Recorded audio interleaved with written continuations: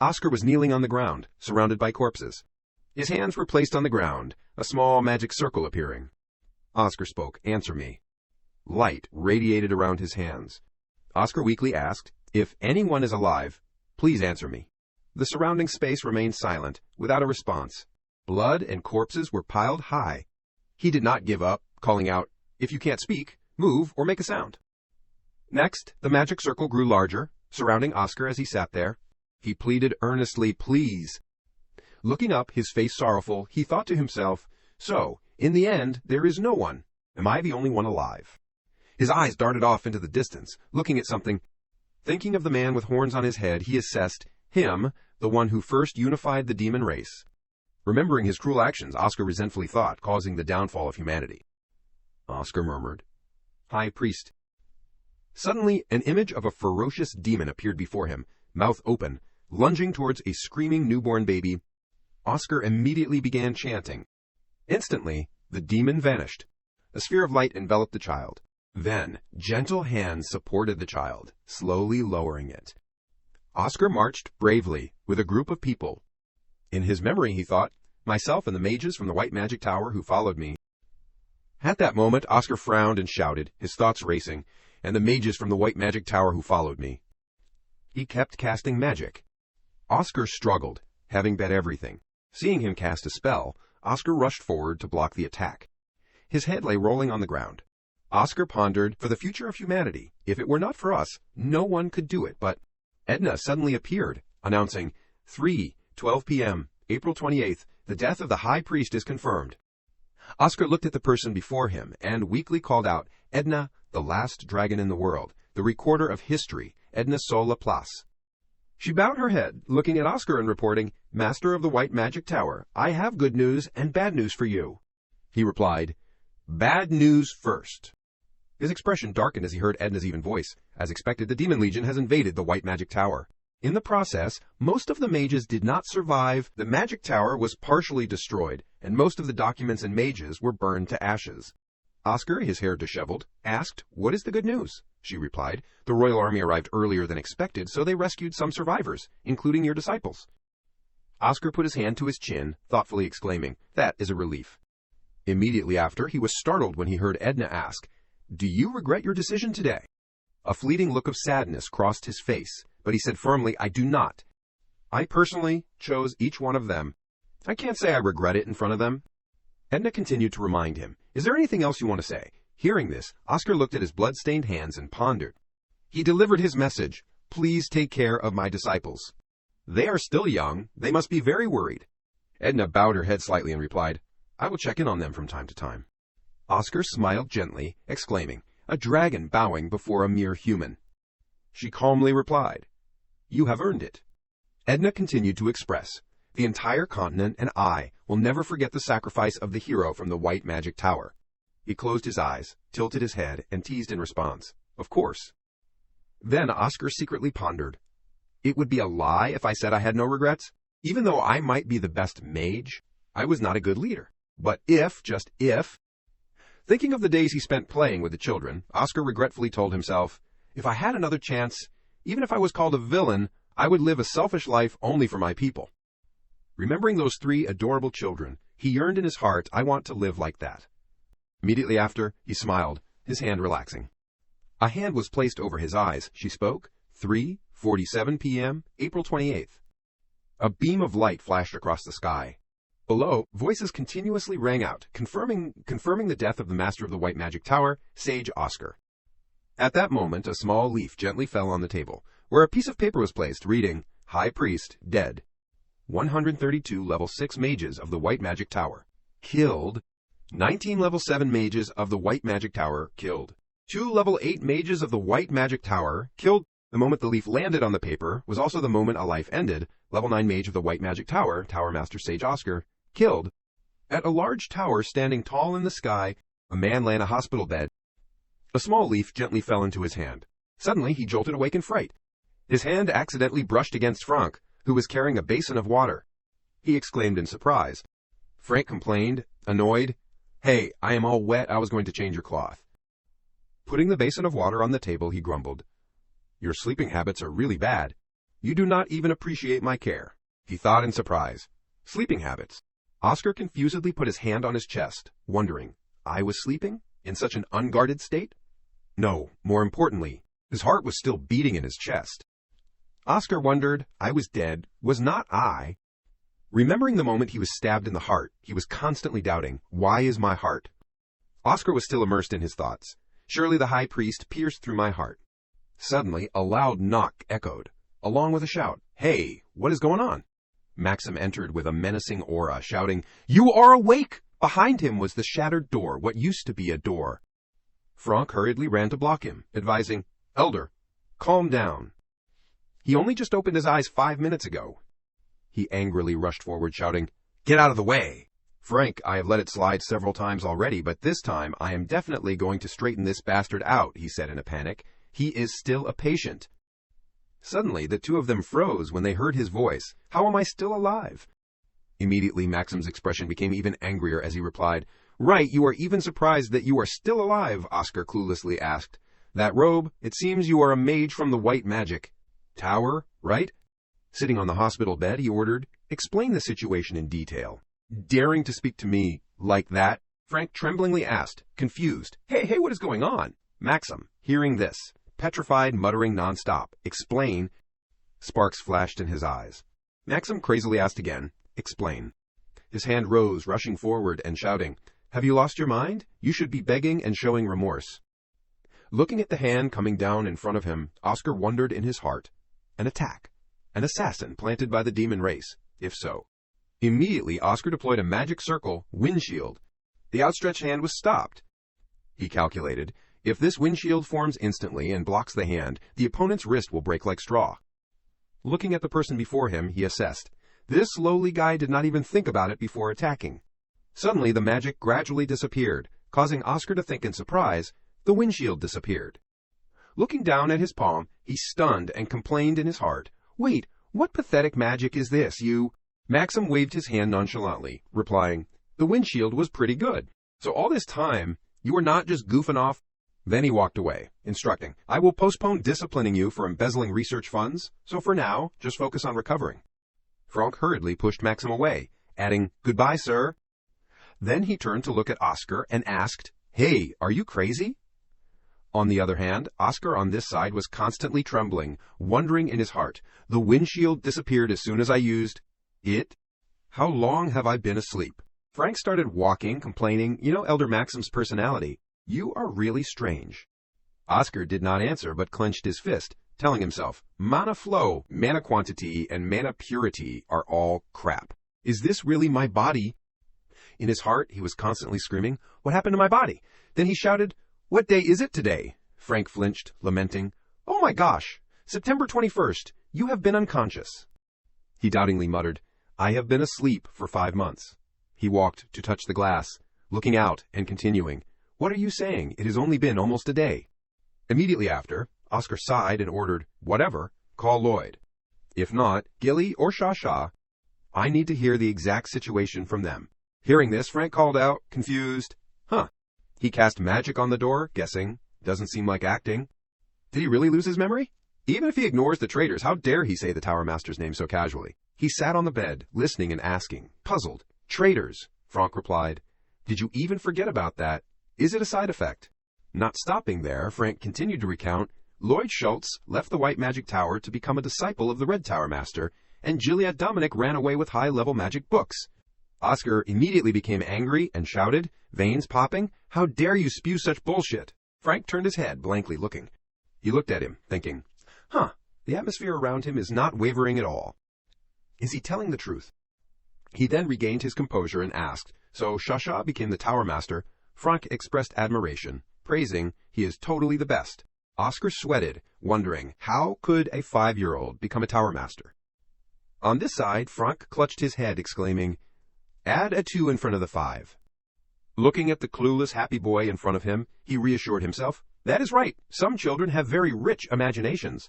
Why are you getting angry at a child, Sage Oscar? Catching his reflection in the glass, Oscar exclaimed, But those lies sound pretty real. Suddenly, his face showed a momentary stunned surprise. Oscar gasped, embracing his unfamiliar face.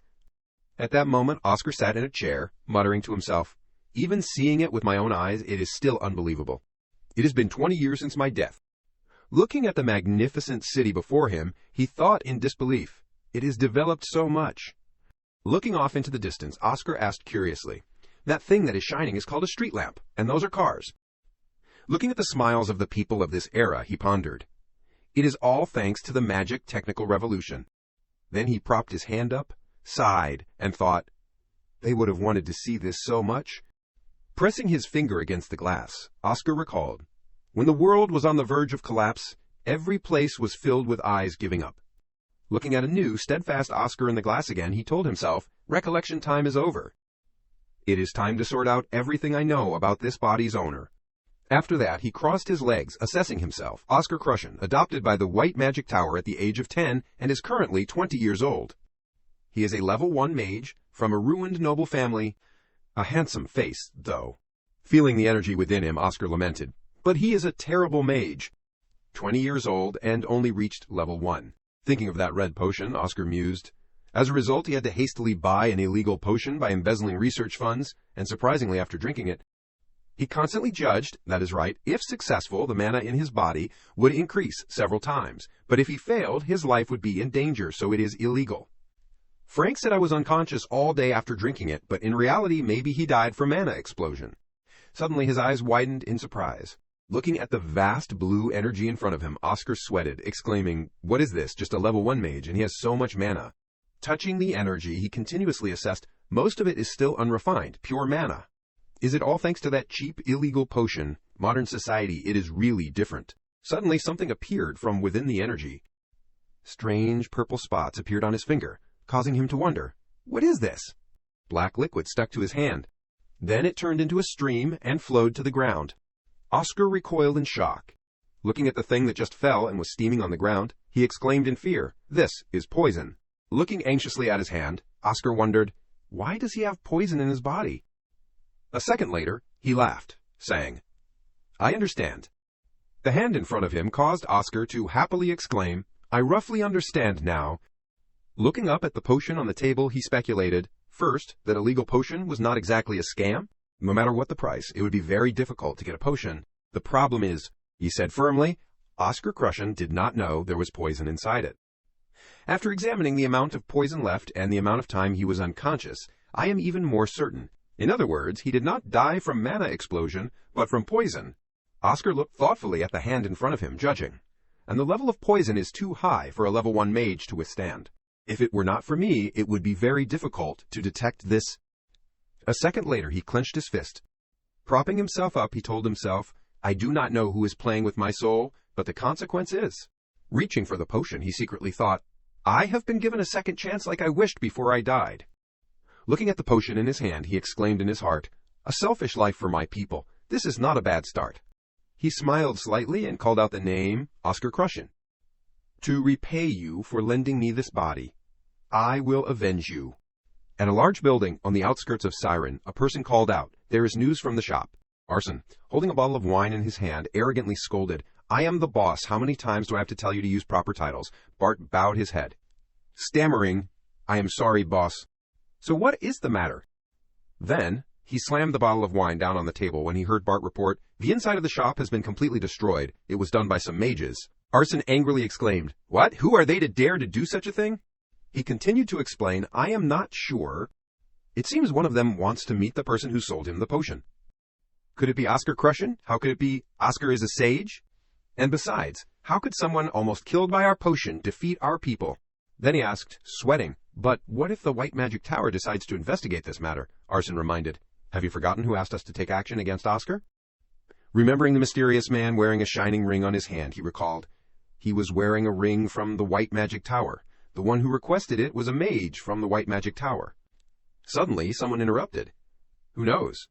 The person said slyly, "How stupid do you have to be to confidently confirm their origins?" Barden, he turned around in surprise, he exclaimed, "Who is it?" Oscar walked in confidently, declaring loudly, "Oscar Crushen." He frowned in his heart, secretly thinking, "I followed the faint scent left in the bottle. There are more people involved than I thought? How troublesome." Arson stammered, "How did you... You are the one who destroyed our shop, right?" Oscar casually walked in, replying, "Yes, you guessed right. That is me." Then he smiled slightly, suggesting, "I am quite interested in the matter you two were talking about." "Shall the three of us continue talking? Is that okay?" he growled. "I was going to let you go if you acted like you did not hear anything, but now—" Arson suddenly ordered, "Kill him." Hearing this, Bart rushed forward, drawing his sword with a crazy look, replying, "Understood, boss." Oscar said calmly, "If you deliberately point your sword at me, then I do not mind retaliating." With just a wave of Oscar's hand, exclaiming "Windblade," he collapsed.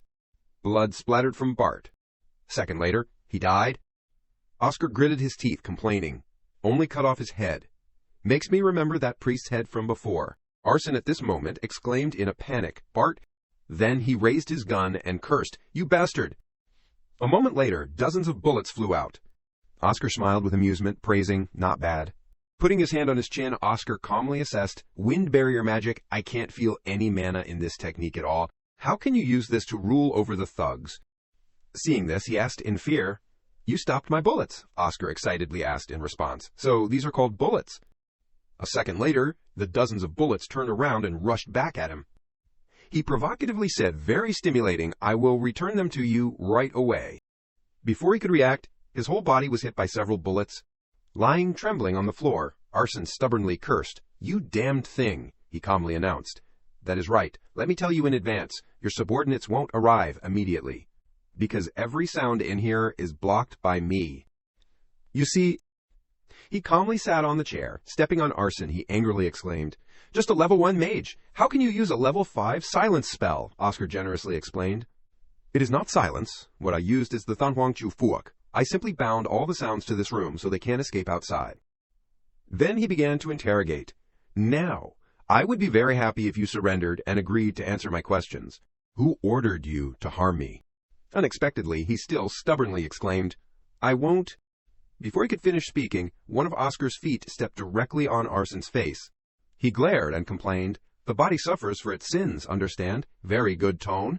His whole body instantly went into shock. He screamed in pain. He analyzed in his heart, "I just manipulated the wind to penetrate his body. Now he will feel like there are thousands of needles pricking all over his body."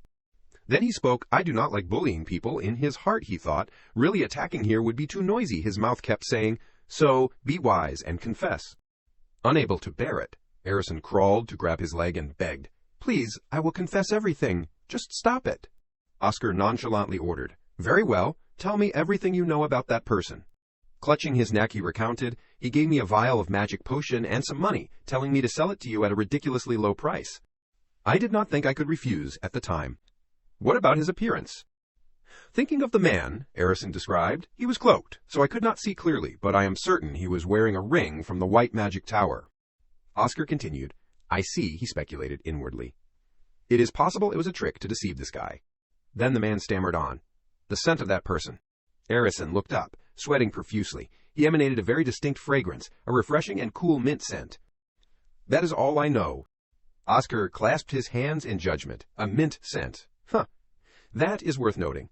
"Assuming you killed me, how did you plan to deal with the aftermath?" The man hesitated and said, "Regarding that, the White Magic Tower is currently busy resolving the withdrawal orders from the 4 main magic towers, so I do not think they will investigate this matter."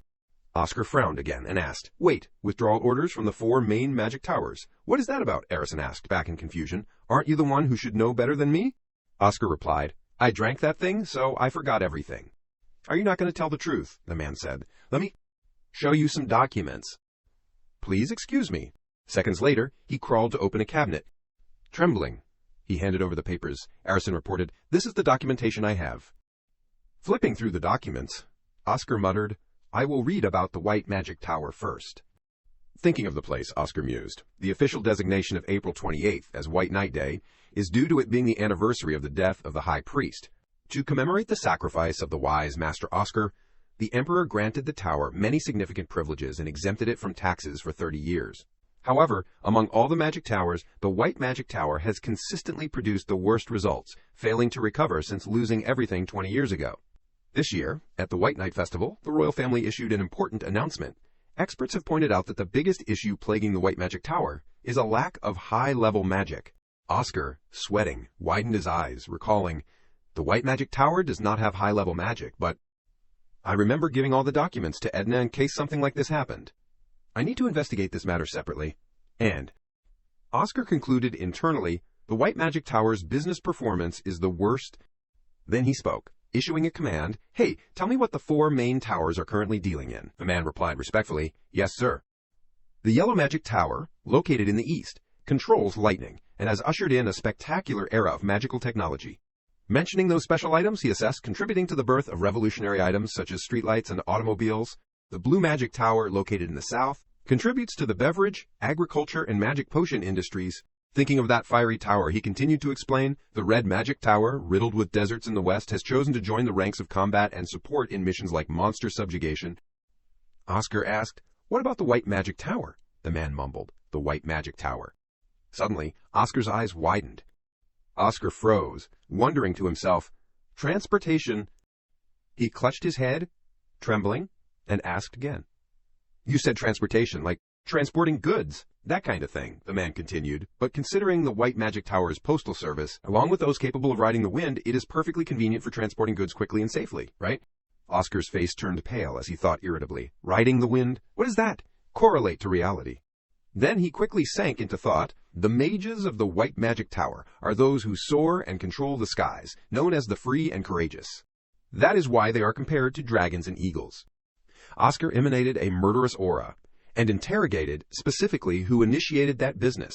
Arison fearfully confessed, "As far as I know, it is the current head of the White Magic Tower." Hearing this, Oscar realized with wide eyes, "So it is my naughty kids." Oscar switched to another topic. "All right, what about the beverage and agriculture industries? Aren't magic potions already a huge source of profit for a magic tower? Why is the Blue Magic Tower taking on that business?" Hearing the man's answer made Oscar frown in annoyance. The Blue Magic Tower is a bit different. In reality, they are monopolizing the magic potion market.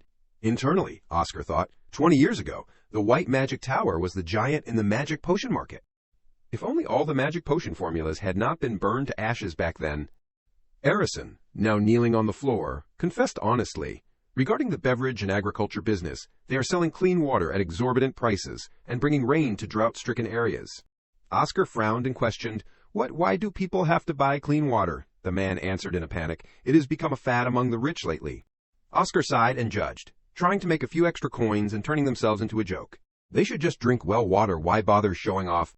While flipping through the documents, Oscar concluded internally, "In short, the White Magic Tower is falling behind compared to the other magic towers in terms of profit. That is right, the scale of business of the remaining towers is already on a completely different level.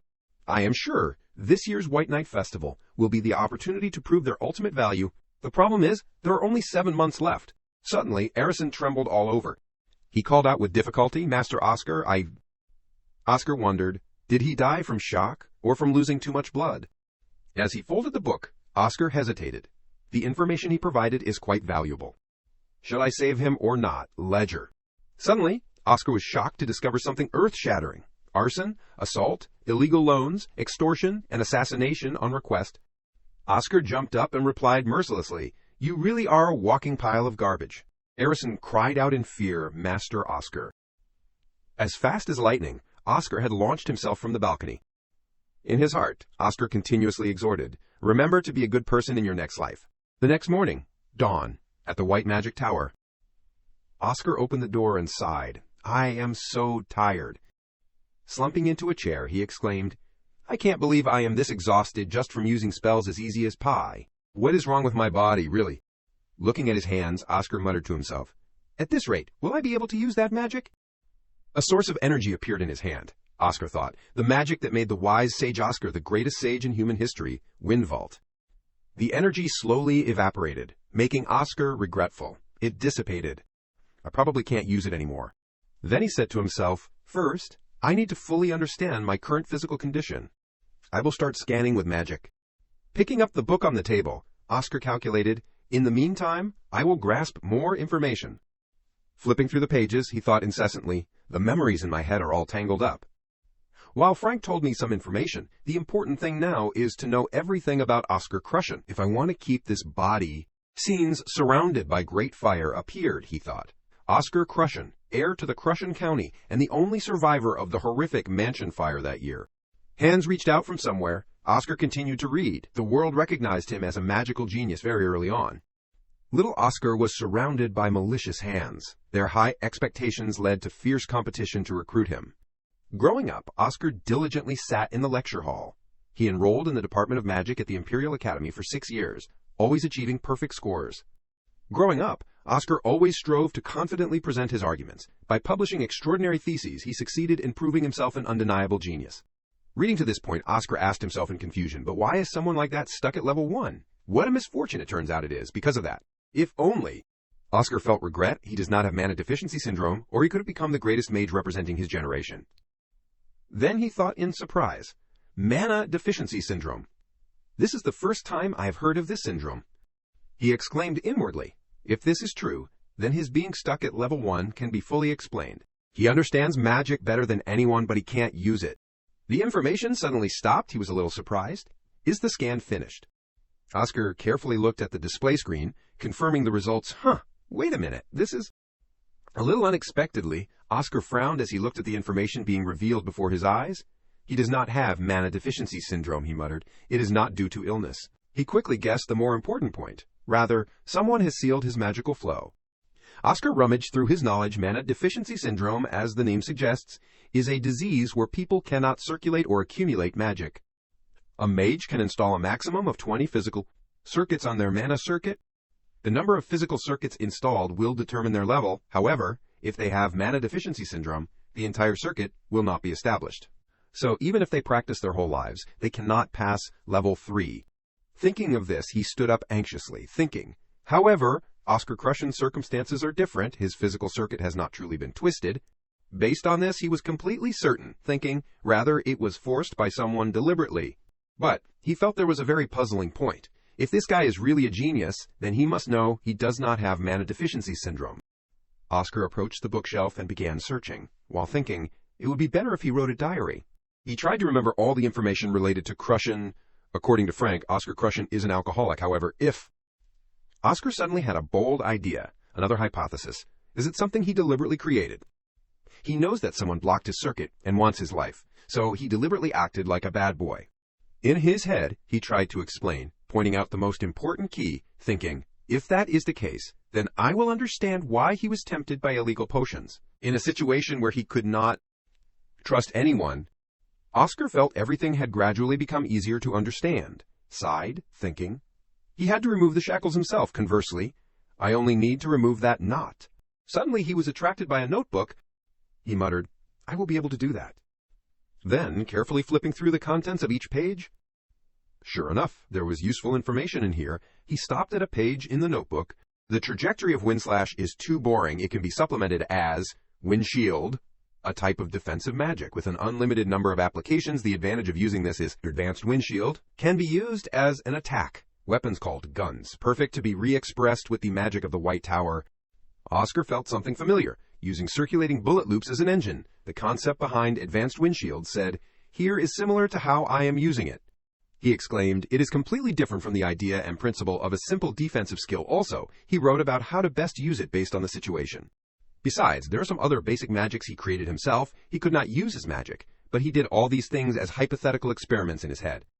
Oscar is Crushen, and vice versa, so he understood what was written here quite easily. He assessed, I understand why he is called a genius. We are the same when it comes to interpreting hypotheses. Also, I can know, just by looking at this one book, he analyzed and learned that he did not give up magic, but instead worked harder than everyone else. His passion shows me that he loves magic. His hand stopped at the page that said, I hope this book blows even the weakest winds towards the White Tower, from a mage about to undertake the greatest challenge of their mage, a mage about to face their greatest challenge. Oscar stared at these words. Suddenly understood, he exclaimed. So that is it, he knew everything. But he had to do it all alone. He sighed and stood up, Oscar Crushen, a young mage who did not succumb to his fate, and quietly confronted it himself, then hurriedly walked out. After understanding everything, Oscar said to himself, I swear in the name of Oscar Sage, the 17th Tower Master of the Magic Tower, I will untie the knot that he could not untie. He sat down seriously to cultivate, secretly making an important decision. Moreover, I will make those who heartlessly broke his wings pay the price. In his heart, a ball of light gradually formed between his two hands, growing larger and emitting a brighter light. He reached out and caught the pure specks of light. Unconsciously, he suddenly found himself walking into a greenhouse, filled with greenery and flowers. Oscar wondered, why am I wandering around the greenhouse? I remember I fell asleep while trying to untie the knot in the physical circuit, Tower Master. Thinking of this, he suddenly saw a familiar scene. Before him were 3 children, 1 girl and 2 boys. One boy said to their teacher, "We are here." And the teacher, none other than Oscar Sage, replied, "Sit down." We will have today's lesson here, he thought. I understand now. Is it because of that damn dream curse? The nightmare count of the demon realm. Because of his damn curse, whenever I sleep, I dream about the past. Oscar realized that he had fallen asleep just now, and what he had just seen was a memory that had happened in the past. He exclaimed, "To be honest, I thought this curse would be resolved when I entered this body, but it seems that the curse was attached to the soul, not the physical body." However, he felt happy about this now, he thought. But should I say I am quite lucky? It seems that the dream about my students has not been changed, and it seems that they are not temporarily sensitive. Oscar Sage asked the children, "What did I say we would learn today?" The image of the past continued to appear vividly before his eyes. The boy from earlier said, "You said you would teach us about the magic system, and said that the magic system of a mage or knight is usually divided into 4 types known as the 4 magic types." Oscar Sage happily replied, "That is right, magic may look the same in physical form, but in reality it is divided into 4 types. Enhancement, acceleration, balance, and special type." Still the same boy, Lloyd Schultz, 9 years old, innocently asked, "The White Tower pursues the harmony type, right?" Oscar Sage replied, "That is right, wind magic is the most suitable for us." The red-haired girl next to him, Shasha Maest, 5 years old, also asked, "Does each tower have its own favorite magic type?" Oscar Sage happily replied, "That is right, because each different magic type has different characteristics." Oscar Sage explained to the children, "The gold tower believes that speed is the most important, so they have acceleration type magic, while the red tower believes that fire is important. So they represent enhancement type magic. The blue tower and the white tower both represent the balance magic type."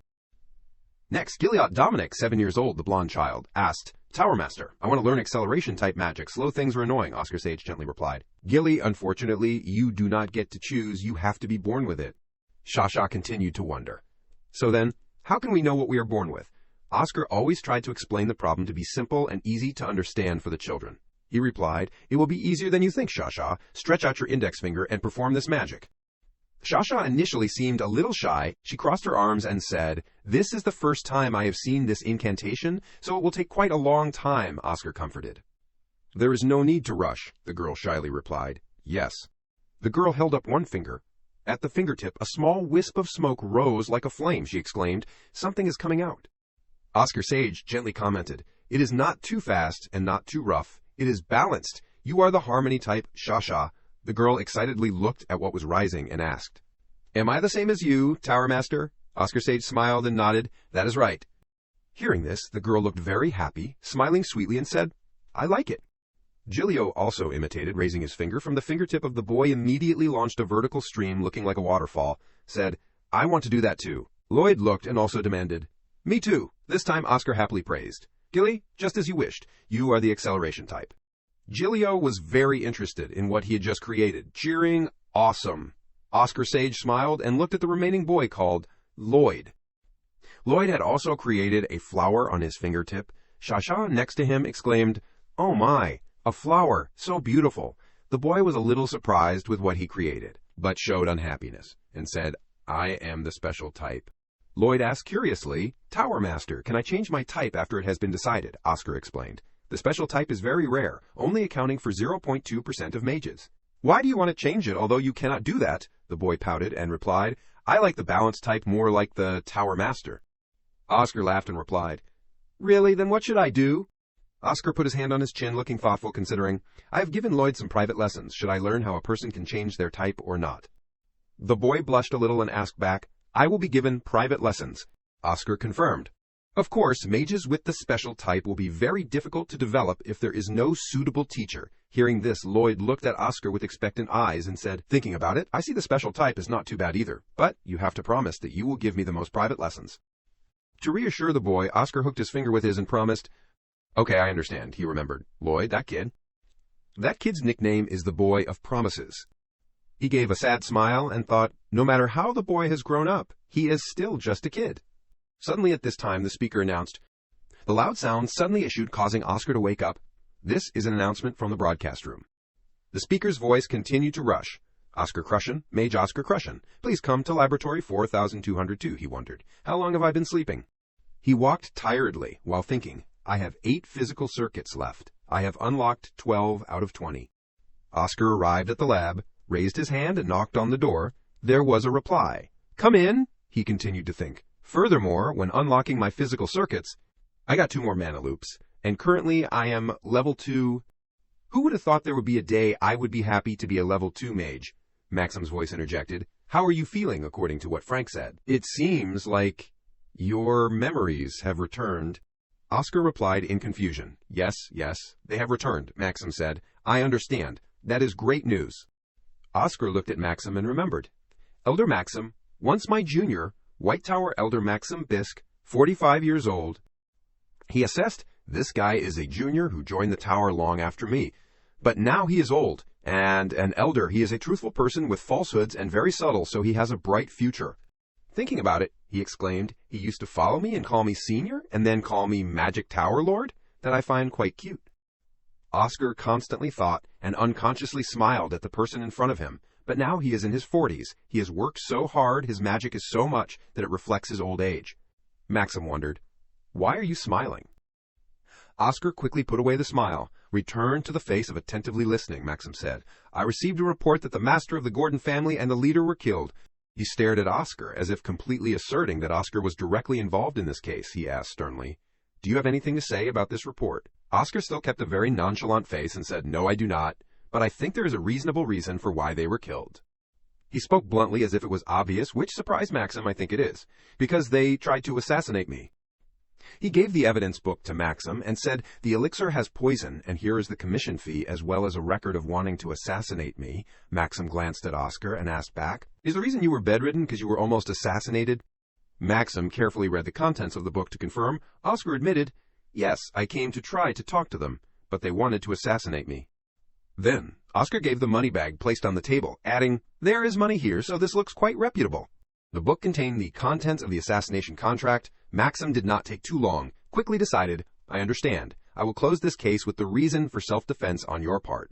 Oscar boldly made a suggestion. I would be very grateful if you could do that. Furthermore, can I ask you a private matter? Maxim was slightly surprised. A private matter? What is it? Oscar said, I want to meet the Magic Tower Lord. Maxim closed his eyes as if trying to hide the emotions in his heart, then replied, that is not difficult, because you often have problems to discuss about magic with her. Oscar felt a little surprised, wondering. Oscar Crushen discussed magic with Sha. Maxim added, however, you can only meet her after 6 months at the earliest. Oscar heard and exclaimed in surprise. Why? He thought. But that is after the White Night Festival starts. Maxim calmly explained. She is away on business to resolve an important committee. Oscar appeared quite suspicious and wondered, wait, why does the Magic Tower Lord have to do such a small thing? Maxim replied, that is because the high-level mage has been absent. It is a shame.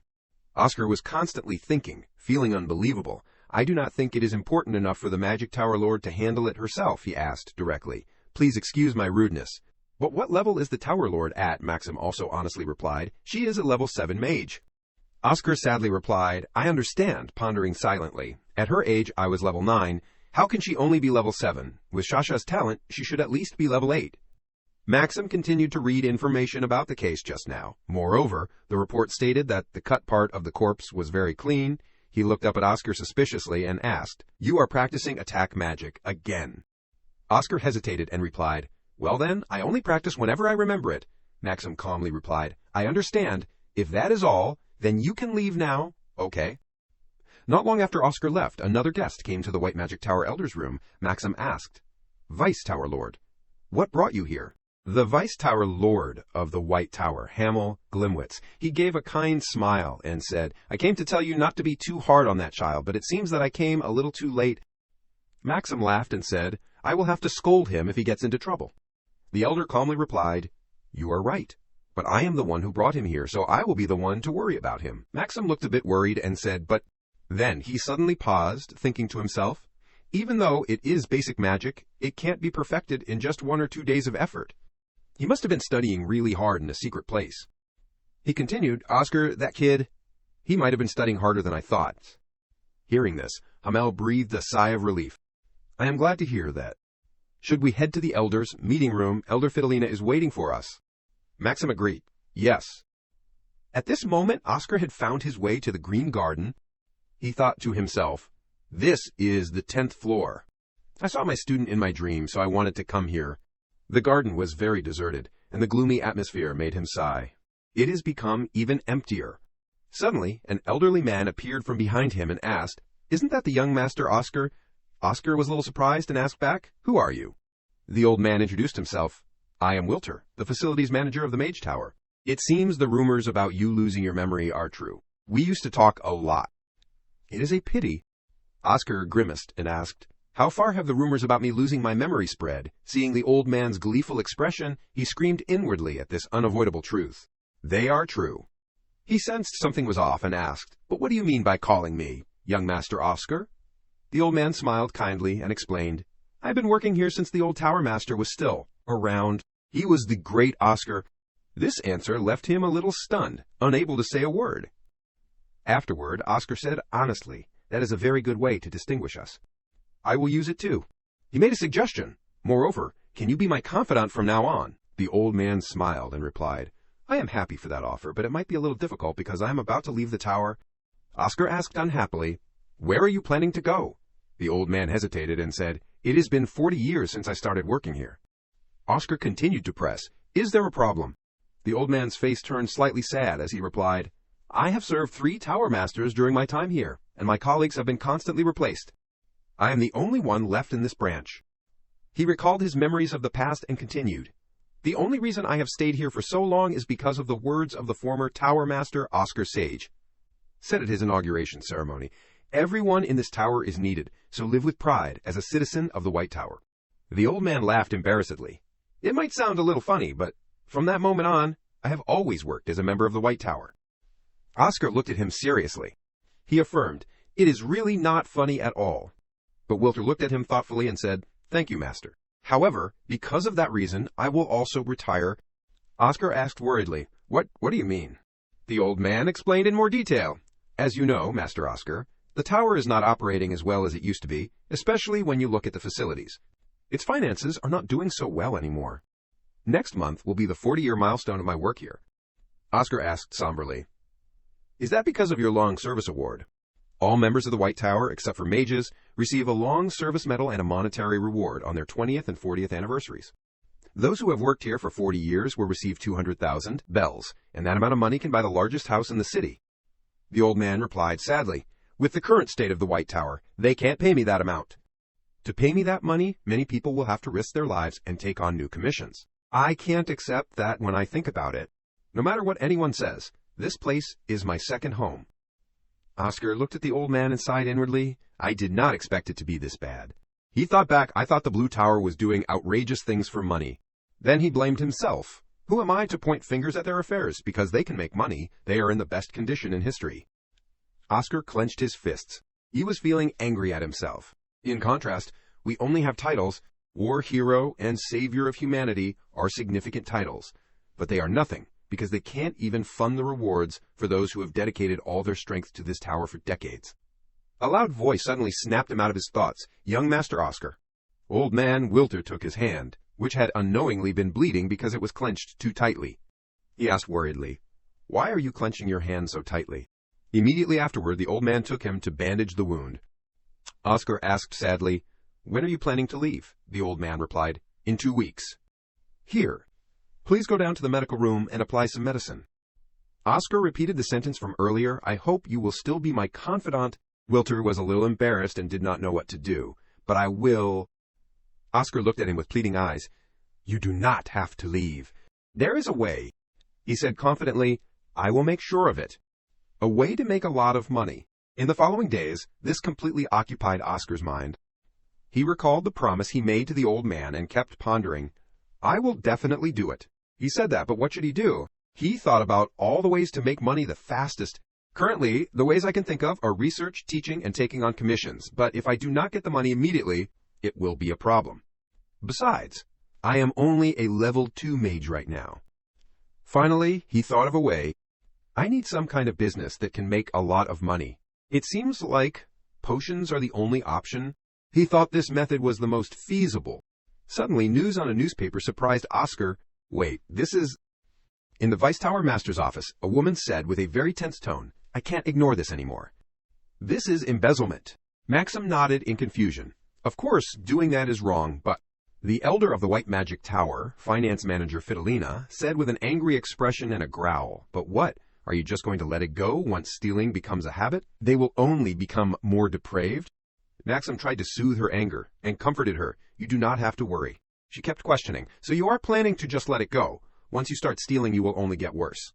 Maxim tried to calm her down, reassuring her, "You do not need to worry." Then he dropped a bombshell, causing her face to turn green with anger. "Our tower does not have much to steal anyway." She was speechless, but she still could not accept this reasoning. She stood up and shouted, "Our tower does not have much to steal anyway. Just isolate that kid." Maxim immediately refused. "No way.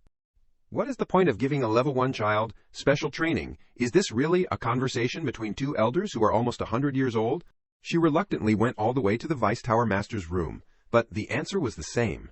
Elder Maxim has already said that isolation training is too harsh. For a child, it is nothing short of torture.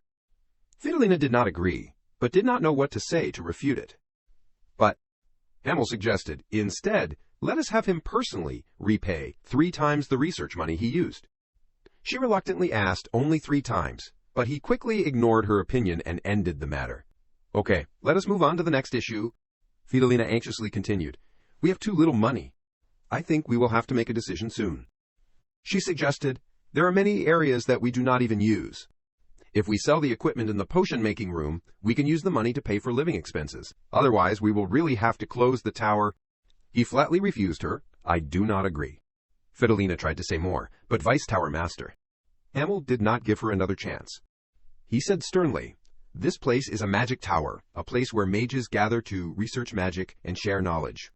New breezes can never blow into a closed room. We can't sell the future just to satisfy today's hunger. Do we even have something called a future?" But she kept begging, running from the Tower Master's elder's room to the Vice Tower Master. "We have been waiting for 20 years, Maxim growled. "Fidelina, Vice Tower Master, you have to accept the truth. Even if a genius appears and saves our magic tower." She kept trying to find every reason to extinguish any hope of reviving the magic tower. They would never come to the White Tower. Hamel was about to say something. Then suddenly someone came. Fidelina shouted, "Someone's here. We are in a meeting," he called out. "Come in." Oscar entered the room. "Hello, I am Oscar Crushen," he asked. "What is the matter, Oscar?" Oscar said, "I want to make a proposal." "Please allow me to start a business," he exclaimed in surprise. "What?" Fidelina angrily pointed at him and shouted, "You are too funny. Have you forgotten about embezzling research funds a few days ago, and now what? You want to start a business? A business?" Oscar ignored her. He directly placed the newspaper on the table in front of Hummel and continued to present. "While reading some old newspapers, I found an article. A serious flu outbreak has occurred in the Vince estate and has caused it to be sealed off." He nodded. "I saw this article too. People say it might be the Cadena flu. If it is really the Cadena flu, then it is really bad news." He said silently, "There is currently no cure for the Cadena flu. In the past, the White Tower researched a vaccine, so it was not a big problem, but the formula for making the vaccine has been lost. For 20 years, Oscar got straight to the point. Yes, even the Blue Magic Tower, which currently dominates the potion market, has not been able to recreate the vaccine, so I want to start with it." Hamel was surprised. "What?" Oscar repeated, "I want to sell vaccines for the Cadena flu. In the past, this was also an exclusive vaccine of the White Tower. I plan to restore this exclusivity." Fidelina frowned and interrupted, "Your proposal is not even worth listening to. Magic towers and pharmaceutical companies have invested a lot of money and effort, but no one has been able to recreate that vaccine in the past 20 years. She growled suspiciously. "But you think you can do it? A 20-year-old kid like you?" Oscar calmly turned around. "It is true that they all failed, and I am just a 20-year-old kid, but..." He looked straight at her and said confidently, "I am a genius." Fidelina was too shocked. She stared at him in surprise. She kept objecting and mocking him. "Are you kidding me? In the last 17 research fee payments, you took 723,000 bells. You even pocketed an extra 25,000 bells to buy some kind of illegal elixir. Do you know that the average annual income of a farmer after taxes is 20,000? Besides, what did you say? You are a genius. Is it that you do not know where the money comes from, because you come from a wealthy family? Hamel tried to stop her. Elder Fidelina. He did not give her any more face and said bluntly, Oscar is here to propose a formal investment opportunity as a mage of the White Tower. I know you are the finance manager, but your current behavior is too rude. Fidelina calmed down at this point. She hurriedly said, I apologize. Oscar wondered, I was still wondering why she hated me so much, but it turns out it is because she is the treasury manager. That makes sense. Anyway, I have not made any significant contributions in the past 2 years. He brushed that thought aside. However, he then said confidently, I am very confident in this matter. Please consider it carefully. He thought to himself, I am different from the owner of this body. Hamel said, Why are you so sure this is the Cadena flu? Oscar smiled confidently and replied, Yes, please read page 2 of the newspaper. He picked up the newspaper and muttered, Archbishop Baldwin suddenly changed his plans while on pilgrimage. Oscar reminded him he will stay in Siren for a month to pray for blessings. Isn't that very strange? He analyzed further. Before, the only place they would stop for a month was in big cities. The Altera Church worships Tere, the mother of the earth. There are only 7 archbishops in the church. They should be the leaders of the church and should be more upright than anyone else. But in reality, it is not like that. To become a cardinal, the second most powerful position in the church, a very large amount of money is needed. The archbishop will be allowed to stay in the mansion he visits during his pilgrimage for a month. Oscar looked suspicious, but that is only when he will meet with nobles and merchants and receive money from them. But what about Siren? This used to be a big city, but its size is gradually shrinking. Hummel nodded in agreement after hearing this. You are right, but I thought his reason was to pray for blessings. Oscar raised his hand and exaggeratedly asked, Then it is even stranger, praying for blessings in a barren land. He spun the globe around. As you all know, the pilgrimage routes of the members of the Altera Church have already been chosen for them. Siren, Mosque, Melbourne, and Greenwale. And then, the last finger stopped at a point, Vince. The Archbishop stayed in Knox for a month before coming to Siren. If I am not mistaken, he will also stay in Mosque for a month, and both Melbourne and Greenwale as well. The next sentence, he said, surprised all 3 heads of the tower. It is as if he is trying to delay visiting Vince for as long as possible, is not it? Oscar kept reasoning and explaining, if there's an accident or misfortune during the pilgrimage, the people in the Terra Church will say that he angered the Earth Goddess. And that is no different from a death sentence for an archbishop who wants to become a cardinal. Maxim had gradually understood the problem. So Archbishop Baldwin knows that the flu currently raging in Vince is the Cadena flu, and is trying to buy time until the epidemic subsides. Oscar affirmed, I think so too. Up to this point, Fidelina had become less prejudiced against him. She said, Your analytical skills are good. No wonder you are a theoretical mage, but right now this is still just a hypothesis. Hamel nodded. I understand what you just said. Oscar looked at him happily. Then, but unexpectedly, he said, But we can't officially fund you. Oscar was a little disappointed. Why? He explained. If we do that, then all the expenses of the other mages will be cut off. Oscar was a little confused. But, however, Hummel looked at him with a bright and trusting gaze. I can invest my own money into your business. This made Fidelina angry. Vice Tower Master, but he raised his hand to reassure her. It is okay. He looked at Oscar and asked, There are only 30,000 bells in here. Is this enough? Oscar started calculating. 30,000 bells.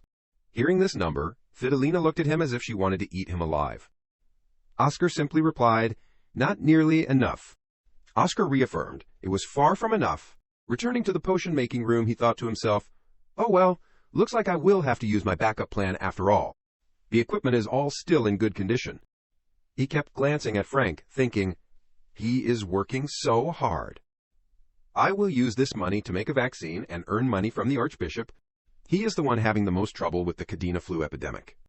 Right now, Oscar put on his protective glasses and said with a slightly sly smile, That is right, it is best to squeeze money from people in difficult situations. He raised his arm and twisted it a bit, saying, Now it is time to warm up. Frank looked over, his eyes full of question. What is wrong with him? Frank was busy moving and organizing the newly purchased bags of medicinal herbs. Oscar focused all his attention on concocting the potion. He tensely watched the flask of chemicals transforming at high heat. This is it. After the process was complete, he poured the liquid into another container. Finally, he lifted his glasses and sighed, not bad. He was in a good mood, thinking, People always say class is permanent. I made this for practice, but it seems I was worried for nothing. Suddenly, a bag of herbs fell to the ground, and Frank cried out, "My back is broken." Oscar turned and asked, "Great, did you recover all the lost herbs?" He grimaced and said in a long string of words, "Of course! Look! Oh, and do you have anything to drink? I feel like I am about to faint. Here's the receipt." Oscar immediately replied, "I have fatigue recovery medicine." Frank looked surprised. "What? Isn't that stuff expensive? Give it here." Oscar quickly handed him the freshly brewed potion. "Here, I will take the receipt." Frank looked at him with grateful eyes, without suspicion. "Thank you." He quickly drank the entire bottle, his face full of excitement. "Warm and delicious. Did you just make this?" Oscar smiled confidently. "Yeah, just now." Oscar opened the bags of herbs and checked them. "The ingredients are in perfect condition." Frank happily boasted, "I took all the best ones. The shopkeeper was going crazy." Oscar looked at him in admiration. "Really, with that kind of eye, you should become a merchant instead of a mage." Frank cheerfully replied, "I will think about it when our tower collapses." Immediately, he received several punches to the forehead. Frank clutched his head, whining, "Why did you do that all of a sudden?" Oscar punched and then gently rubbed his forehead, consoling him. "Sorry, slipped my hand. You were saying ominous things." He rubbed his swollen forehead and asked, "Anyway, what are we doing? Elder Fidelina told me to help you." "It will be difficult if you do it alone." Thinking of Fidelina, Oscar smiled to himself. "She is always giving me a hard time, but—" "All right, then. Let us start by reorganizing the materials." Oscar hugged the large bags of materials, looking at Frank, thinking, "Although it is not exactly like I need someone to help." Oscar looked at Frank, suddenly thinking, "This has been rewritten." Currently, the White Tower has countless troubled children, even though they are very talented. The gears do not mesh together. If they could combine their strengths, they would make a huge contribution to the power of the tower. This has been rewritten, and one of them is him, Frank Cirrus. I am sure there is a reason so many people rate him highly. I am a bit curious about him, so this is the perfect time to confirm. Frank looked at him curiously and asked, "I noticed it as soon as I bought it, but is not it all poison, the black trumpet of the valley?" He pointed to the poisonous herbs, scarlet tea, magic mushrooms. "Merva," Oscar explained, "just because they are poisonous does not mean we can't use them as medicine." "You know what to do before using them, right?" Frank responded confidently. "Put the poisonous herbs in water and boil them for 12 hours to remove the toxins." Oscar confirmed, "Exactly. Except there is one problem with that method. The substances in them will be completely lost." He asked, "Frank, do you know the food called bao?" Frank immediately nodded. "Of course, I have eaten some before, but why are you mentioning it?" "To make bao, people use something called a steamer." Oscar continued, "If you use that to remove the toxins, we will retain most of the substances in the herbs. This way, we can retain 98% of the ingredient's effectiveness." Frank was a bit skeptical. "Wait a minute, really? Then the pharmaceutical market's monopoly will—" But Oscar affirmed this method is feasible, as the White Tower did before. After watching Oscar process the herbs for a while, Frank asked, "And that is the end of the detoxification process?" Oscar denied, "No, this just softens the ingredients, making them easier to detoxify. The detoxification process starts now." Oscar raised his hands above the steamer and absorbed the air. Immediately, a stream of purple, poisonous gas rose high. Then it gathered into a cloud-like mass. Oscar said, "With this, we just need to extract the toxins from the steamer." Oscar skillfully manipulated the streams of poisonous gas into a swirling vortex. Take a close look. The two were busy all day, and it was almost dark. After finishing the detoxification, Oscar said, "Now, there should not be any poison left in the steamer. So we just need to mix them in the correct proportions. 23% scarlet tea, 47% merva." Finally holding the finished vial, Oscar announced, "Here, this is the Cadena flu medicine." He looked at the still-dazed Frank and asked, "How is it, Easy? Right now, it is your turn." Frank was stunned. "My turn for what?" Frank worried. Easier said than done. "I still can't use magic simultaneously, but I can't tell him I do not know how to cast 2 spells at the same time." He asked awkwardly, starting with the air absorption spell, right? Oscar observed his operation, secretly assessing. His mana control is a bit unstable, but not too bad. He is doing better than I thought. The poisonous gas was being sucked up, but Frank suddenly stopped. "However, that is all." Oscar asked, "What is wrong?" He said a bit resentfully, "Are you making fun of me? I can't cast 2 spells at once." He looked at Oscar and explained, "You need to be around level 4 or 5 to understand the mechanism of this." "I am only level 3. Oscar said calmly, "Let me teach you." Frank was extremely surprised. "You are going to teach me that secret technique?" It will be easier if you know the mechanism. Oscar began to guide him. Try thinking about it as a way to separate your mind. First, Oscar explained the brain's mechanism of action. On the left side, you use magic A. On the right side, you use magic B. Then he advised Frank, give it a try. It is okay to fail. Frank asked a bit awkwardly, separate it. Unexpectedly, he succeeded on his first try. Oscar happily congratulated him. Congratulations, you have learned dual casting. Frank was also astonished. It is that easy. He expressed frustration. Then why did they hide it for so long? I thought it was difficult, Oscar simply replied. Because they are greedy. They do not want to teach the techniques they worked so hard to learn to their juniors for free, and it became a tradition. Frank continued to diligently practice mixing the ingredients, 23% scarlet tea, 47% Manhwa. Oscar continued to reason, but on the battlefield, tradition is nothing but an obstacle. To survive, sharing techniques and solutions is essential every day. The White Tower now needs to actively teach and exchange knowledge. He looked at Frank and happily thought, and he is doing a great job at this. Oscar did not skimp on praise. Well done. You are very talented. Honestly, I did not think you would succeed on your first try. Frank gratefully clasped his hands and said, well, that is because you explained it clearly. Oscar added, even though you were just freaking out at me earlier. Recalling the earlier scene, Frank felt a bit embarrassed again. Now that both of them were completely relaxed, Oscar said to Frank, I have a larger steamer, so let us do it all at once. Frank cheerfully replied, all right. A few hours later, he was so exhausted that he could barely breathe. I am going to die. Oscar counted and announced, a total of 514 vials. Suddenly, Maxim pushed the door open, looking quite flustered. Oscar, we have a problem, Oscar asked. What is wrong? He handed over the announcement. The Blue Tower Pharmaceutical Company NewTek confirmed Siren's visit an hour ago. The purpose is to meet with Archbishop Baldwin. He said worriedly, it seems like we are a bit late. Oscar secretly speculated, so they were not delaying time without a plan. He fell silent in thought. Frank was also very worried. If they have a contract first, then our medicine will be useless. Oscar consoled him, calm down. Sometimes, there are unlucky moments in life. It is not over yet. If I remember correctly, the Kadena flu is classified as a Type B disaster. If that is the case, there is still one thing we can do. Maxim was surprised. Really, Oscar confirmed and asked back, that is right. Elder, your highest flying speed is faster than a horse-drawn carriage. Right. A hotel in Siren. The assistant announced, Archbishop, the guest you mentioned, has arrived.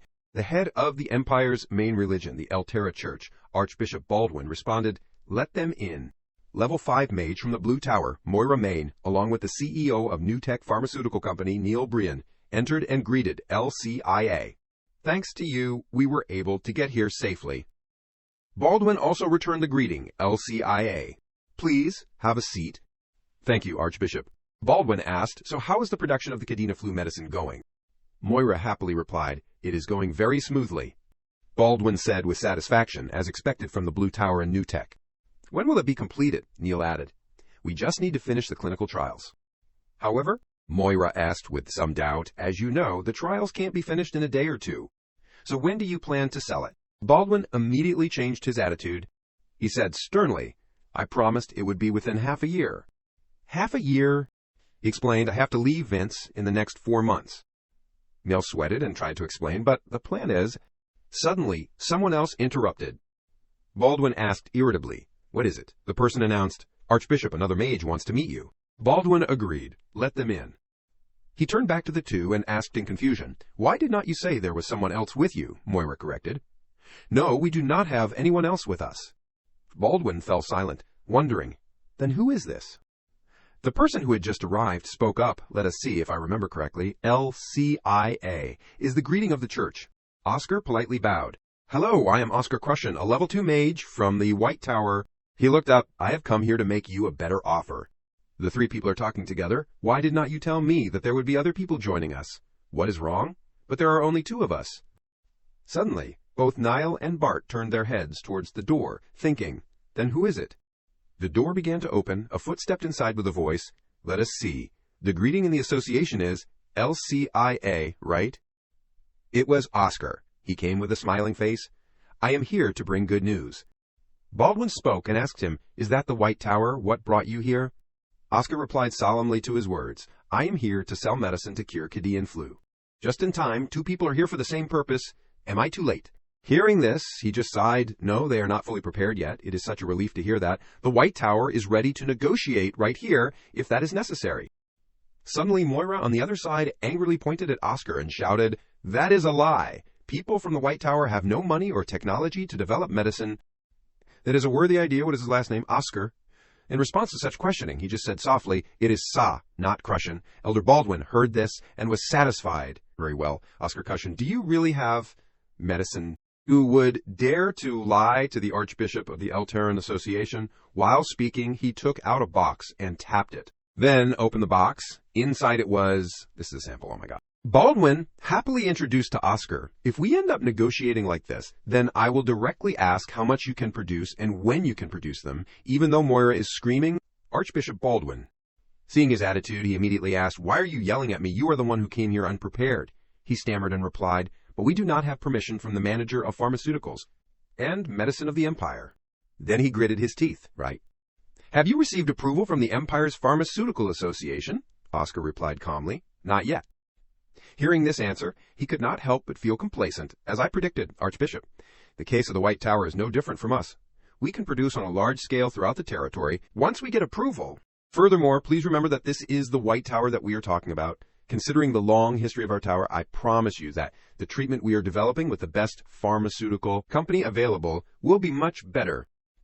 Hearing such words, Oscar just calmly replied to his words. You are right, however. It is funny to hear you talk about your tower having a long history in front of a mage from the White Tower. Moira immediately became silent when she heard him speak. Moira's voice was a bit angry. What? Take those words back quickly? Oscar just flicked his hand slightly. Did I say anything wrong? Classifying according to the history of the territory, which mage tower was established first. Are you really calculating only 5 years apart? Only 5 years apart. That is it. Interesting. The 5 years apart that you mentioned, the distance that all the tower masters of your blue tower want to close, is a distance that even 1,000 years, no 10,000 years later, you will not be able to catch up with the White Tower, Oscar replied with all his composure. That is how history works. You must have forgotten the White Tower's monopoly on the new drug market 20 years ago. Before those harsh words, Moira could only remain silent. Then he waved his hand as if to dismiss everything that is the past. No one will remember. But then suddenly startled in fear, Oscar said sternly, Repeat that story to him again. A past that no one remembers. So that is what you thought. Hearing this, Moira started to feel scared. What was that feeling just now? That is not the power that a level 2 mage can cause. Then I will have to remind you, he asked hesitantly. What? Suddenly, outside, the servant ran in with a hurried face. Archbishop, I am sorry for interrupting, but there is an urgent call. Is from the Lord of Vince. Baldwin over here also immediately picked up the phone. From the other end of the line, a sound came up. LCIA, thank you for this immeasurable kindness. Kindness? Yes, for sending us medicine for the Cadina flu. Baldwin was startled for a moment upon hearing this. The other end of the line continued.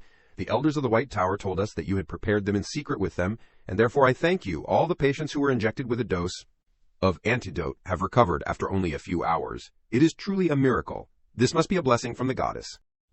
Oscar, who was standing next to him, smiled with satisfaction upon hearing this.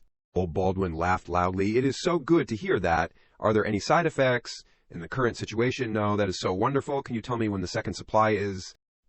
I have asked the elders of the White Tower. That depends on the Archbishop. And that is what you said. This is not to urge you or anything. We will send the second supply as soon as possible. It will not take much time. Thank you very much, LCIA. After listening to the call, Baldwin turned to talk to the group of people. Oscar Cushion, is this your doing? Yes, it seems that they have arrived safely. Moira immediately slammed the table, shouting loudly, Archbishop, this has violated the regulations of the pharmaceutical law. I believe he is being punished. No? Faced with his hostile attitude, Oscar calmly reminded him, You do not seem to understand much about the law. Do you know the issues related to law in war? Do not change the subject. Why are you talking about that? Oscar seemed calm in all situations. He thought silently. It seems that the last 20 years have been extremely peaceful. How could they forget that? Then began to recount 20 years ago.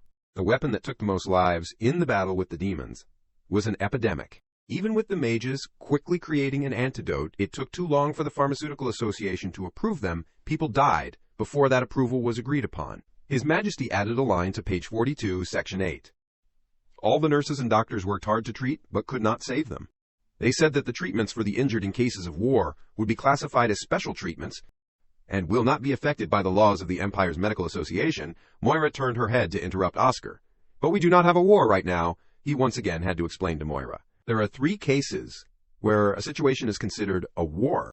That is in the order of each case. The first case, when there is a war going on against another race or another country. Second, when there is a revolution. Finally, when there is a crisis above level B. Kadena Dog is a natural crisis above level B, so we do not need to follow the laws of the National Medical Association. That is, unexpectedly, Neil stood up, turned to Baldwin, and asked, Archbishop, if the White Tower can do that, then we can completely do it too. We will send the antidote to Vince's estate immediately. So, he also gritted his teeth, although it was difficult to say, but still explained to them, you two seem to not understand the situation. The race ended when the White Tower's antidote arrived at Vince's estate. Furthermore, the Lord of Vince's estate is thinking that I have cooperated with the White Tower, that I cannot turn my face away and say that it is the medicine of the Blue Tower, can I? Moira's face immediately changed when she heard these words. I will reduce the price, so how dare you? Baldwin angrily slammed his hand, shouting, accusing his actions. You want to buy my established image with money? No, I do not mean that. Enough, I do not want to hear anything else. Leave. Being chased away, Moira had no choice but to leave in frustration. When passing by Oscar, he gave a reminder, I will make you pay for this. But Oscar only secretly assessed, these bastards have the same way of talking as villains, just like 20 years ago. He smiled and said, oh, that is right, I have registered the patent for the treatment and vaccine for the palace. This successfully angered Moira. What? Oscar continued to say with a smile.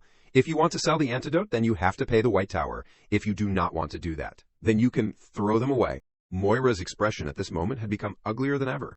He gritted his teeth and strode away from here, to avoid being humiliated any longer. After a few minutes, Neil also stood up and greeted Baldwin. I will meet you later, Archbishop. Then also passed by Oscar, but Oscar sensed a mysterious magic from him. In an instant, he also realized he turned his head and a fragrance was spreading. He had a distinctive smell, a fresh and clean scent, like mint. That is all I know. Oscar watched his footsteps, his eyes wide. After Neil left, Oscar stood in silence for a moment. At this moment, Baldwin called him, sit down.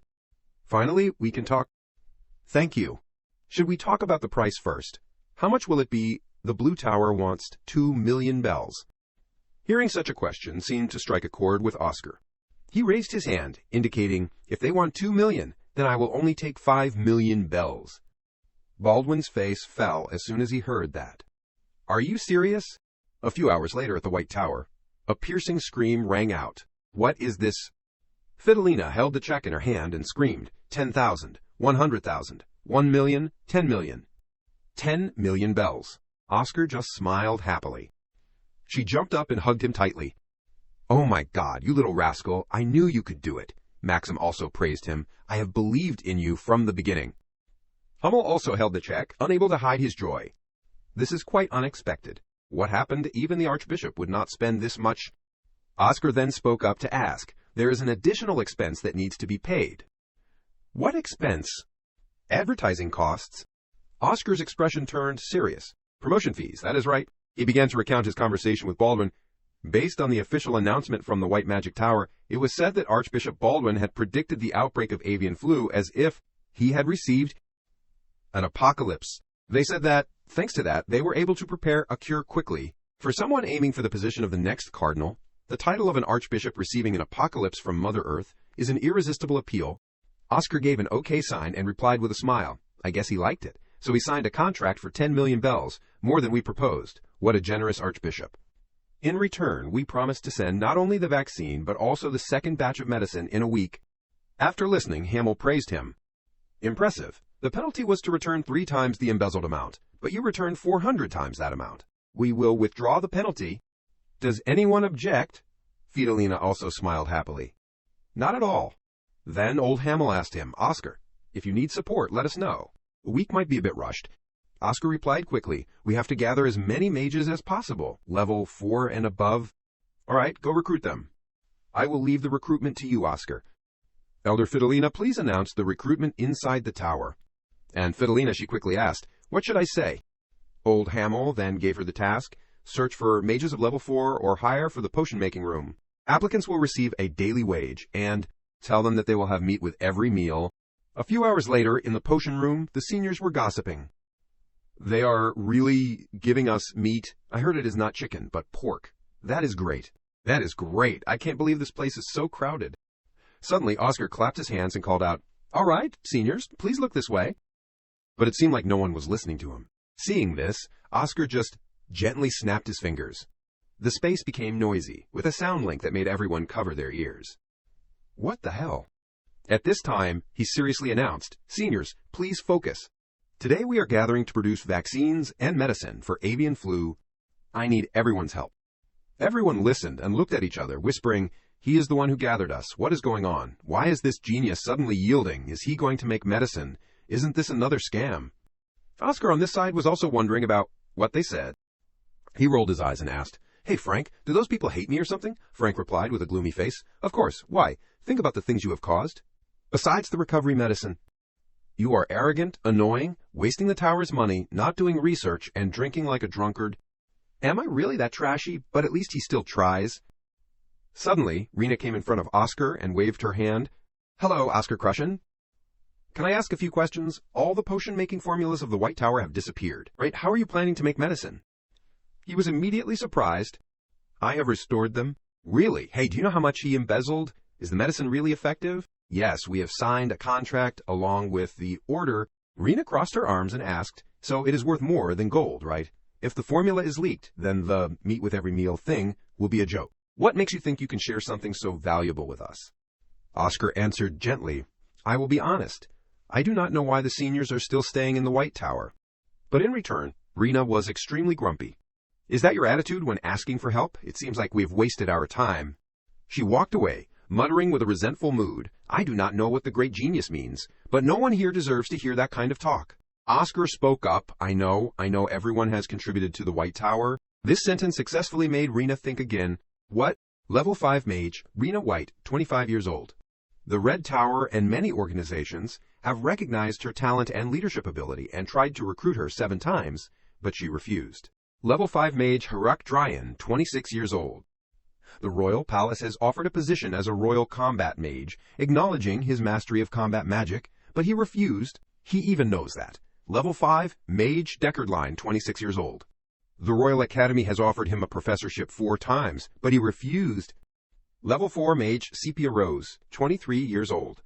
The Gold Tower approached her for her creative alchemy skills, but she refused. Not just the names I have mentioned, but all the seniors here have received similar offers." Oscar stood in front of the group of people and said with certainty, "If I received such offers, I do not know if I could refuse them." But everyone did not leave this place. Rena frowned and asked, "Do the elders know about all the offers?" He did not hide it and replied directly, "Yes, but they can't do anything but pretend not to know. They do not want to make things difficult for everyone. The White Tower is experiencing the coldest winter in history. Although everyone could go to a warmer place, everyone chose to stay with this cold. If I can't trust people like that, then who can I trust? But if everyone does not want to, then I won't force it. I guess the 2 low-level mages have to solve it themselves." Saying this, he pretended to wipe away tears, but Frank, next to him, rolled his eyes, saying that they were crocodile tears. Frank suddenly became angry. "You are not talking about me, are you?" Oscar gently reminded him. "Frank, come on! If there are only 2 of us, there won't be enough time." Then he pretended to cry in front of Rena again. Seeing this, she had no choice but to reconsider. Then she spoke up. "Starting with this glasses, right?" As soon as she said that, everyone started to fuss. "That is right. Don't do it alone. Where should we start?" "You guys in the back. Do not just watch. Prepare to work." Frank smiled happily and said to Oscar, "Oscar, you convinced everyone. Am I dreaming?" Oscar also teased back with satisfaction. "If this is a dream, then I do not mind it. Let me tell you in advance, it is not pork, it is... Damn it, it is still chicken. Don't tell me it is rat meat." Everyone inside shouted loudly at this time, "Beef!" Then only a week later, he was wandering around when he saw a heart shape made of flowers laid on the ground. "Petals, is that old man Walter?" Then, not caring much, he went to sit on the chair. "It seems like he is back. The Vice Tower Master must have brought him in. If I see him, I should greet him." He crossed his legs and read today's newspaper. The newspaper clearly stated the information. Vince Territory announces that the avian flu epidemic is over after 2 days of medicine being delivered. A sign of the White Tower's resurgence. A small stone thrown into the magic market, a huge ripple. Oscar Crushen is nominated for this year's Peace Prize. White Tower. International support for Archbishop Baldwin has increased rapidly. Seeing this, Oscar secretly rejoiced. Everything is going according to plan. Then suddenly there was a call from afar. Oscar, Oscar. It was Frank. He ran over with a happy face. Big news. The pre-orders for the vaccine are increasing. Did you see the list? The Northern Territories, Knights, even the Royal Palace. Everyone is ordering. It is crazy. Just selling this batch of medicine will easily earn 10 million bells. Oscar turned his head and asked him, if you care about your own life, then you should use the vaccine. At least the hardship is over. But this movement will end soon, right? Not bad. I did not expect you to know that this revenue is not permanent. Do you think I am stupid? Once everyone has the vaccine, who would want to buy it anymore? It will be another decade before the next epidemic. Oscar smiled and comforted Frank. Don't worry about money. I have prepared recovery medicine, which is always needed.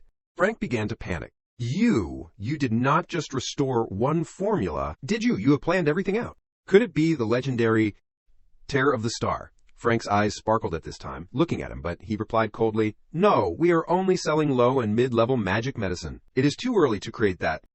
Tear of the Star, the most famous recovery magic medicine from the White Tower, is said to have magical medicine that can revive the dead. If it is released, it will cause chaos. Then thought to himself, but if we create it now, the vultures will steal the formula. This time, we are only safe because the Archbishop acts as our shield. First, we must strengthen the power of the White Tower. Then turned to Frank and said, it is the right time to build it. Because there are orders, please go to collect the materials. Frank heard this and then face down. If I knew it, I would not say anything. Rantus leaves, Snake Body, and Riot? Is there more? Those two things are hard to find. What are you talking about? They are all specialties from Siren? Specialties of Siren? What era are you talking about? That is ancient era. Those kinds of plants have declined. Since the last century, after listening, Oscar's expression suddenly changed to a state of confusion. Then yelled loudly, are you crazy? But Frank did not give in. Keep ranting. You really dragged me to this bad place just because you do not believe me, told. Then 2 people still decided to go on their way. After seeing a carriage, the misfortune happened. We climbed the whole road. Because even people's vehicles could not enter, the carriage could not go further. Oscar offered, wait, we have been walking for about 10 miles, so we should be close there. Hearing this, Frank quickly asked him again. Miles, are you still using units that disappeared 18 years ago? What? People do not use miles anymore? What is wrong with you today? After the war, everything was converted to meters. Pounds became grams. Must have read a lot of ancient books while restoring the formula. Hearing this, Oscar was shocked and speechless. Oh my God, even the pound system disappeared? Sure, pound calculation is a bit complicated, but the joy lies in meticulously calculating each conversion. Goodbye, miles and pounds. It was really fun. Then Frank looked into the distance and then realized, I see a cabin up there. Without thinking much, the 2 of them went up to that place. Is anyone home? An old man with red eyes asked the 2 of them, did you walk here? Frank politely replied, yes, the carriage can only take us to the gate. What is that? Then, suddenly, a group of people came from somewhere. Their cars stopped completely. Inside was a merchant pointing, hey, old man, are you in the mood to sell today? The old man inside then opened the door to welcome guests. The merchant and the old man then had a conversation. It is time to get rid of that stubbornness. I am offering 10 times higher than other places. What is going on? I do not know either. No way. Even if you build a castle for me with Mithril, it will not change anything. Old Devore smirked and said, hey, old man, bargaining a few times for fun is fine, but living stubbornly and dying old in this corner, who will remember? Old Ivan also spoke up in response, that is not your business. But Devore did not want to stop there, but continued to mock, all just thinking for you, sell quickly and arrange a few years of life to live comfortably, waiting until the factories are full here. Then this land will only depreciate. Ivan, hearing this, growled back, that is ridiculous. As long as I am here, do not expect to get permission to build a factory. The old merchant Devore immediately fell silent after Ivan's words, then turned and ordered the servants, let us go, everyone. Yes, sir. Just about to step on the chariot, when he stopped, almost forgot. I must have accidentally stepped on some herbs on the way here, consider it me paying for the medicine. Then threw a wad of money on the ground. Then turned and left with a mocking voice. Goodbye. Their group left in a long line. On the way, Devore did not forget to ask his soldiers, hey, are the people wearing coats next to that old man not members of the White Tower? What are those beggars doing there? Anyway, they also made a lot of money from the vaccine this time, did not they? Vaccine, money, how much do they have? Hey, the number's not small, look at this. After listening, he fell silent, then suddenly used the newspaper to hit a young man on the head.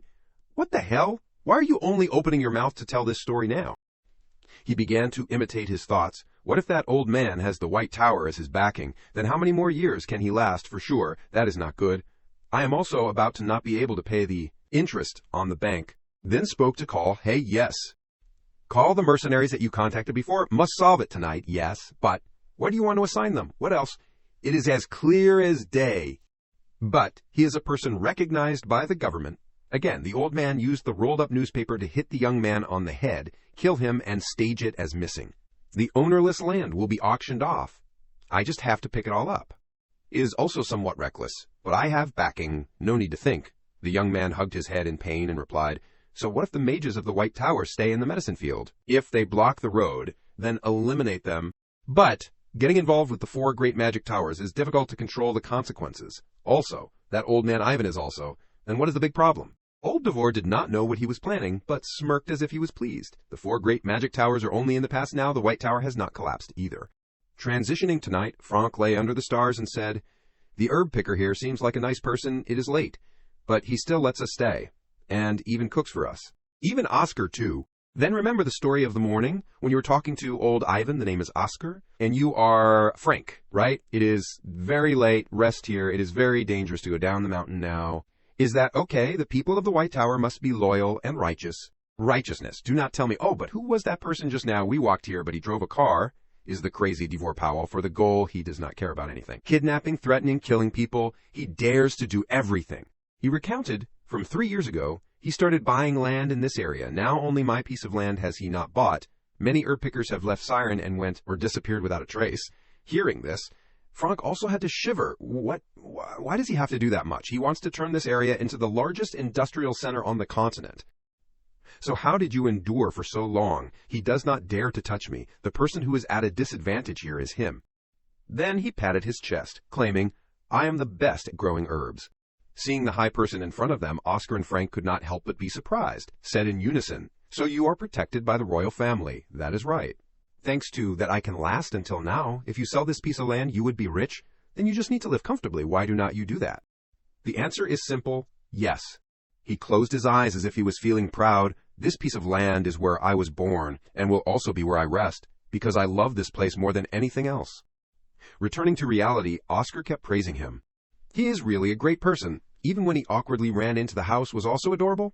They remembered the scene of Ivan anxiously running into the house looking extremely cute. Even Franck next to him agreed. That is right, the sky here is so beautiful, jealous, right? He laughed and replied, nothing. Just wondering, if I do not know the feeling when I have a beautiful life like that, how will I live? You are a genius. You probably do not understand that feeling. Oscar turned to look at him and said, you are not bad either. I think you will be good in the future. Anyway, thank you for encouraging me. Is not a polite way to say it. I really think so. From the beginning, I have not been a person who is good at talking. At this time, Oscar secretly thought, I still do not understand why the boy Oscar said, you are a troublesome boy. The night sky is really beautiful tonight. He looked up at the sky and said to himself, before in the center of Siren, you could still see the stars. Now the street lights are bright all night. You cannot see anything. In the old days, it was a bit inconvenient, but in fact, sometimes that inconvenience is full of poetry. Remembering those days was so beautiful. Frank glanced at him and laughed mockingly. You sound like an old man. The old days? How long ago is that? You are younger than me. And hey, about the profession of growing medicine in Siren. Do you think it is possible to recover?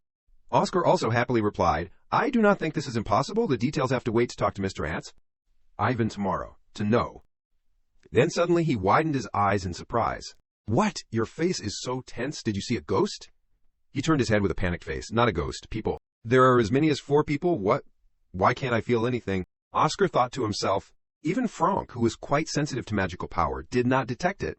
Then they definitely do not have good intentions. Franck, wake up quickly. It seems that we are about to have guests. On the other side, there are 2 people running in the dark. Max, while running, glanced to the side and said, why did he agree to do it this way now? Last time I proposed to solve that old man, but he still opposed it. Back then, the name Devor Powell was worried that he could not handle the consequences, so he hesitated. The old man next to him, who was following, also spoke up. Screw him, he will do it with money. Anyway, we are also wanted all over the north. Now, doing this extra case is okay. Suddenly, from behind the two of them, there was a sound of footsteps coming. Enough, let us attack. Be careful, do not be subjective. It was the gang gunman Jack, he said. I heard that in the group at that old man's house there is a mage. The White Tower, right? If so, it is also lucky. If we met one of the remaining 3 magic fighters, it would be a big trouble. Max happily said, I hope that is true. I also want to try to compete with a mage. Boss, let me go in first. When he was preparing to unlock the door, suddenly a thought ran through his head. So quiet, that old man must have gone to sleep early. Then opened the door and walked in easily and unexpectedly. He rolled his eyes around the house, thinking, there is no mage here, a little disappointed. Then he suddenly frowned, sweat dripping profusely. With a panicked expression, he ran away. Damn it, that was fast. Wind bullet. Bang! A bullet pierced through Max's head in an instant. It was Oscar? He had been hiding, waiting for them to come here and pay with their lives. That magic is not bad for attacking, huh? It was one of the basic spells recorded in Oscar's basic magic reanalysis, an attack spell based on the principle of a gun, using the White Tower's wind magic. Then he opened the door and stepped outside. Oscar thought to himself, more damage than I thought. 3 more left, right? As soon as he stepped outside, he was surprised. Why are there only 2? The old man spoke up and asked. Max got hit by that magic. Oscar raised his hand, indicating he is lying still in there. Looks like he will be sleeping for a while. Then he said implicitly, just the 2 of you left. Hearing this, the old man could not help but curse. Useless bastard, I told you not to be careless. The man named Jack next to him said calmly, tell me where the herb picker lives, and I will let your attack on Max slide. Hearing the 2 of them, Oscar thought a bit. No reaction to provocation, and avoiding unnecessary conflict. They are definitely professionals. Let emotions guide you. Jack began to act arrogantly. Or do you want to see blood? Kill him. He finished his words and pointed, ordering the old man. The old man rushed forward in a flash, but Oscar only needed to snap his fingers, and a protective barrier immediately appeared. The old man tried to attack the protective barrier with magic, but could not do anything at all. Then, in the next second, he was countered by Oscar. The old man looked at him and smiled with a meaningful smile. Well done. But you do not know that this is an atypical weapon, do you? As he said this, he swung his sword, preparing to attack Oscar. But these moves were nothing compared to Oscar. Too bad, it is over. He only needed to raise 1 finger, and a powerful stream of magic immediately surged. Really, don't underestimate me. Think it is that simple, huh? Finishing his words, Oscar fired 2 magic bullets at him. He used his sword to block wildly. Impossible, in a sudden ambush, not only not panicking, but also shooting this accurately. After taking back the 2 magic bullets, Oscar smirked and said, I am not unfamiliar with that kind of atypical weapon. But, in the next second, his face suddenly turned pale. Then he quickly retreated backward. This made the old man feel strange. You won, but you are retreating? Are you kidding me? It turned out that from afar, Oscar had sensed a danger lurking around here. A gun barrel was pointing in the direction of the 2 of them. Then, bang! The bullet streaked past the old man's head, creating a thunderous noise. Fortunately, Oscar had managed to retreat and create a protective barrier, but it was still destroyed. And that bullet streaked across his face, creating a long scratch on his cheek. It was Jack. He was cruelly planning to finish off his teammate as well. Too bad. If I had been a little more careless, I would have definitely died. Seeing this scene, Oscar could not help but be surprised by his actions. Not a comrade, more accurately, a subordinate. You can always recruit new ones. Criminals are indeed criminals. He spoke up and asked him, and what is that toy? Jack reloaded the gun as he explained to Oscar, it is a shame to call it a toy. You just need to know that it is damn expensive. Acceleration, enhancement, armor penetration. Oscar suddenly interrupted. 3 types of magic are engraved on it, right? Hearing this, his expression changed. How do you know? Oscar pointed to the wound on his face and replied, simply, because I could not block it. Jack heard this and raised his chin high, saying, arrogant, but the skills seem to be enough. Want to work with me? The salary's not bad. Not interested? Why, that itchy feeling on the back of the neck. Right? Then there is no need to talk further. Saying this, he once again prepared to attack. Seeing the unfavorable situation, Oscar quickly hid. A former Magic Tower master is so pathetic, forced to run away by a hail of bullets. He ran and thought, his bullets are faster than my wind wheel. A direct confrontation is disadvantageous. I only have half of my magic power left. I can't keep running. If he has one weakness, it is the reload time. After every 2 shots, he has to stop to reload and then attack again after exactly 1.24 seconds. As for Jack, he was now carrying a weapon and hunting his prey. Where did the mouse hide?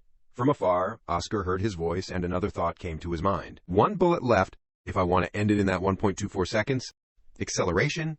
In an instant, Oscar disappeared. He rushed quickly towards him like a flash of lightning. Jack at this time also caught on to the pattern that he was rushing over here. Over there, huh? That is fast. Just as he raised his gun and aimed at Oscar, he suddenly stopped his hand. But, do you think a mere mortal like you can win against Trinity? Jack raised his gun high, aiming accurately at his target, Oscar. He forcefully fired a shot at him. Oscar at this time also managed to create a protective barrier, and his bullet fired out had now touched Oscar's protective barrier. Jack smiled complacently. It is over. But unexpectedly, what he wanted did not happen. The bullet immediately deflected and flew in another direction. Then, taking advantage of the opportunity, Oscar rushed up to retaliate. He began to feel panicked. What? With just acceleration magic, it is impossible to avoid that bullet, right? No, he avoided it. Could it be? He used a shield. Oscar was now standing in front of him. He raised his hand, making a gun shape, preparing to finish him off. Jack was now more at a disadvantage. He stuttered for a moment. What? How can a low-ranking mage like you? Understand, finishing his words, he fired a bullet into the middle of his head. After finishing the job, he breathed a sigh of relief. He crouched down next to him and said, hey, that weapon you used just now was really troublesome. Then he directly took the gun from his body and thought, Trinity, right? Acceleration, enhancement, armor penetration. It really is a Trinity. I have to admit, the weapon was pretty good. I had quite a hard time. I coated it with windshield. A windshield? Magic that reduces friction and increases durability, making the surface soft and the inside hard, so that the bullet can't penetrate but will slide along the surface of the shield. Luckily, my calculations were correct. Otherwise, I would be the person lying there. When I return to the White Tower, I have to research more ways to deal with new magic weapons. My body is not complete, and I have to continuously cast spells. I feel like I am reaching my limit. Thinking this, Oscar quickly left. But first, I have to save Frank and Mr. Ivan safely. Returning to where Ivan and Frank were, at first I sensed exactly 4 auras, and I have dealt with 3 of them. Don't get caught, Frank. Just try a little harder. Suddenly, a stranger walked over to greet him. Hello. Frank immediately got into a protective stance in front of the old man, Ivan. Old man, go first. What about you? It is okay. I am strong. Moreover, I can't fight comfortably with you here. I will catch up soon. All right, then be careful. The man standing in front of Frank, he began to speak. What a nice lie. The farewell is over, huh? Seeing him standing still, he began to think, why is not he chasing? Is he targeting me? He chuckled mockingly at him. What are you saying? Could it be that you deliberately let the old man run so that I would not target you? You want to live alone? Hearing this, Frank fell silent. He continued, it is true that the old man is the target, but I have always been curious about one thing, why everyone is afraid of mages from the 4 great magic towers. So, first I have to kill you. Saying this, he swung his sword, planning to attack him first. But Frank was not someone who was easy to bully. He immediately used magic, wind slash. A beautiful line flashed from him. The man, seeing this, became even more complacent. This is too easy. Make it a little more interesting. Yet he dodged and pointed his sword close to Frank's body. Is that all it takes to be called one of the 4 great magic towers? Frank was stabbed by him, but thought differently. Wait, why does it feel so light when the sword pierces my heart? Something's wrong. He unconsciously pulled out the knife that was stabbed into his heart, then stabbed him in return. Frank was now completely complacent. Sorry, my constitution is a bit special. After he fell, Frank finally managed to breathe a sigh of relief. Phew, I almost died. But he did not know that someone was still secretly observing him. It was Oscar? Frank, so you are a special type mage, and on top of that, wind white. I did not expect Fran to possess magic that transforms the body into wind. Oscar walked and analyzed. Physical attacks are ineffective.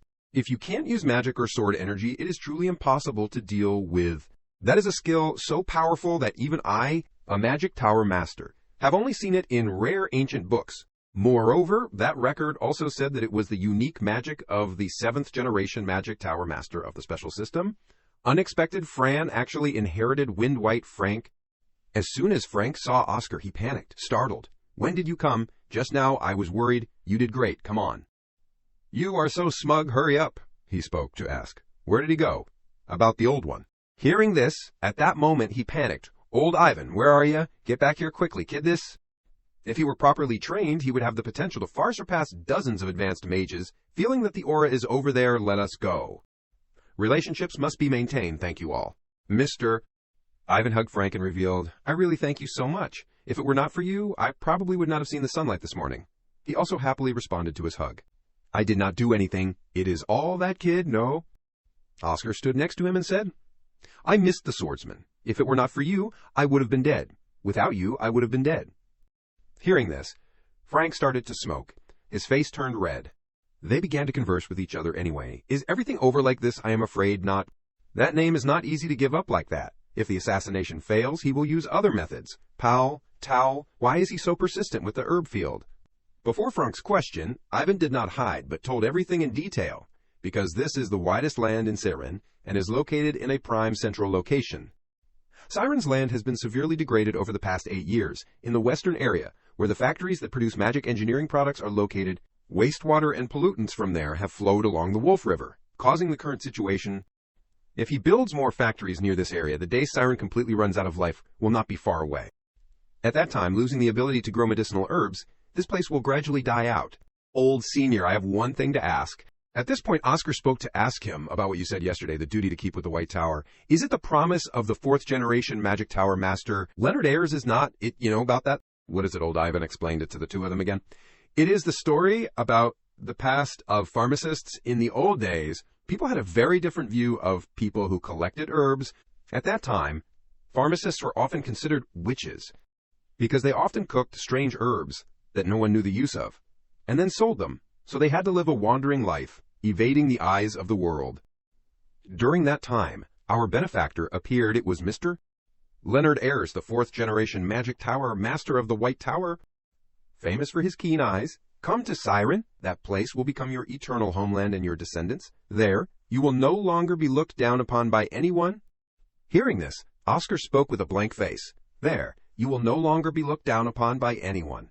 The three people sat and talked very enthusiastically. You said those words so touching. I heard the story in great detail for the first time. I read it in a children's storybook. Actually, I read it in an ancient book passed down only to the Magic Tower Master. Ivan said kindly, since then, pharmacists from all over the continent have flocked to Siren. The first night those wanderers had their own home, so, for us.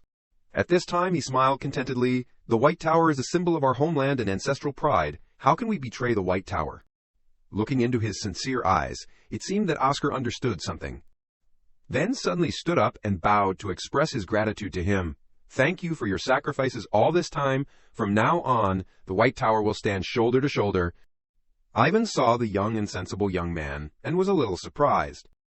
He smiled and asked him, is there a plan? If the royal family knows that they attacked a living cultural heritage, they will take action immediately. Give me back my emotions. I am afraid the royal family will not have time to react. I can't leave this land. The royal family will definitely handle it, but because of caution, the speed cannot be fast. If during that time Mr. Devor launches a general attack, do not worry. The royal family will act faster than light. Why is that? The next morning, at Devor Powell's office, there was a loud scream around here. Clean up quickly, damn it. Who told you to ruin things like this to make me bankrupt? Mr. Devor grumbled. We are dead if we lose them. Suddenly, someone rushed in unexpectedly. Stand still. What is it? I am Chief Inspector Walker of the Security Bureau of the Imperial Ministry of Interior. The Security Chief Inspector is here. You are Devor Powell, are not you. I will arrest you on charges of inciting murder, threats, illegal real estate transactions, and destroying human heritage. What? He was frightened and stepped back. You have the wrong person. I am a legitimate businessman. Walker went to talk to him. We will verify that ourselves. For now, shut up. Cuff him. Yes. Old man at this time fell into a dead end and gritted his teeth. Damn it, this is beyond my power. If I can contact that person, I will definitely find a way out. then still spoke proudly, "Even if I am arrested, you have to let me smoke a cigarette." Looking at him like that, Walker could only accept it, but then still made a decision, cuff him and drag him away. "Hey, you are making a mistake. Do you know who my backing is? I do not know, but the person backing me is His Majesty the Emperor. Can you overcome it?" He heard then was angry, unable to speak. "Give me the cigarette." Walker stood on the side and criticized them. "The criminals really only know how to pick good things." Then the person next to Walker spoke. "Chief Inspector, sir, can I ask you something?" "Ask." "Just who is that name that we have to act within a day? It seems like it is the first time that there has been something like this. That is an order from above. From above, yes."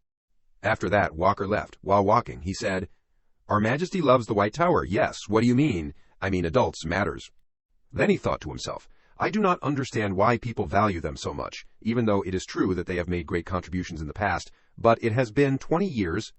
Even if you lift a bird with broken wings to fly high, at most, it will only be different in the speed of falling, to be frank. The current whitecap is no longer capable or qualified to be treated specially, nevertheless." Then he suddenly turned and asked the young man next to him, "Doran, how old are you this year?" 23. "So 20 years ago you were only 3 years old." "At that time, I was only 12, when humanity won the war with the demons and was truly liberated. We do not know how great the White Tower was then, but the senior monks still miss that and refuse to give up like that." Then Walker turned to talk to Doran. "Let us go." "There is still one more place to go." "Oh, is not today's schedule over?" "Unfortunately not yet." Then he also followed behind. "Where are we going?" "You guys clean up and go back. I will go to the west to issue an order to stop the illegal dumping of waste at the factories near the Wolf River." After saying that, he thought to himself, "This matter I added to the schedule myself. Anyway, I do not know what the White Tower is like, but Oscar and Frank, consider the debt they owe for helping to catch the jack sniper as repaying the debt." Doran still continued to follow and said, "Can we stop by to buy food on the way?" "No. Do it first, then eat." On this side, there was a voice of 2 people. "It is over so hard. What are you planning to do now?" "It has been a long time since we went drinking. I plan to report to the Vice Tower Master." "Come along." "Yeah." Hearing that, Frank scratched his head shyly. Oscar." Frank's face suddenly changed. When he met Oscar, he quickly brushed past, "I have something to do first." Old Hamel came and asked Oscar, "I think I also saw Frank. I must not be mistaken just now." He also replied, "That is right. He left as fast as someone with something urgent." Hearing that, Old Hamel chuckled. "Must be urgent? No, I am joking anyway. Oscar, you handled a big job this time. At first I only intended to let you out for a walk." Then he reached out and said, "Come into my room to listen to the report. Yes, I am planning to stop by. Let me go first." Then both went into Old Hamel's room. He was silent for a while, causing him to think, "Is something wrong? Why do you look so sad?" Then suddenly Hamel spoke. "Have you heard from Frank?" Hearing this, he inadvertently suspected, "Is something wrong?" Then asked him, "Is nothing special? Has the Sirius family contacted to say they want to pick up Frank?" "Do you mean Frank will leave the White Tower? Has he agreed?" "It is not clear." He bowed his head and said in a sad voice, "I heard that he has already talked to him, but I do not know the details." At Frank's room, "Come in. What is up?" Suddenly, Oscar pushed the door open and asked, "Who is Mr. Grang, Frank Sirius, the youngest son of the largest merchant association in the Empire?" "Oscar, you scoundrel, you heard everything? You are planning to leave the White Tower." "Sorry for not saying it earlier. I could not say it when I was sober, so I suggested we go drinking. It is time for me to go back to help my family association and get married." Oscar spoke to ask, "Get married? When did you date?" Frank also replied, with a sad voice, "They said she is a good person, also from a good family, so both are beneficial." "That is a different way of saying political marriage." "And you agreed to that?" "She is pretty, kind, and from a good background. What is there not to like? It is not about marriage." But Frank's answer was not what Oscar wanted. I mean, about giving up magic. But Frank said with a melancholy look, "What else can I do? My talent is only limited. Honestly, I once thought I was special. I thought if I came to the weakest tower, I would become the leader. Sorry if I offended a White Tower lover like you. But when I was here, I realized I was wrong. I did not know how to measure myself. I can't even have a position here, so I understand why my family wants me to come back." Suddenly Oscar spoke to call his name, Fran Sirius. He immediately replied, "What is wrong?" Because I said the White Tower is weak, but Oscar's next word surprised him. "You have talent." Hearing this, Frank was also suddenly surprised. Then shyly replied to his words, "Thank you. Hearing that from a genius makes me very happy." Seeing him like that, he had to say a firm sentence again. "I am serious. Do you want to get beat? Become the leader?" Suddenly someone pushed the door open and stepped in. Grang came to call Frank. Frank, as soon as he saw him, Frank inadvertently startled. He put his hand into his pocket to take something, did not forget to tell Frank, "You are Frank's classmate, Frank. You have 5 minutes to pack your things. I am waiting, yes. Then I will let you say goodbye. How many?" Oscar spoke to suggest, "Let Frank stay." Hearing this, Grang was a little angry, asking him back, "And who are you to ask that?" He had to introduce Oscar Cruciang. "I am his friend, the mage who just created the cure, yeah. I am Grang Sirius. I am the brother of that useless guy, Grang Sirius, the eldest son of the Sirius family and the vice president of the Merchant Association." Oscar spoke to suggest to him, "Grang Sirius, I want to make an agreement with you, Oscar." Hearing him speak, he also felt a little moved, straightforward. "I heard that you are a genius. Perhaps it explains this. Interfering with a kid to be able to negotiate with the Sirius family anyway, it will not be disadvantageous to you." Then made an offer. "I will turn Frank into the top mage of the White Tower within 2 years. How? Me. In the long run, it will also be beneficial to your family. A mage who is at the top of the 4 towers in 2 years, what if you fail? I will give the association the profits from selling the Cadena flu cure and vaccine for 50 years. Hey, are you crazy? Do you have the right to decide? Do not act like I am not here." Oscar also replied firmly, "We have the right. The Vice Tower Master is witnessing, but in front of the 2 of them." Frank showed a panicked face. "Do not act like I am not here." Then turned to look at Frank and said, "Is this kid that valuable or just a stupid friendship?" Oscar, hearing this, darkened and replied, "Of course. He is worthy of it." His words caused Frank to freeze a bit. He confidently patted his shoulder and said in front of Grang about Frank, "I intend to restore the White Tower's ultimate honor within a maximum of 5 years. The cure is just the opening shot. To do that, I need Fran Sirius. He is very necessary for the White Tower I want to build. You are young, but you are a merchant.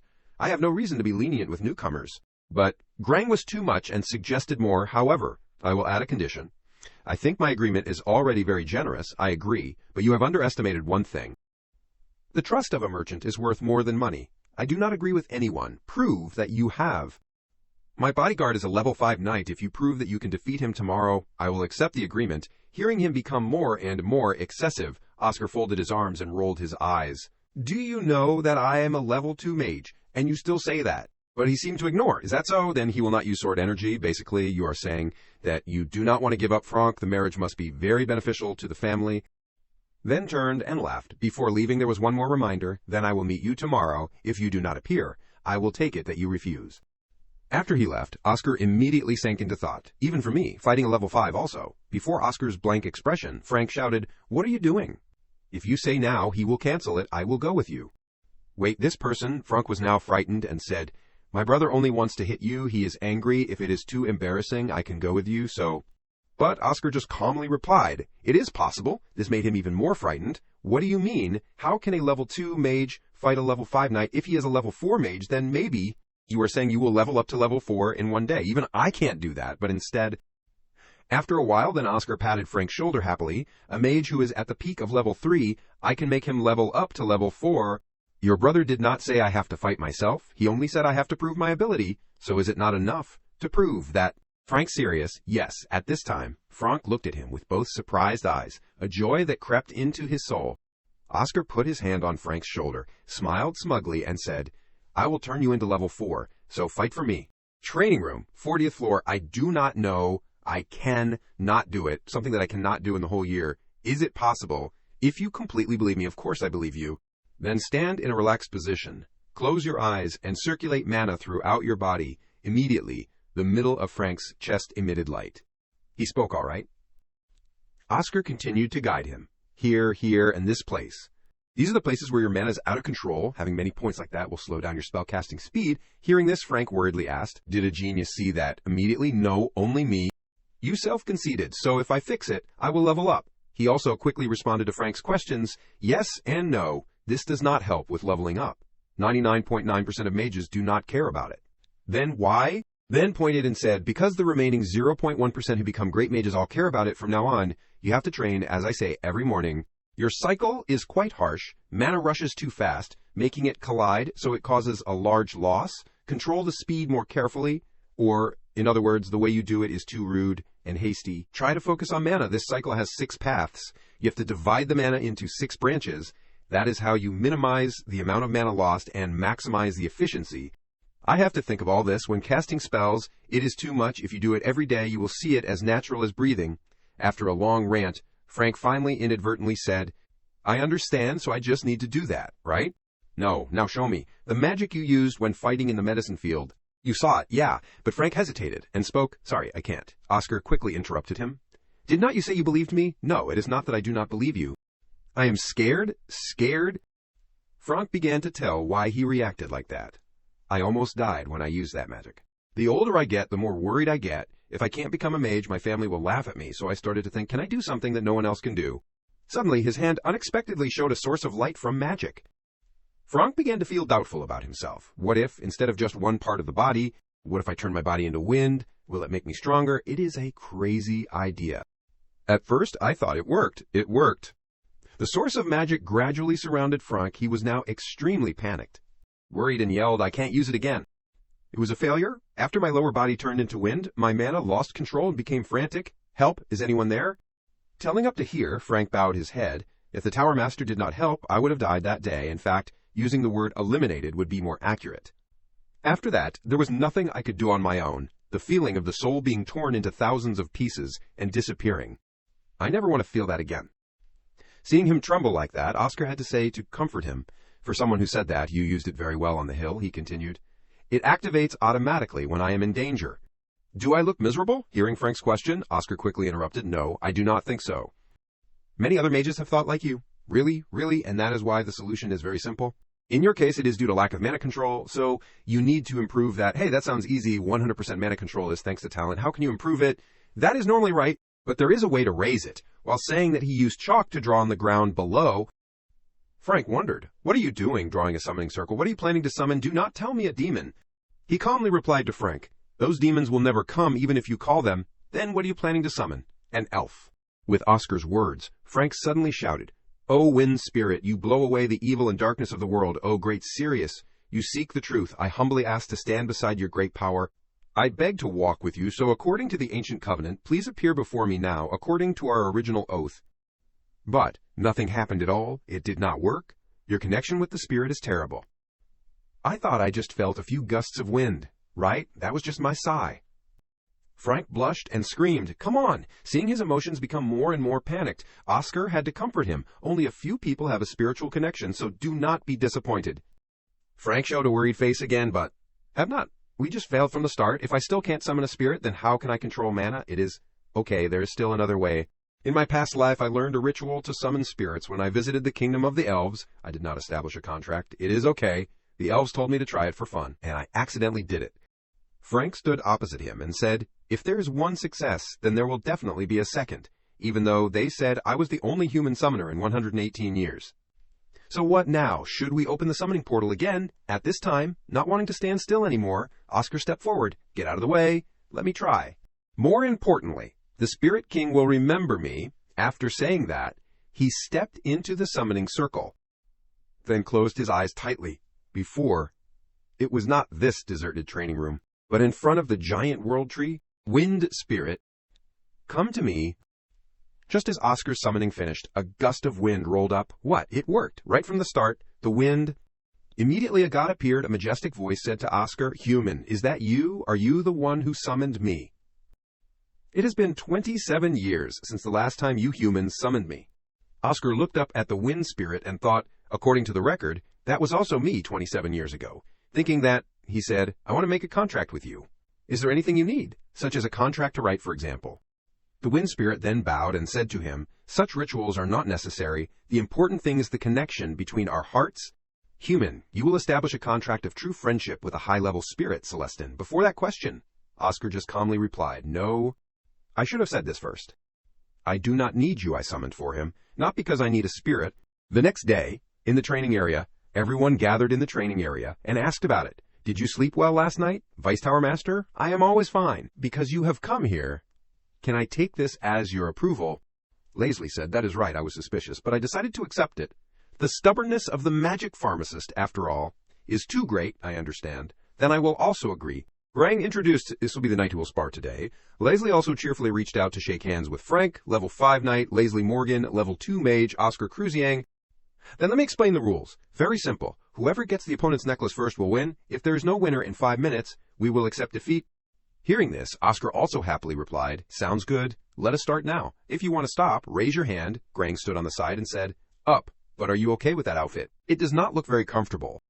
Oscar's outfit at this time was very simple, hooded, baggy sleeves, but he still accepted it is okay. Anyway, I am not the one fighting. In the distance, Frank also came from afar. As soon as he saw him, Grang frowned. Frank, Oscar Cruziang, what do you mean? Oscar smiled and replied to him. You said I have to prove my strength, but you did not say I have to fight myself. Yesterday I just taught him a few things. After listening, Grang frowned and secretly guessed, I understand. It was my fault for not making a condition that required direct participation. If you send Fran with the purpose of hoping that we will show mercy. No, I just think a level 4 has more chances than a level 2, level 4, that kid. Yesterday he was still only level 3. How? Oscar said proudly to Grang, I want Frank to become our star mage in 2 years, then at least I have to show the ability at this level. After listening, Grang was angry and ordered the knight, Leslie, do not show mercy to him, under orders. Oscar on the other side also quickly patted Frank's shoulder, encouraging Frank's spirit, okay, you do not have to be afraid, just do as I told you yesterday, and you will definitely win. He also nodded in agreement, okay. Then stepped straight forward, I will be done soon. Leslie stepped forward and bowed to Frank, long time no see, young master. Leslie, start? As soon as the order was issued, Leslie fired a stream of magic at Frank. And he on the other side was still trying to reassure himself, okay, shorten the distance to 20 meters? Perfect. Looking at Leslie's fighting spirit, it is definitely not true to say, I am not afraid. Frank immediately felt a little inferior pressure. He has not even released his sword energy, but the pressure at this distance, so that is how a level 5 feels like. If I say I can't do it. Seeing Frank seem a little hesitant before his opponent, he raised one finger and drew in the air. That is why we need Fran Sirius. He is important to the White Tower. He is the one we need. If it were not for you, things might have been bad. A stream of magic flew over and surrounded Frank, making Frank seem to have more strength. Wind sword, let us fight. While fighting, he was busy thinking, this is the first time in my life that someone said that they needed me. How can I disappoint that feeling? But all of Frank's sword moves were blocked by Leslie in an instant. You have grown, chanting the spell team, and even dissipating my pressure. A technique used in Eastern countries, this is the feeling of facing a swordmaster, Yogiam art, one of the highest realms of swordsmanship. The realm of fighting by moving the sword without touching it. But suddenly a slash from Frank had to make him stop. A piece of sword flies fast with the speed of light. That is enough observation. At this time, it was time for Leslie to counterattack. He quickly ran to Frank's face, making Frank fall into fear for a moment. He is too fast to block this. But fortunately, Frank quickly conjured a shield to resist. Wind shield.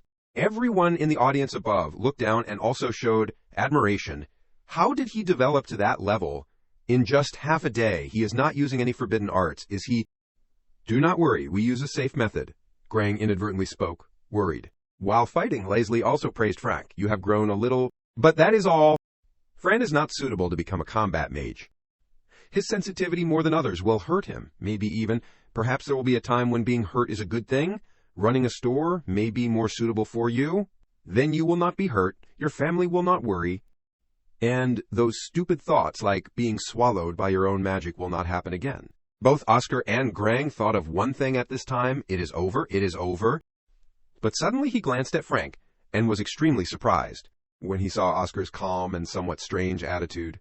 Why, are you smiling? Going back to last night, Oscar was training Frank. Merging the spirit was successful, although it was humiliating because it was just a low-level spirit. How is Pungbake? Are you still doing well while practicing? Thank you, because now I am being beaten to death. Everything seems to work. But you still can't freely turn your body into wind, because you still have not completely overcome the trauma and understood wind, then I can't win tomorrow, no. If you use Pungbake to the best of your ability, then it is possible, 100%. Fran, do you think turning your body into wind is all Pungbake can do? There is still something else. The most interesting thing about Pungbake is still there. He began to use chalk to draw, explaining carefully to Frank, this part is completely crazy. Assimilation. As long as it touches your body, it can turn anything, clothes, items, into wind. That is the most absurd part of Pungbake.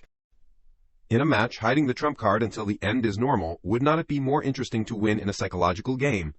And now on the battlefield, Frank successfully retrieved the sword in Leslie's hand, holding in his hand the jade string that has been transformed from Leslie's sword.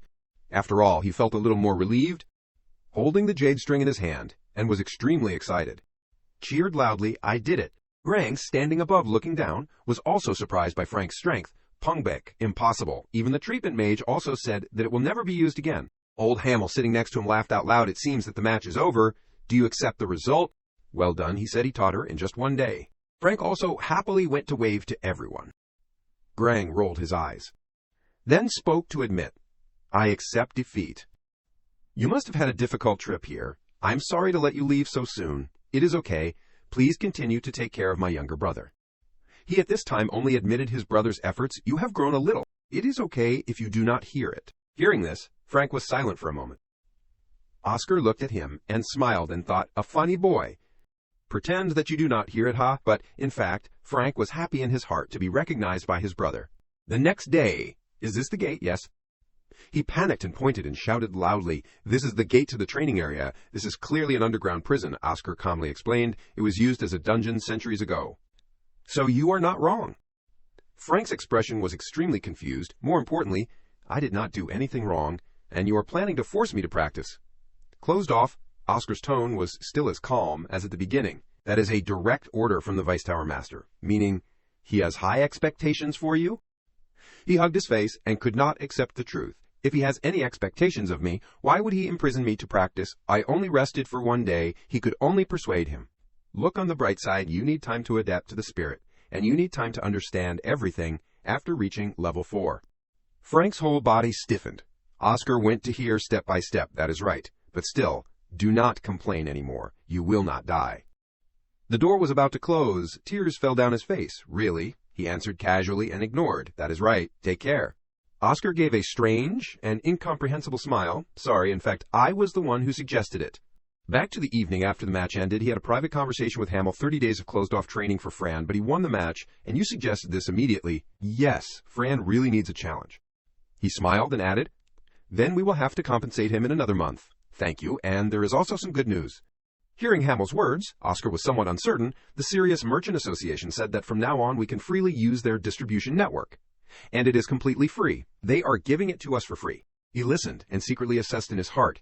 They must have finished calculating. As expected of a top merchant association, if the White Tower is reborn and Fran becomes a star mage, the profits of the Sirius family will be immeasurable. Their intention is very clear, but Oscar happily replied to Hamel, I do not feel bad about it. It is definitely good news. He has not finished announcing the news to him. And the second good news, I have something I want to ask you, Oscar. It turned out that Hamel was making an offer to Oscar. Will you take on the role of teaching? Teaching? He accepted from him, but hesitated, as if not sure. I can do it, but Oscar said nothing more, brought the cup to take a sip of tea. Does not he want me to focus on the magic potion room? He put down the cup, made a trade, unless there is some reason why the mages at the White Tower must become stronger. Hamel had to admire Oscar's talent. Oscar, you are really sharp. Have you heard about the Night of the Mages? Yes, I know it. The Night of the Mages. The day that mages from all over the continent gather to improve their skills and promote exchange. The Emperor hopes that that day will strengthen the connection between the towers. That is right, in the end they fight each other every time they meet. He was concerned and thinking in his head. If he had a question, he would ask. It should have been cancelled after a few years, but now that it is mentioned, it means His Majesty is preparing to restart the Night of the Mages. Hamel honestly replied without missing a word. That is right, it has not been announced yet, but next year, the palace will announce the details. I hope it is just this old man's worry, but the Black Tower is quite concerned. The Black Tower. His words surprised Oscar and made him open his eyes wide. As long as the Black Tower keeps targeting one position in the 4 great towers, the White Tower is at the highest risk of becoming a target. Everyone is doing well, but I feel a little worried. The expression on his face was extremely serious, scaring Hamel a little. I agree, Oscar, you look a little different. At the Magic Tower, 36th floor, Oscar walked along the corridor, pondering. The campus. The Black Tower is developing fast, so arrogant. I would rather die than let the White Tower fall behind. Perhaps it is really a relief that we have Fran, who has leveled up to level 4. He smirked with satisfaction. That low-level spirit fusion was really an important move, making me feel really comfortable. A demigod actually remembers an ordinary mortal who does not even keep his promise. The sunset sky was red the day before. During the spirit summoning, Celestin angrily scolded, there is no way anyone would establish a spirit contract through someone else's summoning. Calm down, how do you want me to be calm? Oscar slightly opened his mouth. Salafrion was silent. He smiled and said to him, tell her that. The problem at this time was expressed by Oscar, the White Tower is back. Celestin frowned, and he said sternly to correct. A human dared to utter the name of the Spirit King. Celestine's face relaxed, as if he had realized something. The white-haired girl with colorful butterflies covering half of her face. Who are you? He pointed. The expression on his face was very puzzled. To have the Spirit King directly order an ordinary human? He stood in front of Celestine. Without fear, if I tell you it would not be good, so is it allowed or not? He agreed, but still made a rule. It is allowed, but only receive low-level spirits. And only merge, not to establish a complete contract. Oscar did not demand much. That was enough, thank you. He needed to inform him again, and he told me to leave a message. Celestine conveyed the message to him. Do not forget the long-term promise, he said that. Oscar's tone was extremely prestigious. Do not worry, I will definitely keep the promise. Last time, I could not do it, because I died too suddenly. He was standing in front of someone's door. Thanks to her, I have saved many members of the White Tower, so I will return the favor kindly, along with many interesting things. Oscar briefly read the contents of the paper posted on the door. Announcement of special class, object, mages affiliated to the White Tower, topic, re-explanation of basic magic, time, Monday and Thursday every week, 9 a.m. to 3 p.m., location, main building, 36th floor, classroom 4. He held the paper. There are still things that need to be done, but before that, let me check my people first. Changing the scene to the orange-haired man, he held his shirt and entered the class sighing. All familiar faces. I thought you guys were dead because I did not see you guys. Hello. Orange Hair went near Amy's table and conveniently asked, by the way, is this class only for level 3? There are no seniors here, she replied, according to what she knew. Maybe, because this is a basic class, the intermediate mages must be very busy. Pink Hair chimed in. Her tone was very excited. But I guess it is true that the White Tower has become more comfortable. I heard that the Vice Tower Master personally invited the teacher, and the class is held at the main building. She and Amy talked very closely. This place used to be used to organize royal conferences. Right? Perhaps the lecturer is someone amazing. I am so excited. Spare me. The sound in the distance has attracted the attention of the three of them. That person is none other than Damien. His tone was a bit uncomfortable. They're just using a room that no one wants, and you guys act like it is a big deal. Damien Proud, the only son of Count Proud family. Pink Hair's expression was very innocent. Damien, are not you too negative? It is a rare opportunity, an investment. Damien immediately retorted loudly, if it is really an investment, then they would have prepared advanced classes like the other 4 towers, not re-explain basic magic. He kept saying the convincing evidence to them. Can't you recognize that with only 32 people here, among the people in the lower level, only 1 person is absent? If it is really as good of a class as you say. Damien was still busy talking, and the rest of them did not care anymore, suddenly stood up, so even that arrogant level 2 genius has bestowed us with his presence. Enough chit-chat, soundproof. The orange-haired man felt something. His expression was a little worried. I can't hear anything. What is this? Silent magic. Outside the door, strange eyes entered. A friendly voice rang out. Very happy to meet everyone. I am the lecturer for today's re-explanation of basic magic. Oscar introduced himself in front of the students. Oscar Crucian. The people looked at him and put up a lot of question marks. Why is the lecturer a level 2? Some people here may be disappointed that I am the lecturer. Pink Hair and Orange Hair were frustrated. It was difficult to accept in their hearts. At least he is understanding. Someone lower than us is teaching us. What does it mean? Even if he is our senior, he uses magic to silence us because he feels guilty. What kind of magic is this? He focused on observing Oscar. If everyone has prejudice, then just leave. From his pocket, Oscar took out something. Everyone is no longer a student under the control of the teacher. But there is a condition. He placed the hourglass on the table and set a condition for them. Prove that everyone does not need to learn anything more. Everyone has 10 minutes. Oscar stood on the podium and announced, during that time, say that you do not want to attend my class. He smiled and asked them, simple, right? The 10-minute time limit during that time, say that you do not want to attend my class. Quite simple, right?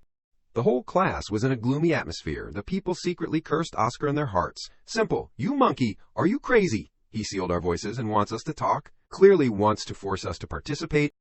Pink Hair and Orange Hair were burning with anger, so this is a test. This guy is only level 2, so it can't be silenced. Whatever it is something that can be solved. Damien on the side was no less than them. In other words, if you can't break the curse and speak, then you are not capable enough to skip the class. Oscar calmly sat down on the teacher's chair and observed the class. Okay, let us see what you guys have. I deliberately left a weakness in the spell, but it does not mean it is easy to break. The sand in the hourglass was running out, but no one had volunteered, he wondered. There is no one. Damien at this moment slammed the table and stood up. It is done. Oscar was quite surprised by the situation. That child is on the list of new mage. He rummaged through his memories. Damien's profile appeared right there. That is right. That is Damien Proud. A genius, but extremely stubborn. Now Oscar had remembered. That is right. That is Damien Proud. A genius, but extremely stubborn. He happily snapped his fingers to congratulate him. Congratulations. It is so easy that I want to slow down, but can't. The people were now trying very hard. I can hear it. I am about to do it. Silence. He took the watch and announced, everyone's time is up. The person who passed the test is Damien Proud. He arrogantly asked Oscar, as expected, so I do not need to attend your class anymore, right? Of course, up to you. His words made Damien hesitate to leave. He let me go so easily now. I feel a little strange. In fact, with such a greeting, I am curious what the real class will be like. But now, saying that I will participate is very strange. Oscar propped himself up on the chair and stood up and said to him, probably because he is still a child, all his thoughts are on his face. You are the only one who passed. So I will give you a reward. I will teach you a spell. Come to the podium.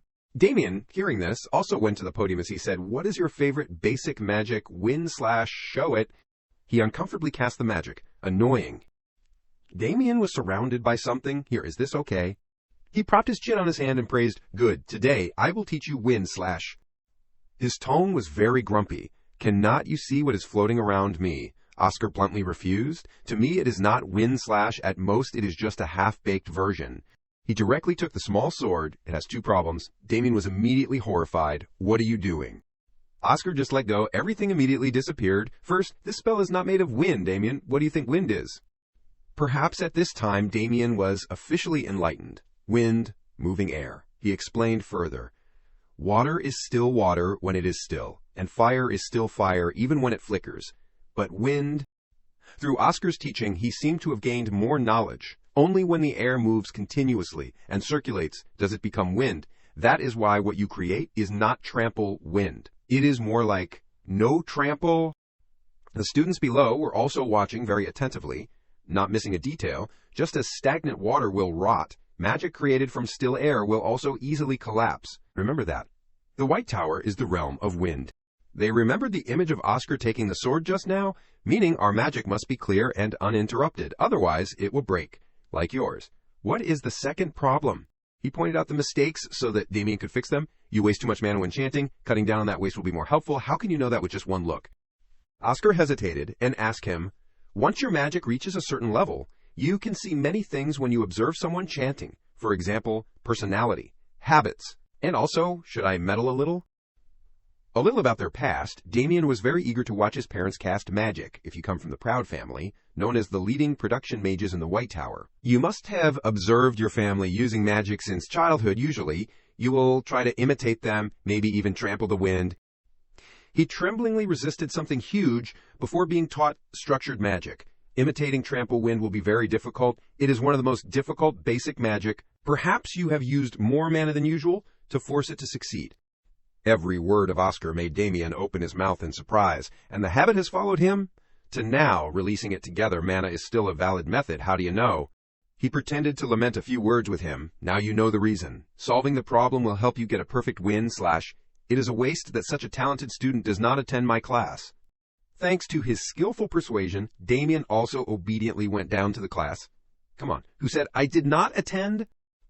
Oscar quietly watched his shadow. 3 weeks later, the sound of people talking excitedly rang out. Hey, have you heard the rumors? What rumors? Oscar Cruziang, that name? The blue-haired man listened to the information and told them he is currently the best lecturer.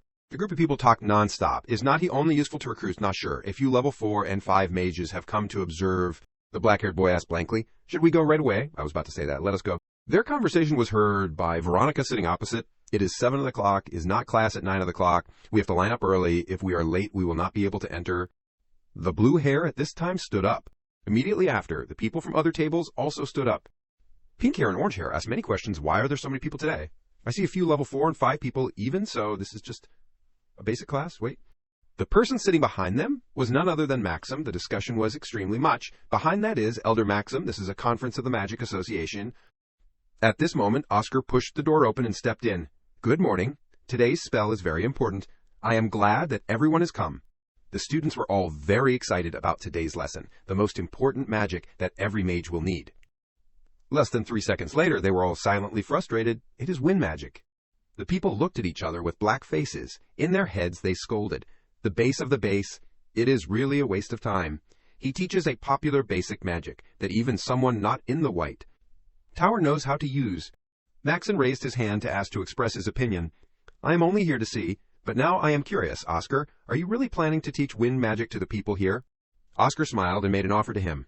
Yes, if it is not too troublesome, Elder. Can you show us wind magic, okay? A strong gust of wind rushed straight at the students. Is this wind? Is it not a storm or wind pressure? As expected of an elder. The wind stopped. The students opened their eyes wide. Is it okay? Yes, thank you. Amy was a little startled when Oscar mentioned her name, so Amy Levine, yes, now you try to cast wind magic. She flusteredly raised her hand to the sky and then cast magic. Why is it me? There are many people who are better than me here. Wind. This gust of wind made them feel extremely happy, so gentle, so warm. He stood on the podium and asked them, does anyone see the difference in their spells? The students gave their opinions one by one, range and strength perhaps, due to temperature as well. The feeling is also different, the essence in their mana. Veronica was very surprised that the person who answered correctly was herself, exactly, Veronica Fricks. Oscar began to explain in detail for the other students to understand, as Veronica said. The spells of Elder Maxim and Amy Levine differ in the essence of the mana they use. Is it not very interesting? Their spells are the same in structure and chanting. The expressions on both sides were very different. One was hot, like the desert wind. One was gentle, like the breath of spring. Ignoring him lecturing at the top, Amy sitting below was still trying to work. It is not a big difference that makes us hard to believe that they are the same spell. Okay, next question. Oscar asked the question, who here understands the essence of mana? What is it? Before anything someone raised their hand to give their opinion, do you mean the 4 mana systems, harmony, speed, reinforcement, and specialization, 4 systems related to the classification of mana, but the essence of mana I am talking about is slightly different. He drew the symbols on the board and started the lesson. Technically, they are different, but to understand the essence of mana, it is best to start with the field of the White Tower, the harmony system, who can clearly explain why the White Tower and the Blue Tower are considered representatives of the harmony system. Another person raised their hand to speak. Because of the components in their elements, that is right, the simple symbols were drawn all over the board by Oscar. The Red Tower and the Gold Tower may be fast and strong, but they lack harmony, because there is nothing like cold fire or cold lightning. In this world, however, he had no difficulty in the process of lecturing to them. Wind and water can be hot or cold, that is why they represent the harmony system, but between the white and blue towers, there is still a clear difference between the 2 types of harmony. Let me give you an example. This is water. Oscar summoned a water bubble. To make a practical example, the conditions for boiling water are very simple. Under normal conditions, everyone only needs 100 degrees of heat and a little time. Quite simple, right? But creating hot wind is easier than hot water. Seconds later, the water bubble broke, leaving mist. It is easier to adapt to the surrounding environment, change its nature, like a gecko. The students, sitting at the beginning and end, felt different temperatures. It is too hot, but it is cold here. Every lecture of Oscar was extremely high quality. Wind is freer than any other element, if you want. It can be as strong as the fire of the Red Tower, or as fast as the lightning of the Gold Tower. 2 different liquids cannot be mixed, or as liquid as the water of the Blue Tower. Even the water of the Blue Tower does not want to mix with oil, but wind cannot be restricted like that. It is the only element that can realize any nature that the mage imagines. Their class took place smoothly in the large academy. Only wind can contain all the harmony in this world, so if everyone is a mage of the White Tower, everyone must be aware of how they feel and understand about wind. Ending the class. Oscar summarized the lesson today. How do I define wind as an entity? That is the core of today's lesson. Now then. A gentle breeze passed by. The girl with the hair next to Maxim asked, Elder, wind. He had also felt something on the podium. Wait. Maxim's tone became heavy. To me, wind is, Elder, someone is still planning to touch him. Are you okay? No. Maxim's expression also changed a bit. It is definitely, Oscar hurriedly shouted. Do not touch the elder. He went down to check the situation. Do not touch him. Everyone, stay away from him. We cannot interfere with the elder's enlightenment. The students were very puzzled. Why is he suddenly like this? Maxim closed his eyes. His whole body radiated a strange aura. Could it be? Yes, he also experienced awakening. Fortunately, he also opened his eyes. It seemed that Maxim had returned to normal. Elder, are you okay? I can't reach level 8, but... He hugged Oscar and patted his back. That is great. Thanks to him, my future class will be easier. Now those below looking for him will not be able to attack me. Oscar looked straight ahead, and the greatest benefit is... Veronica occupied his entire vision. Veronica Fricks. I have attracted the attention of one of the troubled children in Oscar's little diary. Veronica is one of the children in Oscar's search area. The next day, Oscar walked and thought, Veronica said that there is something interesting in the training room, yesterday's class. At yesterday's class, Veronica and he stood and talked to each other for a long time. Hey, Oscar, do you also practice? Of course, do not you use the fit room? You are not on the ranking list. Fit room, what is that? Veronica's expression was very confused. Do not you know, the future development training room. A series of thoughts ran through Oscar's head. The reason she was so friendly must be because she liked the class. I need to know why she started to look at me with pity again after hearing me say, I do not know what the fit room is. Suddenly, his feet stopped. In front of Oscar was a strange door. Is this it? I heard that only 3 out of 300 training rooms are them. Even the color of the door is different. He gently touched the door to easily feel. Is it that special? If they have done this, why not make a magic door that opens automatically without touching it? Oscar's hand was on his hip, and he looked up at the ceiling. He smiled and talked to himself. What is different? The air? Hello. The loudspeaker attached to the ceiling also answered him at this time. I am Argo, the new generation training support system, so the training room uses magic engineering. Then that means... Oscar looked angry when he heard Argo's words. Those gold tower bastards have drained the money.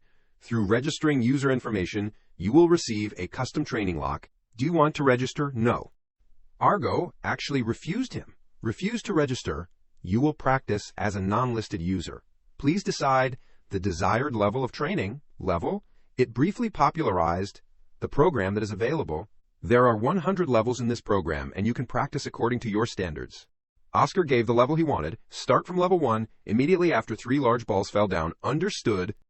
Argo asked him, use magic or physical moves to explode 3 balls? This task was too simple for him. The 3 balls broke immediately after. If you use a wide area spell, the training program will be, congratulations on passing level 1. Oscar propped his chin and gave a brief assessment. Is it like this?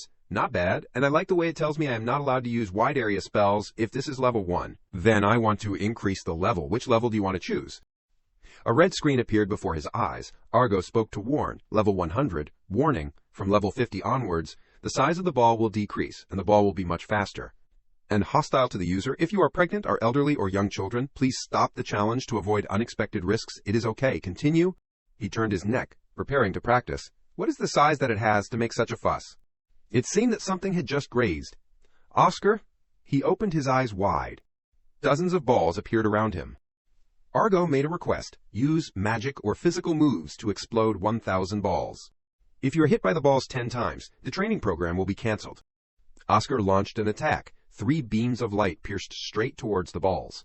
He looked at the direction of the attacks and thought, just need to explode the ball, huh? I will run out of mana at this rate. Oscar made a decision. He put his hand in front of him, must use the least amount of energy possible. The balls were being shrunk. They were detonated by him all at once.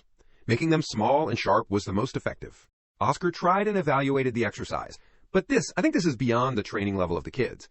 The last 3 balls were finally broken. He knelt on one knee on the ground, panting wearily. Congratulations, you have passed level 100. Everything seemed to be fine.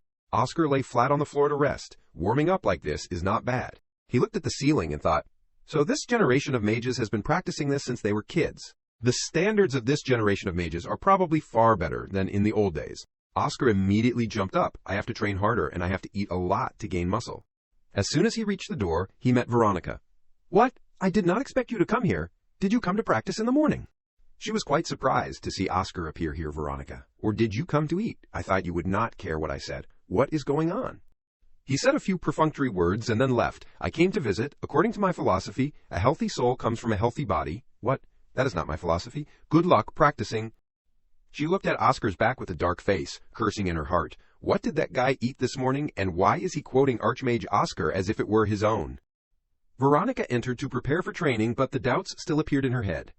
Why does that bastard often surpass me just because he comes from a noble family, even though both of us are orphans? Suddenly change like that I was just probing when he asked about this place. Argo, level 50, to warm up. Understood. Veronica froze when she heard the information from it. The leaderboard is still unchanged, is it? Killian still has... what? The scores appeared in front of her. Show me. First place 3A, level 100, 4 minutes 57 seconds. Second place Killian Rockwood, level 100, 14 minutes 2 seconds, 3A. That ranking made Veronica have to consider and ponder. First place 3A, level 100, 4 minutes 57 seconds. Who is it? Due to the protection of personal information, I cannot say. Argo then listed what it knew.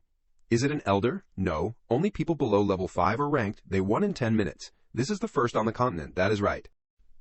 It refused to reveal the personal information of the trainee to her. So who is that first place due to the protection of personal information? I cannot say. Veronica kept asking but did not receive any more results. Is it Oscar Crushen due to the protection of personal information? I cannot say.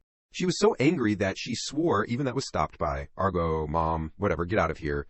Swearing is bad. Changing the scene to Oscar, he was walking along the corridor and ran into Maxim. I will be tired tomorrow, Oscar. Elder. The two of them talked happily. Good morning. Have you eaten? Just finished. Just in time. I have something I want to ask. What is it? Maxim then told Oscar, Fidelina told me that the merchants in the market are not currently buying our magic medicine. Why could it be? I think they are afraid of the Blue Tower. You are the backbone of magic medicine production, so I think you need to know we will think of a way to solve it. He flew into a rage, with fire raging on his head. Those pathetic bastards! How should I play with them? But why is the cafe line so long today? The conversation of the two students in front attracted Oscar's attention. Where are you going today? Letters on Dell Street, number 1 to number 5. The post office? Lucky. He listened to the story and asked himself, did you hear? From today we will get a raise. Are they wind riders? Probably. Finally. Recently it seems that we are also starting to breathe a little. But is not it enough to just focus on making medicine and stop the delivery thing completely? Every word of them made Oscar ponder more. You also know how serious the Tower Master is about delivery? I really can't understand why you keep pushing for that tiny market. Delivery is clearly not a big market. It requires a lot of manpower, but does not collect much, and it is not politically inclined, so it cannot collect power. The only benefit from it is, it receives the highest ratings from the people. In all areas of business that the Magic Towers are doing, the two of them smiled and encouraged each other. But anyway, let us try hard. There are also good moments. The red-haired man also gave more information. That is right. Plus, when helping the elderly move heavy things, they give us food because they see us working hard. Oscar's eyes widened in surprise when he heard this. Unable to hold back, he had to interrupt the conversation of the two of them. Excuse me, Oscar, can I ask you this? When delivering, do you often meet the people? Oscar smiled brightly and said, yes, we need the recipient's signature to prove that we delivered to the right place. As soon as he got what he needed, he said thank you and flew away. That is very helpful, thank you.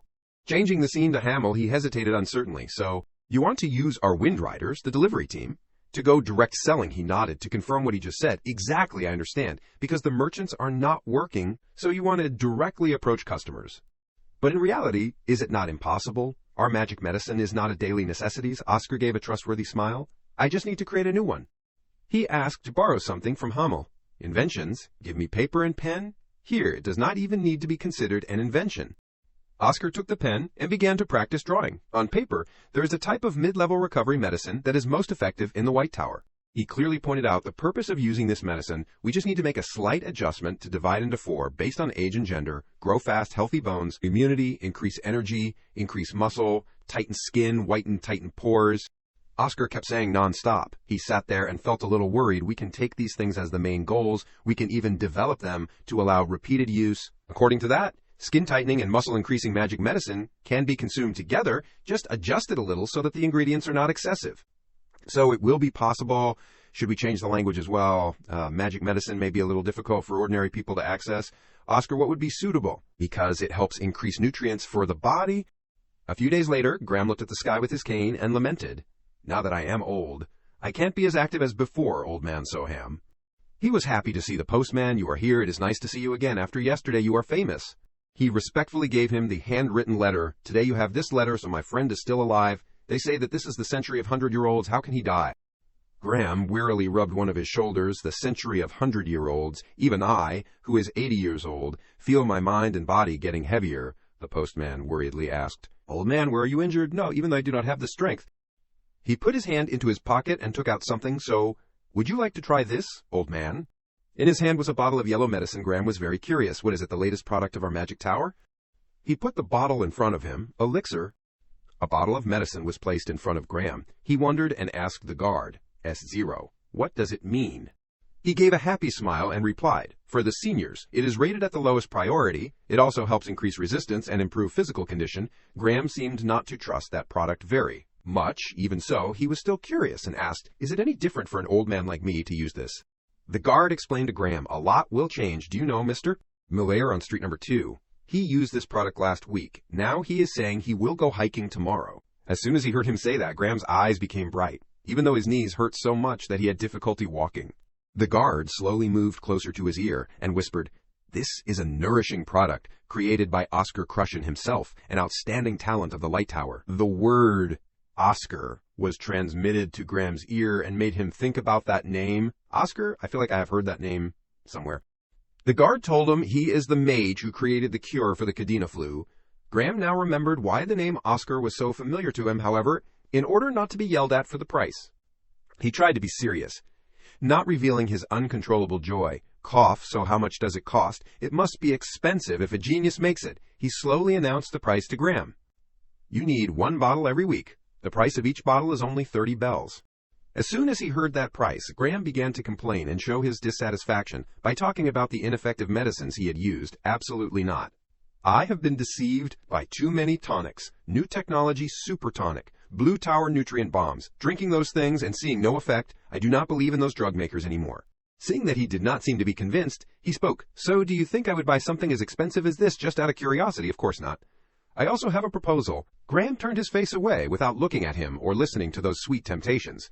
However, as soon as he said about a proposal that would benefit him, Graham immediately changed his face. He turned to look at him and asked, "Proposal?" The guard asked him, "Your address is in Siren, right?" And then there was a massive discount. For Graham, there is currently a special program exclusively for residents of Siren. If you register for a 1-year package according to this offer, we will bring a bottle of tonic to your home every week for only 799 bells. You can also choose to pay in monthly installments without interest. Graham was almost convinced. He thought to himself, if I cut back on drinking and smoking a little, it should be enough money. He saw that he was still hesitating and added a few words. "Moreover, we will give you the first bottle for free." Just waiting for that, Graham snatched the bottle of medicine from the guard's hand and drank it. "Then, give it here quickly. You should have said that from the beginning." The next day, Graham at this time had just woken up. A different feeling appeared in his body, the feeling of his body, much lighter than usual. Graham woke up, cleaned himself, and strode to the table and began to enjoy breakfast. He drank water while thinking about the unprecedented lightness in his body. Is it because of the tonic I drank yesterday? Along with his old bicycle, Graham rode it through the streets. His hands were still steering smoothly, but his mind was only focused on thinking about the medicine. Just 1 bottle, and it is so effective.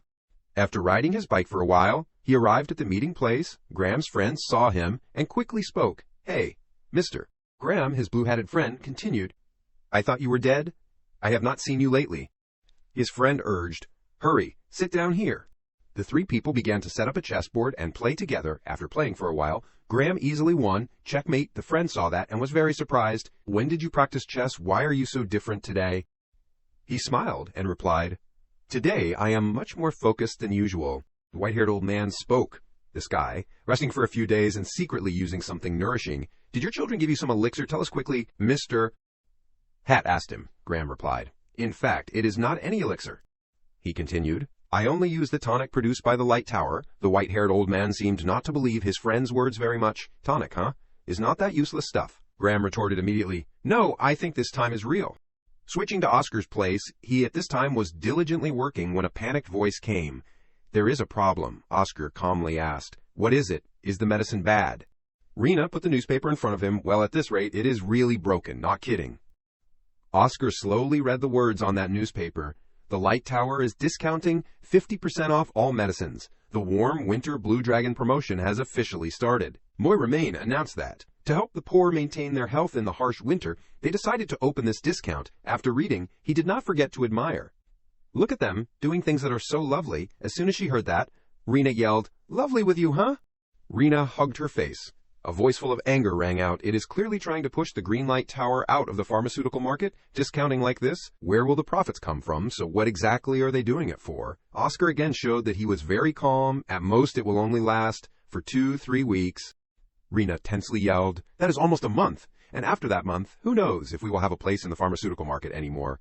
She made a suggestion. "We should sell the Kadena flu medicine together with the recovery medicine." Oscar immediately rejected as soon as he heard that. "Absolutely not. That is exactly the situation that the Blue Tower expects the most." He began to explain to Rena to understand. If we take advantage of the Kadena flu disaster to sell medicine, the people will be angry. Then the Blue Tower will have an excuse to act, saying that we are using the lives of the people to bargain for profits. Rena questioned him. "So you want us to just sit still and take the hit?" Oscar spoke. "We still have a lot of medicine in stock, right?" She replied, "That is right, so much that no one will notice even if we lose 100 bottles."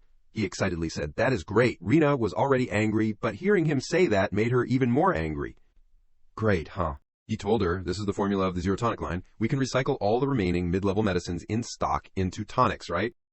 Rena asked him again to make sure. The entire pile of hard-to-sell goods, Oscar told her. What is the point of keeping the things that no one buys? He began to give a strategy. We will include more incentives. If a family buys from 2 products from the Zero series onwards, we will discount more. That way, households with young children or living with their parents will be easier to access. She felt a slight chill after hearing, "From now on, I will not believe in promotions anymore. Your way of doing business is really scary." Oscar ignored Rena's words just now. "Also, hire an information team to spread rumors. Is that possible?" She wondered. "What kind of rumors?" He replied, "M0. Oscar spoke. "Do not you think it would be more interesting if we rumored that it also helps enhance vitality?" Rena was a little worried about his methods. "Will doing that increase sales for you?" Oscar confidently told her, "Just wait and see. The sales will definitely increase sharply 3 weeks later at the tower." At Moira's place, he at this time was extremely happy about the victory. Everything is done. We have completely defeated them. He thought, the head of the department will definitely be very satisfied with this result. A knock on the door came from outside. He spoke. "Come in." The head of the department opened the door and stepped in. As soon as he stepped into the room, he yelled his name. "Moira, Maine." Moira replied, "Yes, head of the department. Let me introduce this man, the head of the pharmaceutical department of the Blue Tower." He asked Moira, "Have you seen the report?" He smiled and replied, "No, I have not." Seeing Moira's excited appearance, he could not help but throw the newspaper straight into his face, not forgetting to scold a few words. "Why are you smiling? Pick it up and read it." Suddenly, the head of the department became grumpy, making Moira a little uneasy, however. He still obediently did as he said, bowing down to pick up the newspaper. "Yes, sir." The words on the newspaper hit his face straight on. Moira's face began to change. The head of the department's scolding kept ringing in his ears. "Only achieved this level. You gave up all the profits just to get this result." The content on the newspaper was as follows. The Light Tower made a big hit. Thanks to the tonic business, 10 million bottles were sold in just 1 month. The Light Tower's Zero product line became a filial piety gift exclusively for men. M0, with the unintended side effect of enhancing vitality, making the product always out of stock, rated as the most effective in the types of tonics. The Light Tower continues to reap success. Moira read and worried, is it not a pharmaceutical but just a tonic? But are they being sold outside the market? There is no way I do not know about this. He continued to read, the Light Tower's home delivery service and package ordering is famous for the convenience of on-site shopping. Moira resentfully thought, damn it, if that is the case, then of course it will not be counted in the market sales. The head of the department spoke. Have you seen the Light Tower declare that it will maintain the discount on pharmaceuticals forever? They also said they are very touched because of you. The original content of that declaration is as follows. A statement from Oscar Crushen. After witnessing the Blue Tower's discount, I was really touched, so the Light Tower promises to always discount pharmaceuticals. The newspaper in Moira's hand had been clenched by him to the point that it was about to tear. Moira angrily shouted, this is a scam. This was their original intended sales price. The head of the department spoke. How would the public know? That bottle has never been sold anywhere before. He walked to the chart, looking at these charts and thinking he won. Now, no matter how much pressure we put, the pharmaceutical market will find it difficult to ignore the Light Tower. The head of the department continued, because the public only wants to use the Light Tower's medicine. If you think carefully about it, then they must be around here. Then he turned to Moira and said, from now on you will be very busy. He was quite skeptical about his words just now. Yes, sir. Threatening words rang out. To compensate for the damages that the Blue Tower has to bear, even if I make you work for free for the rest of your life, it will not be enough. Moira's face turned green after hearing. Switching the scene to the East Continent, the Yen Dynasty. Everyone was now working together to fight a giant monster. A man yelled out an order, stop it. A man just rushed up and was thrown away. He spoke to them. Set up the 9-cloud wind dragon immediately. Everyone was focusing as much as possible, facing the huge monster with terrible power in front of them. Everyone's fighting spirit gradually was not as enthusiastic as, at the beginning, what should we do? Chun thought for a moment. A clear voice rang out. Found it.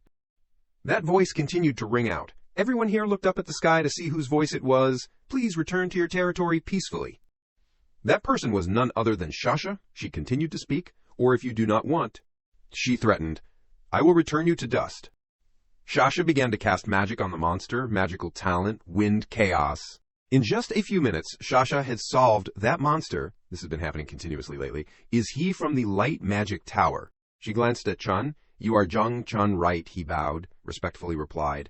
Please forgive me for the late greeting. You are right. I am Jung Chun from the 9 Dragon Gate. A soft hand was raised to grasp the hood. Shasha gently took off her hood. She introduced herself. I am Shasha Meist.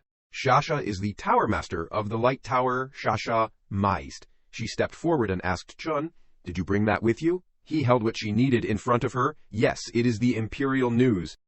Chun told her, the sect leader said, that recently the West is full of articles about the light tower. Shasha's two hands trembled, she thought, holding the newspaper. I was a little scared. I do not know if in my absence the light tower will be kicked out of the 4 magic towers. Shasha fearfully thought, if that is really the case, then I will have no face to meet the elder. The light tower has written a success story. Her face became panicked. Each newspaper was flipped back and forth by Shasha. She suspiciously asked Chun, a novel, huh?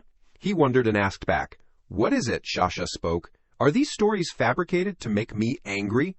Chun immediately denied. Of course not, she thought. Business is so smooth, I did not intend to do business at this time. I did not plan to succeed or anything. She thought, but I have other goals. Okay. Then Shasha turned to talk to Chun. Now I have to go. The fee should be charged to the Imperial Bank, yes. Shasha said go and left immediately, disappearing in an instant. She flew and thought, what is going on with the light tower? I have to check it out. Switching to Oscar, Rena stood with her arms crossed and said to him, there is no doubt you are really a mage. Oscar looked at Rena and wondered, what do you mean? Why say that all of a sudden?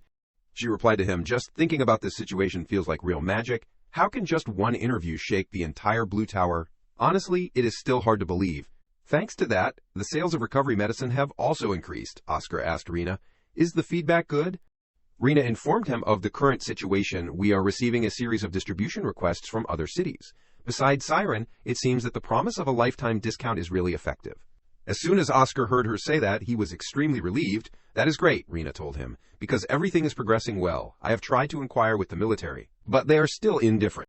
Oscar spoke. Oh, also, the pharmaceutical field is temporarily stable, so there is no need to report to me anymore, and why do you keep reporting to me? With eyes full of love. Rena looked at him and thought, because you are the head of pharmaceutical production. Rena asked Oscar, what about the performance report? He replied, once a month is enough for me. Hearing this, she questioned, so you are pushing all the work to me and going to rest. Oscar sighed a long sigh. Rest. I am also quite busy. We have accumulated a full warehouse. Now it is time to consolidate the core. Oscar said, for example, restoring the lost magic reference books. He thought to himself, making them is not difficult, but even if little Oscar is a genius.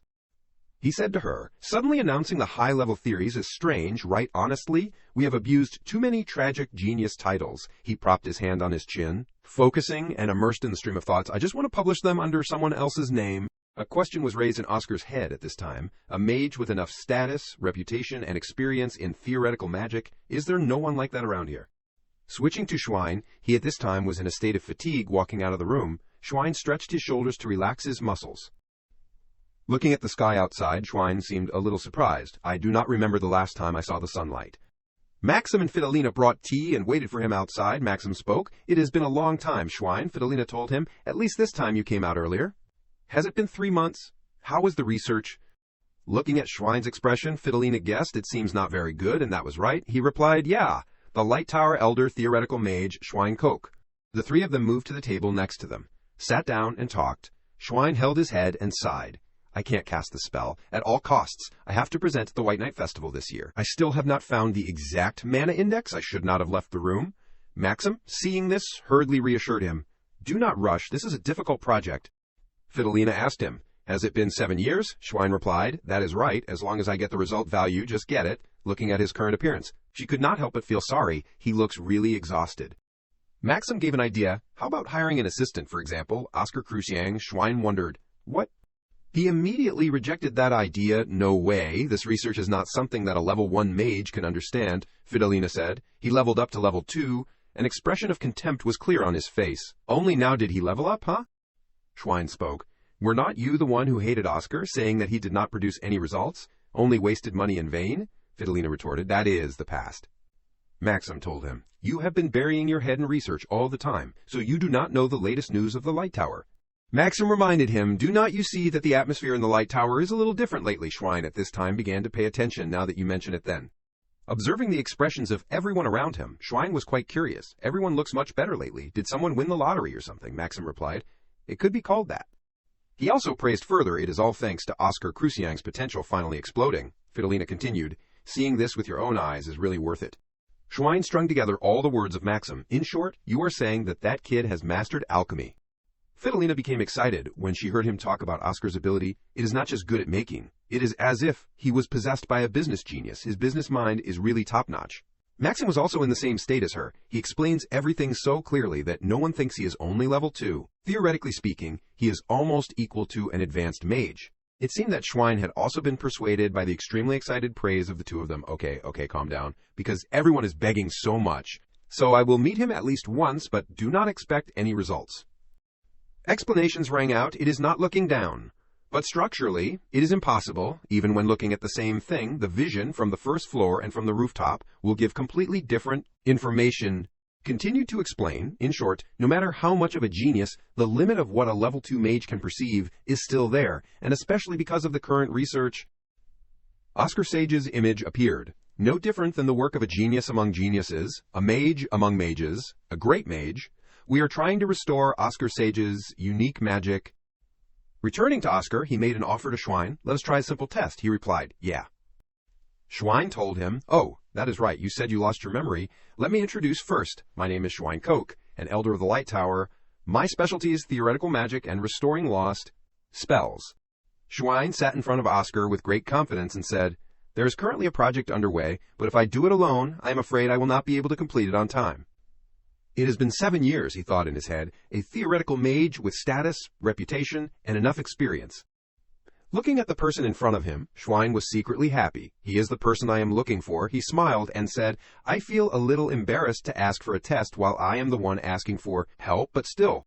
There was not a bit of discomfort on Oscar's handsome face at this moment. It is okay. It is unreasonable to hire a researcher without checking his ability. Schwein showed that he was very satisfied. Very good attitude.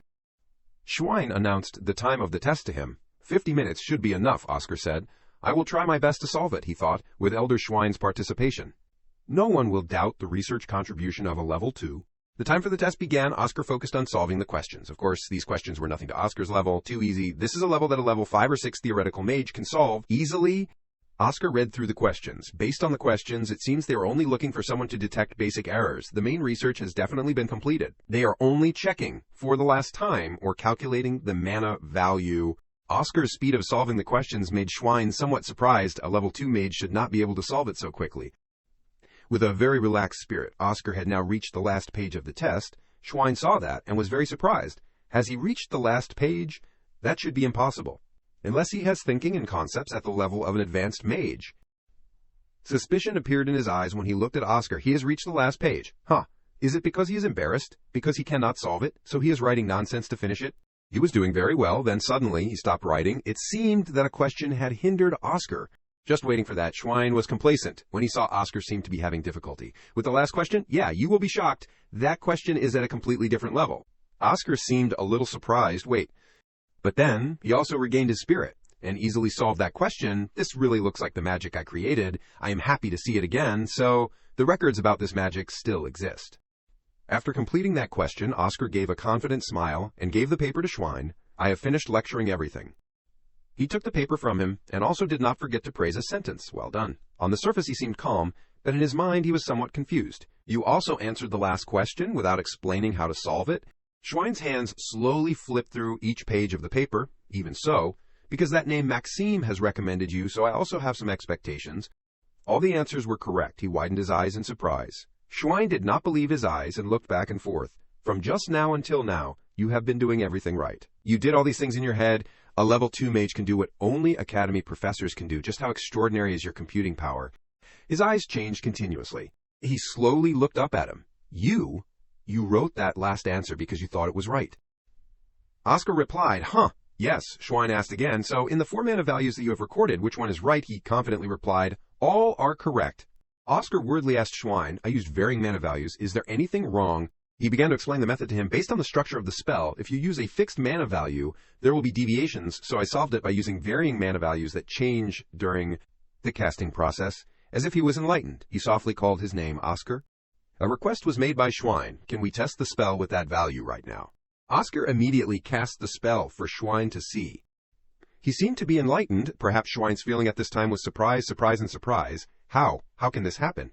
His attitude towards him had changed 180 degrees. Schwein turned to grab his hand and excitedly said, "You are not just an assistant, you will be credited as a co-author in the published paper."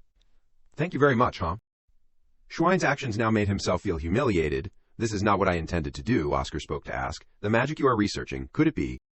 He replied, "Yes, that is right. The last question you solved," Schwein continued, "is a spell created by the former Tower Master Oscar Sage. It is called Ouroboros." Oscar, hearing this, stood there with his eyes wide open, not knowing what to say at this time. Oscar currently felt extremely questioning. Why bother to restore such a spell? And it takes 7 years. He thought just by transmitting mana once, it can create almost infinite wind. This spell completely goes against the law of mana conservation. Continued to be Oscar's thoughts, and theoretically, it is a perfect infinite energy source. That is why I named it Ouroboros, the symbol of the eternal and infinite cycle. It sounds grand, but to me it is actually a failed spell. Land and, he thought. Oscar pondered. Water has been conquered by humans, but the last place that humans have not been able to reach. Images of the past appeared in his head. It is the sky, to conquer that sky. Oscar continued to think. We have started the project to reach the sky. The strategy in the past to win was very much. To gain an advantage in the war with the demons, we began to develop airships, and even created the Ouroboros spell to be the energy source for them. The result received was not as Oscar had hoped at that time, but using almost perfect magic theory, the project was still cancelled. The amount of energy produced was too weak, not enough to operate an airship.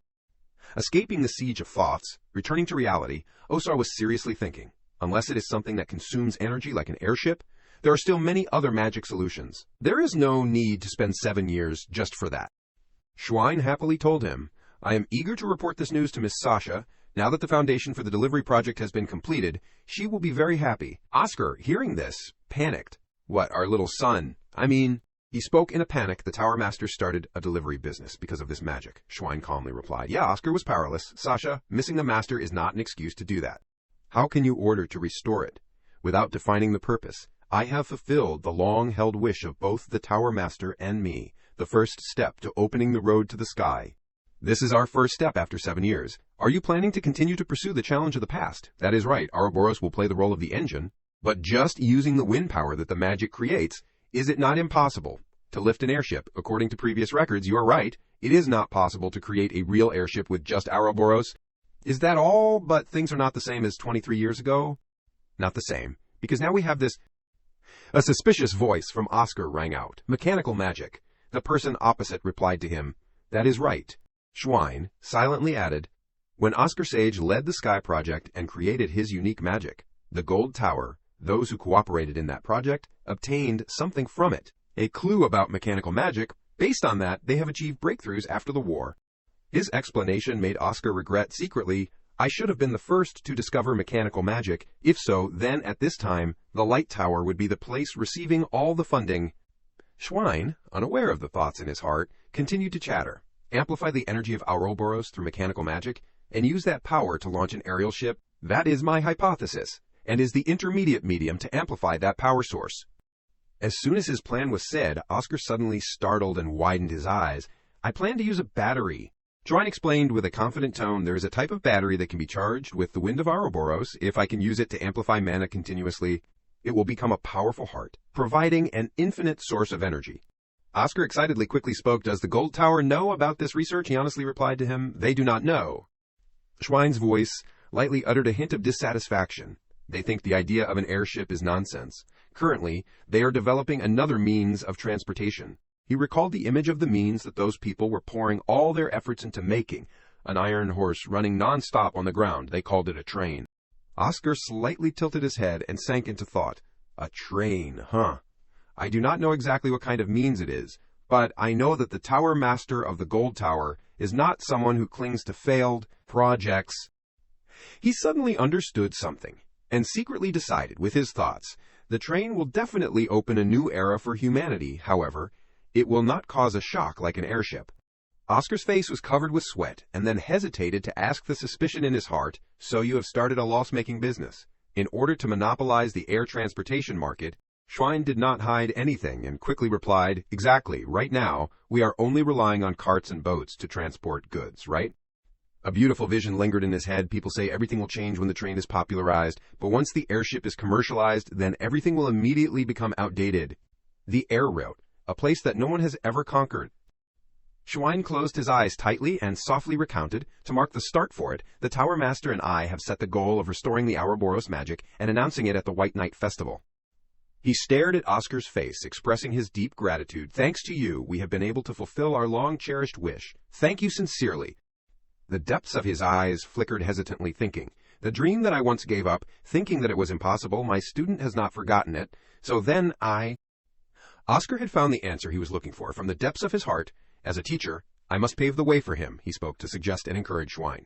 If you have decided to do it, then why not take it one step further? Oscar's offer made him instantly stiffen and stunned. Announced the airship prototype at the White Night Festival. Oscar still seriously offered suggestions to Schwein, then why not take that as the goal? He suddenly turned his back and lightly sighed. You are right. Being able to witness it firsthand is still more shocking than vague concepts, right? He nodded with satisfaction. Right, Schwein, as if discovering a new horizon, happily shouted. That also makes sense. He then approached the bookshelf and reached out to take out a thick book on the shelf. Then, let me share these documents with you. The book was pushed towards Oscar by Schwein, along with the advice. Take a look through it. He blindly took the book in a daze. What is this? As soon as Oscar glanced over a few lines on the page, he knitted his brows tightly and thought in surprise. All formulas that I have never seen before. This is material related to the manufacture of mechanical magic batteries. He suddenly raised his head and carefully asked Schwein for permission.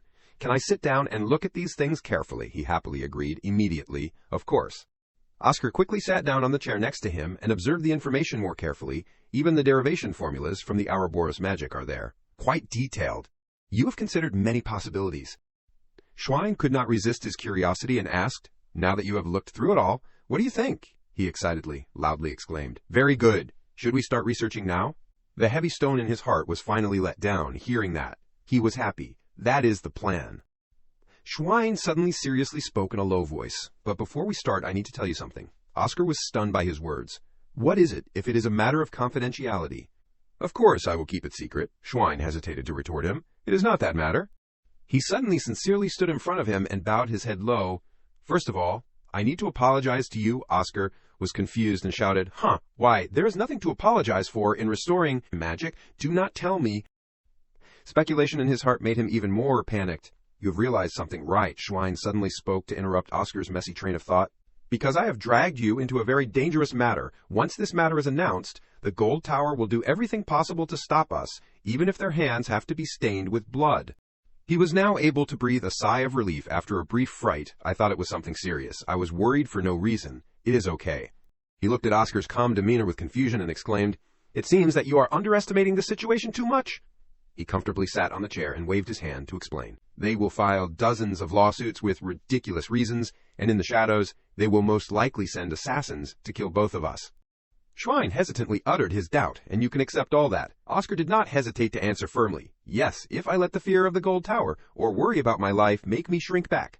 Then I will just keep making excuses to delay and never be able to do anything. His voice gradually became smaller. That is what I am most afraid of. If I only know how to be afraid and run away, then I will never escape my current life. And what is left is just an empty shell. Oscar analyzed the current situation. Our light tower, only because of the lack of power, has the pharmaceutical market robbed by the blue tower, and the military contract also given to that tower. Even in magic research, we have to be cautious before the gold tower. I believe that this research will bring us the strength to stand up against them. Just thinking about that, I can face any threat from the outside. Schwein suddenly laughed, exclaiming, Now I feel a little bitter. It is as if you are stealing all my cool lines. Oscar again sincerely said his feelings. You are already too cool. There is no need to say those kinds of sentences. Schwein's hand was raised, along with the doubtful words. Why did not I realize you were so interesting before? The two people's hands clasped each other tightly with trust from Schwein. From now on, I will rely on you. Day 1, Schwein suspiciously cried out. About this part here. His eyes were fixed on the thing in front of him and said, Would not adding the Weiler equation reduce the magic efficiency? Oscar next to him, who was in contemplation, spoke. To agree with Schwein's opinion, you are right, but if you remove that part, the stability when combined with mechanical magic will be significantly reduced. He seriously thought of another risky direction, since our goal is an airship. Then perhaps we should accept sacrificing a part of the power to prioritize stability first. Schwein bowed his head and pondered. Good idea, added in. Day 4, Schwein was carefully observing the information from the paper full of incomprehensible handwriting. Editing a spell that is already perfect is much more difficult. Just a slight deviation and an error will occur. Oscar secretly admired his hard work. Even so, you are doing very well. Schwein suddenly spoke and uttered the plan he intended to realize. The current spell is quite stable, but if you want to be safer, perhaps we should transfer the entire structure to parallel form. Although it is more complex, Oscar happily agreed with his idea. You are right. Since we are also integrating mechanical magic, there is no need to stick to the old sequential structure. He quickly stood up straight and started the experiment. All right, let us try it, but Elder, you have skipped meals twice. I will bring you something to eat, Schwein reluctantly called out. Then I will drink another cup of coffee. While the two people's conversation was taking place in a lively manner, the lights suddenly went out. Did the power go out again? Oscar looked up at the chandelier on the ceiling and sighed wearily. The power goes out a lot these days. Let us rest for a while we can. I will bring a cup of Bashat. Day 6. Schwein's steps suddenly slowed down and then spoke hesitantly. I have been thinking about something these past few days.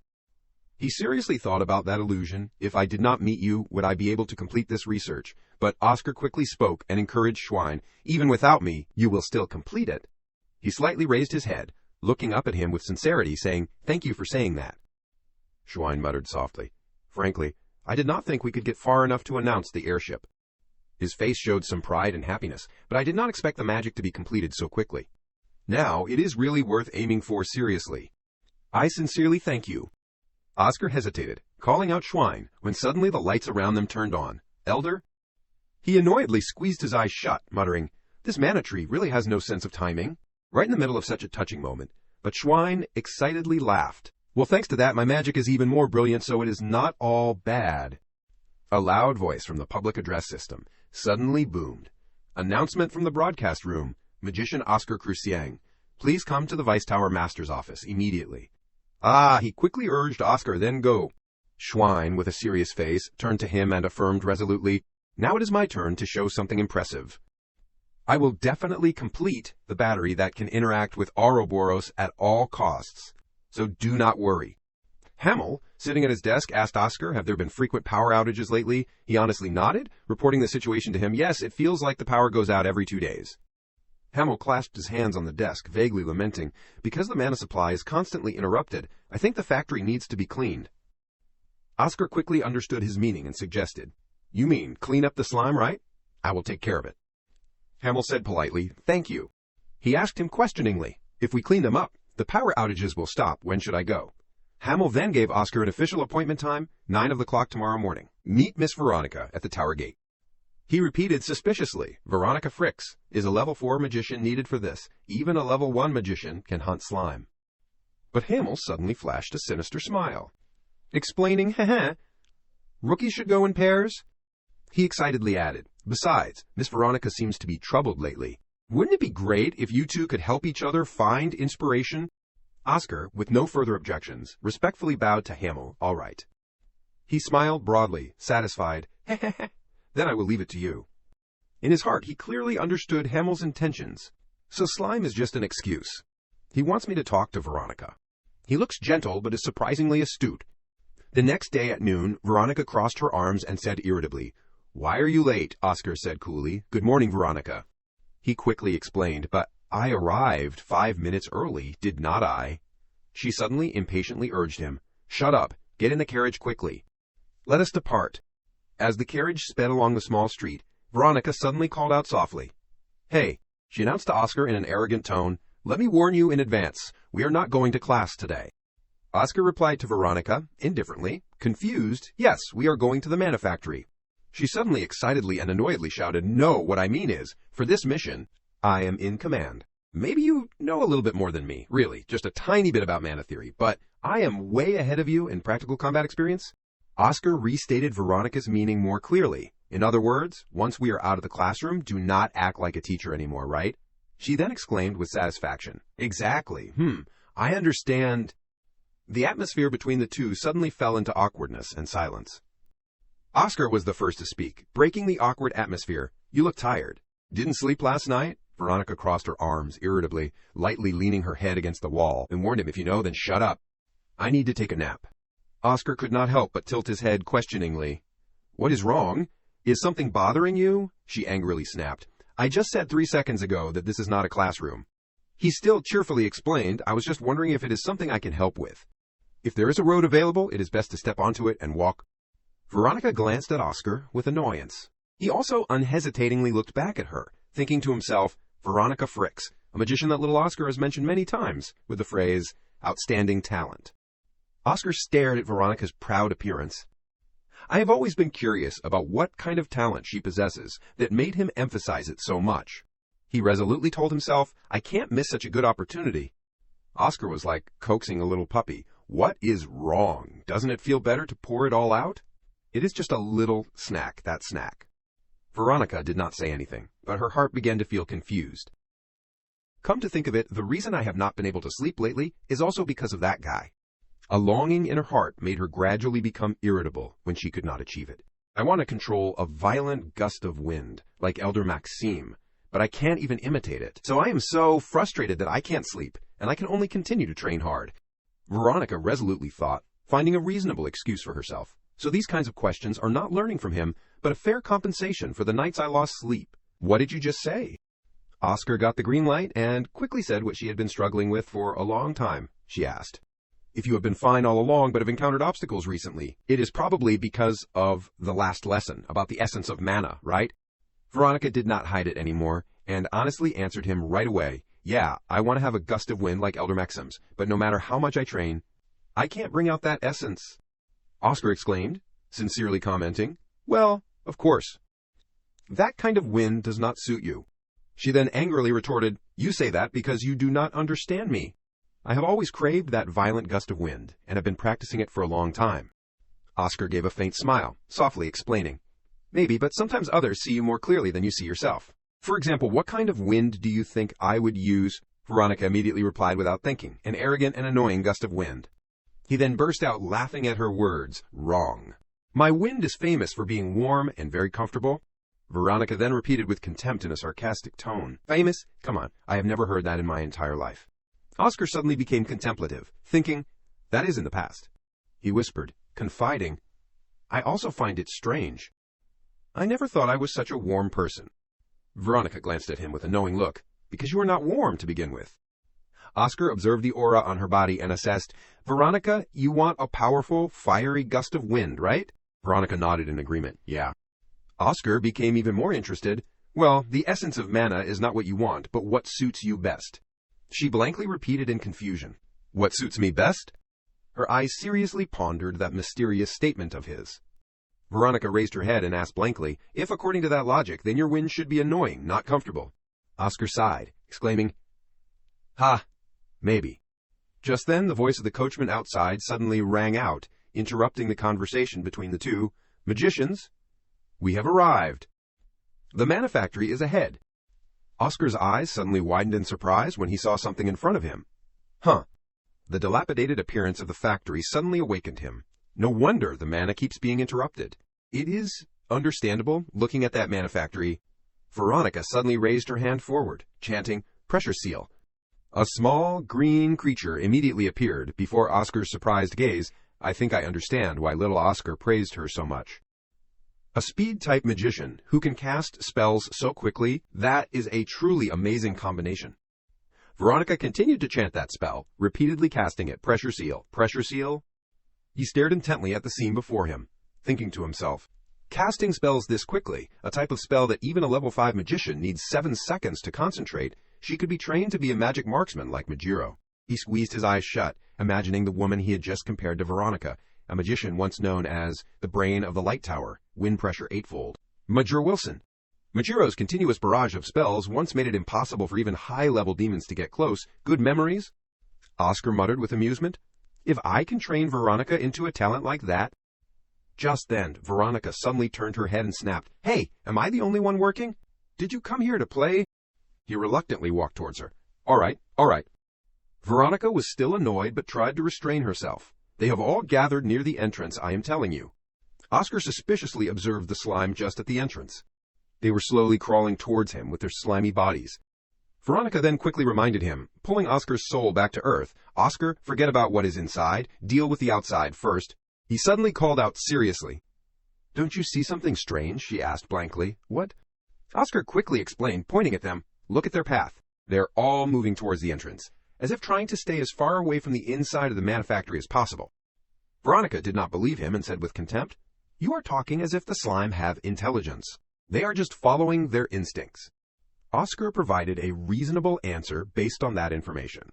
And precisely because they do not have intelligence, they listen to their instincts even more, and the strongest instinct is survival.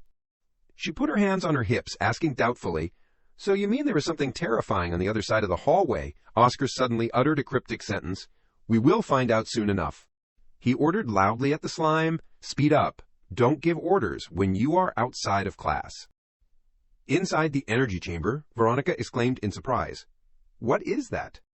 Oscar quickly explained to her. That is the cocoon of a baekxian jam. It is a type of silkworm called the sky silkworm. He observed it carefully and then added, Unlike ordinary silkworms that eat mulberry leaves, this species eats mana. Perhaps that is why it crawled in here. This place has a lot of mana. She was panicking with sweat dripping down her face. That is a moth. It is not out yet, is it? Oscar honestly analyzed the situation at this moment. In reality, not really. It is already hatched. To be precise, it is currently in the process of metamorphosis. Veronica finally vaguely understood. So the reason why the mana is interrupted is because of this thing, not the slime. So if we get rid of it, the problem will be solved. Right. He suddenly called out softly, There is good news and bad news. She resolutely suggested, Start with the good news first. Oscar then provided her with information. A sky silkworm that is in the process of transforming is not too dangerous. If Elder Maxim comes, it can be resolved in 5 seconds. Veronica suddenly excitedly shouted, Are you serious? So it is nothing big at all. I was panicking. It was a pointless surprise. So what is the bad news? Oscar continued without any panic. A sky silkworm that has just completed its transformation will feel intensely hungry and devour all living creatures around it. She sighed in relief. Well, that is not too bad. We just need to go call the Elder before it completes its transformation. Veronica was angry when she saw Oscar walk away, ignoring her words. Hey, I have not finished speaking yet. Hey, what is that sound? He listened to the sound outside and resolutely exclaimed. The fact that the slime are running away in panic means that the metamorphosis is almost complete. She questioned doubtfully. That sound, it is tearing apart the cocoons from the inside. Oscar immediately got into a ready stance and softly reminded Veronica, Prepare for battle. The slime rushed to the front, making her shout uncomfortably. Damn it, why is it so huge? But if it is a silkworm moth, it can't fly. Right? He nodded, answering her right away. Yeah, ordinary ones can't fly, but that one flies just fine. Veronica hurriedly covered her eyes. What? Why not? It is so disgusting. Oscar carefully told her the disaster if she turned around and ran away. If we run, it will fly to the nearest city and devour the people there. He loudly and resolutely said in a firm voice. At all costs, we must stop it here, ugh. Veronica suddenly regained her spirit and stepped forward confidently. All right, you step back. Oscar blankly thought to himself, Look at her. He then crossed his arms, channeling spiritual power. She is trying to protect me. A level 4 magician facing a sky silkworm. That is touching. Message?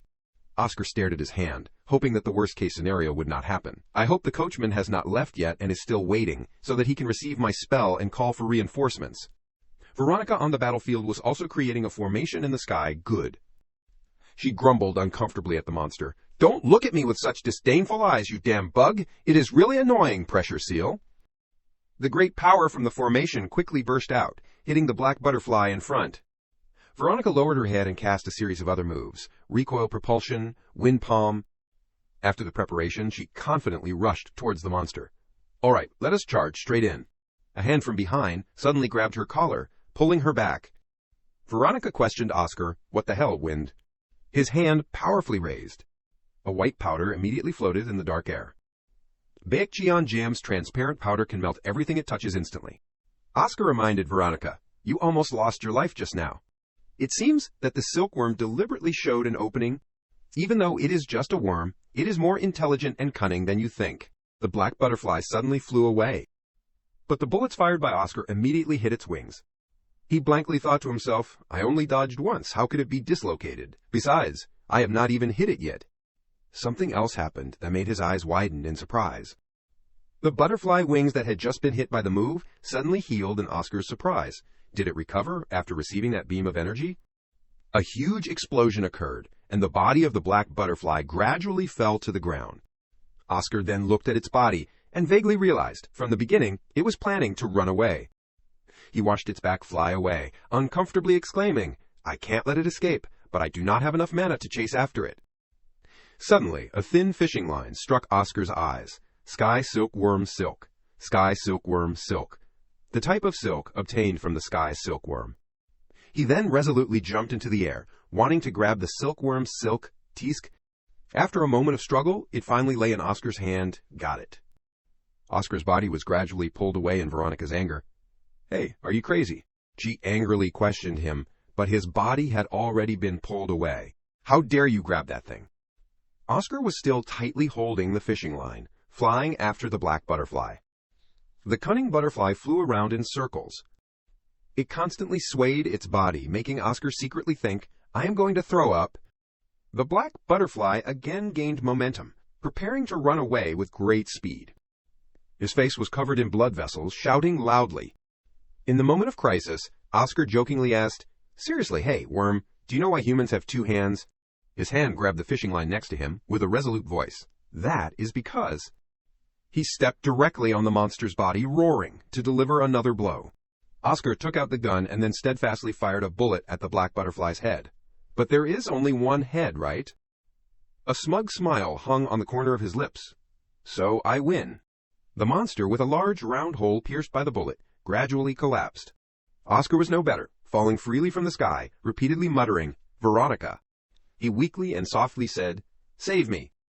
Veronica appeared at that moment, casting a spell, air cushion, defense. She quickly shouted loudly, announcing to Oscar, "Oscar, I have cast the spell." Immediately afterwards, he fell from a large hole in the ceiling onto the air cushion that Veronica had prepared. She anxiously ran over to check on Oscar's situation. Hey, are you still alive?" Veronica's voice gradually choked up. "It can't be, right?" But Oscar suddenly widened his eyes, making her panic in fear. "Open your eyes." Veronica then violently punched him straight in the face, then angrily shouted, "You scared me." Maxim suddenly walked from behind them, calling out loudly, "Oscar, Veronica." Veronica turned her head in shock, calling, "Elder." He excitedly and quickly asked about the situation of the two. "Are you two okay?" Oscar used all his remaining strength to report to Maxim. "Elder, both of my shoulders are dislocated." Veronica hurriedly questioned him in confusion.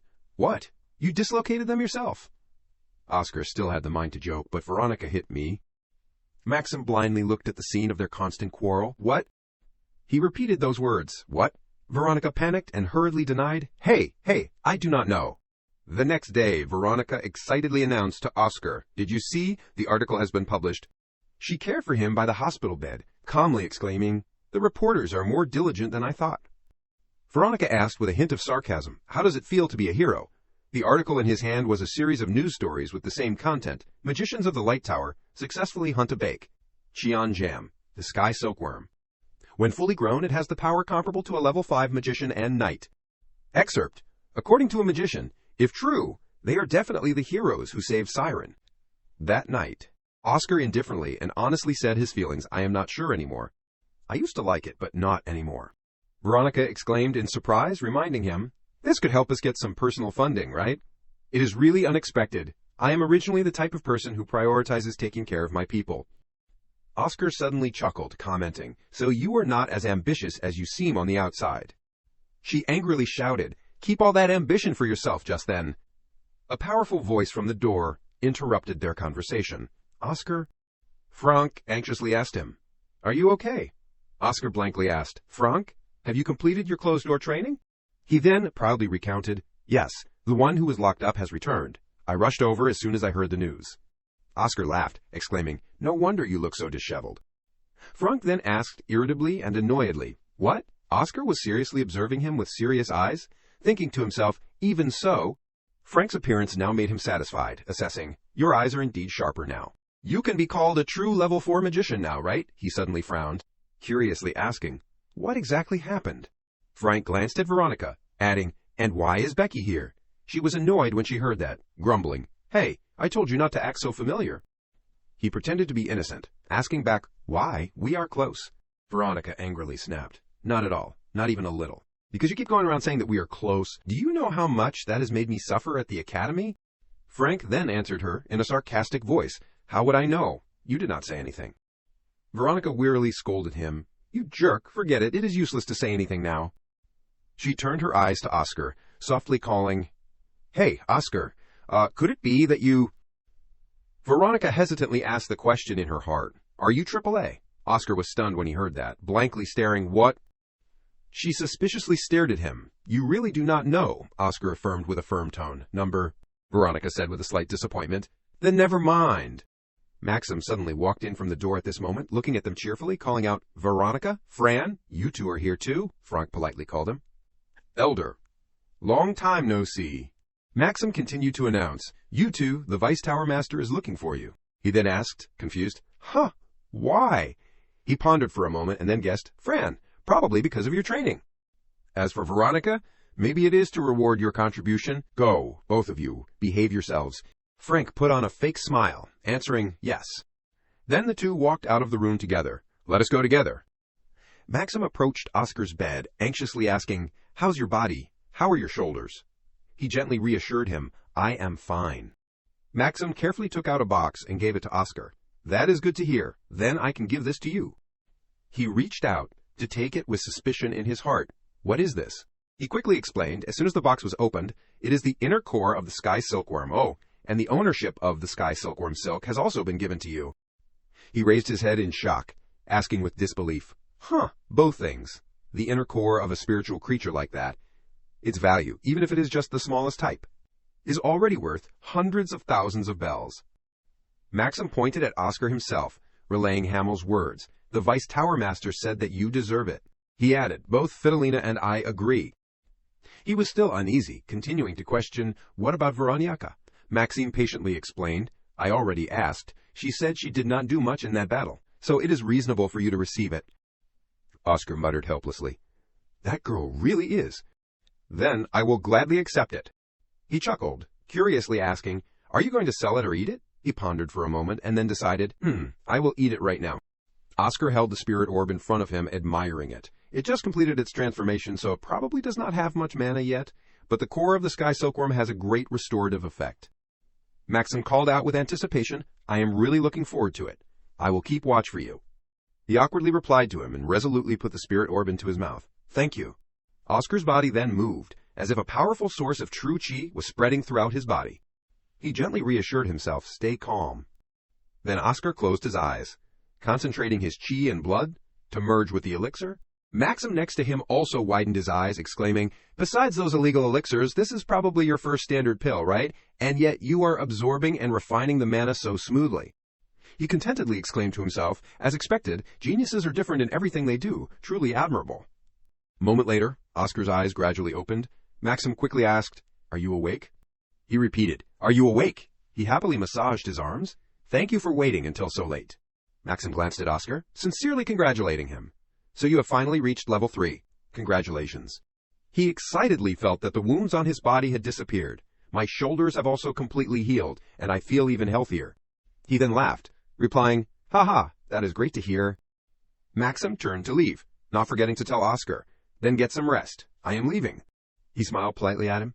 Yes, thank you. Good night.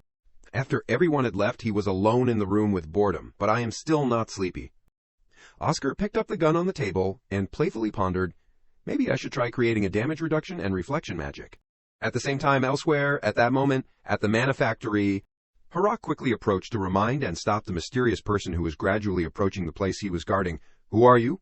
You can't just come in here. We are still checking if there are any other dangers besides the sky silkworm. He gently held out a postcard in front of him and introduced himself. I am fine.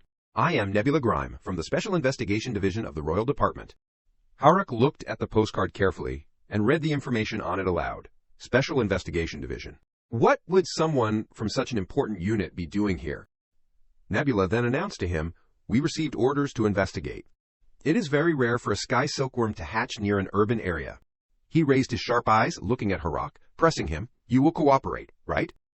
Harak slowly shook hands with the other party, his expression somewhat uneasy and embarrassed, asking, You will cooperate, right, if it is an order from the royal family? Nebula calmly replied, Thank you. He raised his hand to his forehead, making a subtle gesture very casually. Then I will start reading the mana traces. Nebula led the way, slowly ascending the stairs. Let us see. A level 2 and a level 4? I heard that 2 magicians from the light tower took it down. Is that correct? Actually, one of them just reached level 3. Harok slowly followed behind him, nodding. Yes, they came to clean up the slime and accidentally discovered it. The footsteps of the 2 people showed no sign of stopping. He suddenly said, "Wow, that is admirable." Looking at the scene with many floating colorful auras in front, Nebula stopped and exclaimed, "So this is where the battle took place?"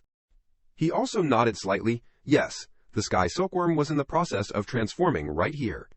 Looking at the magical, colorful auras, people had many thoughts. Yes, that huge condensed mana mass must be from the sky silkworm. One of the 2 magicians from the light tower started the battle. Nebula kept intently watching and observing from the light gathering into a blurry figure.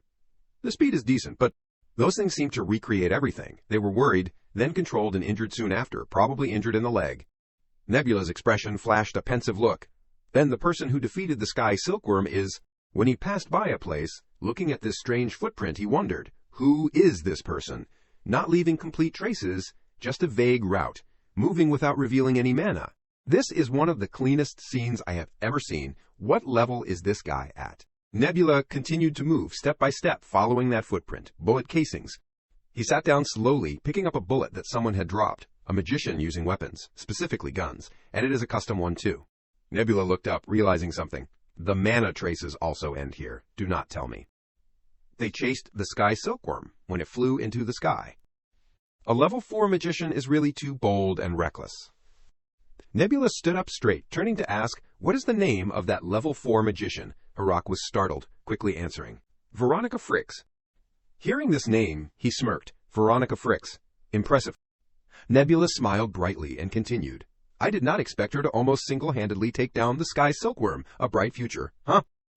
Harok was a bit stunned, his expression uneasy. "I think you are mistaken. The person who took down the sky silkworm was a level 2 magician, a boy named Oscar Cruciang."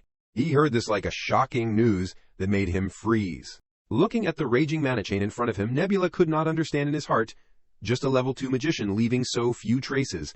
That is insane. A look of seriousness flashed in his eyes. Wait, Oscar Cruciang? That name sounds familiar. A familiar factory immediately appeared in Nebula's mind, then suddenly remembered the antidote. Accompanied by the image of Bladwin and Oscar at that time, unable to escape his doubts, Nebula stepped back to the other party, wondering, so he asked, "Isn't Oscar Cruciang the one who restored the Kadena cure?" Harok nodded. "That is right. His personality is unpleasant, but his ability is undeniable." Hearing this, he picked up the bullet he had just picked up to examine. No wonder the bullet traces look so familiar. It is the exclusive weapon of Gunman Jack Trinity, but a level 2 magician can use that terrible weapon. It is really difficult to use mana to withstand that recoil. He must have extraordinary physique. How interesting. Thinking about it, Nebula put out his hand and said friendly, "If you do not mind, I want to hear more about Oscar Cruciang. What kind of person is he?" At the same time, Oscar was sitting examining a book, his face showing some dissatisfaction. "Why are these books in this condition?" At the Light Tower Library, he folded the book just now and put it in the cabinet. This place looks more like a back alley bookstore than a resource repository of a magician tower. The Light Tower Library should be a place to store hundreds of years of magical history, full of priceless books. Each book is a legendary ancient book. That book was closed by Oscar with a thump, sounding a very pleasant sound. It used to be like that, but now it is no different from the elementary school library at the academy. He looked up at each shelf of books, his eyes thoughtful. People say that beautiful flowers do not stay fresh for more than 10 days. Who would have thought that centuries of history contained in this library would disappear in just one day? And I never thought that I would be the cause of that. Oscar breathed a sigh and thought that, but I am sure. Before conducting the cleansing night against Daichi 20 years ago, I copied everything in the library, and definitely gave them to Edna Soloplast.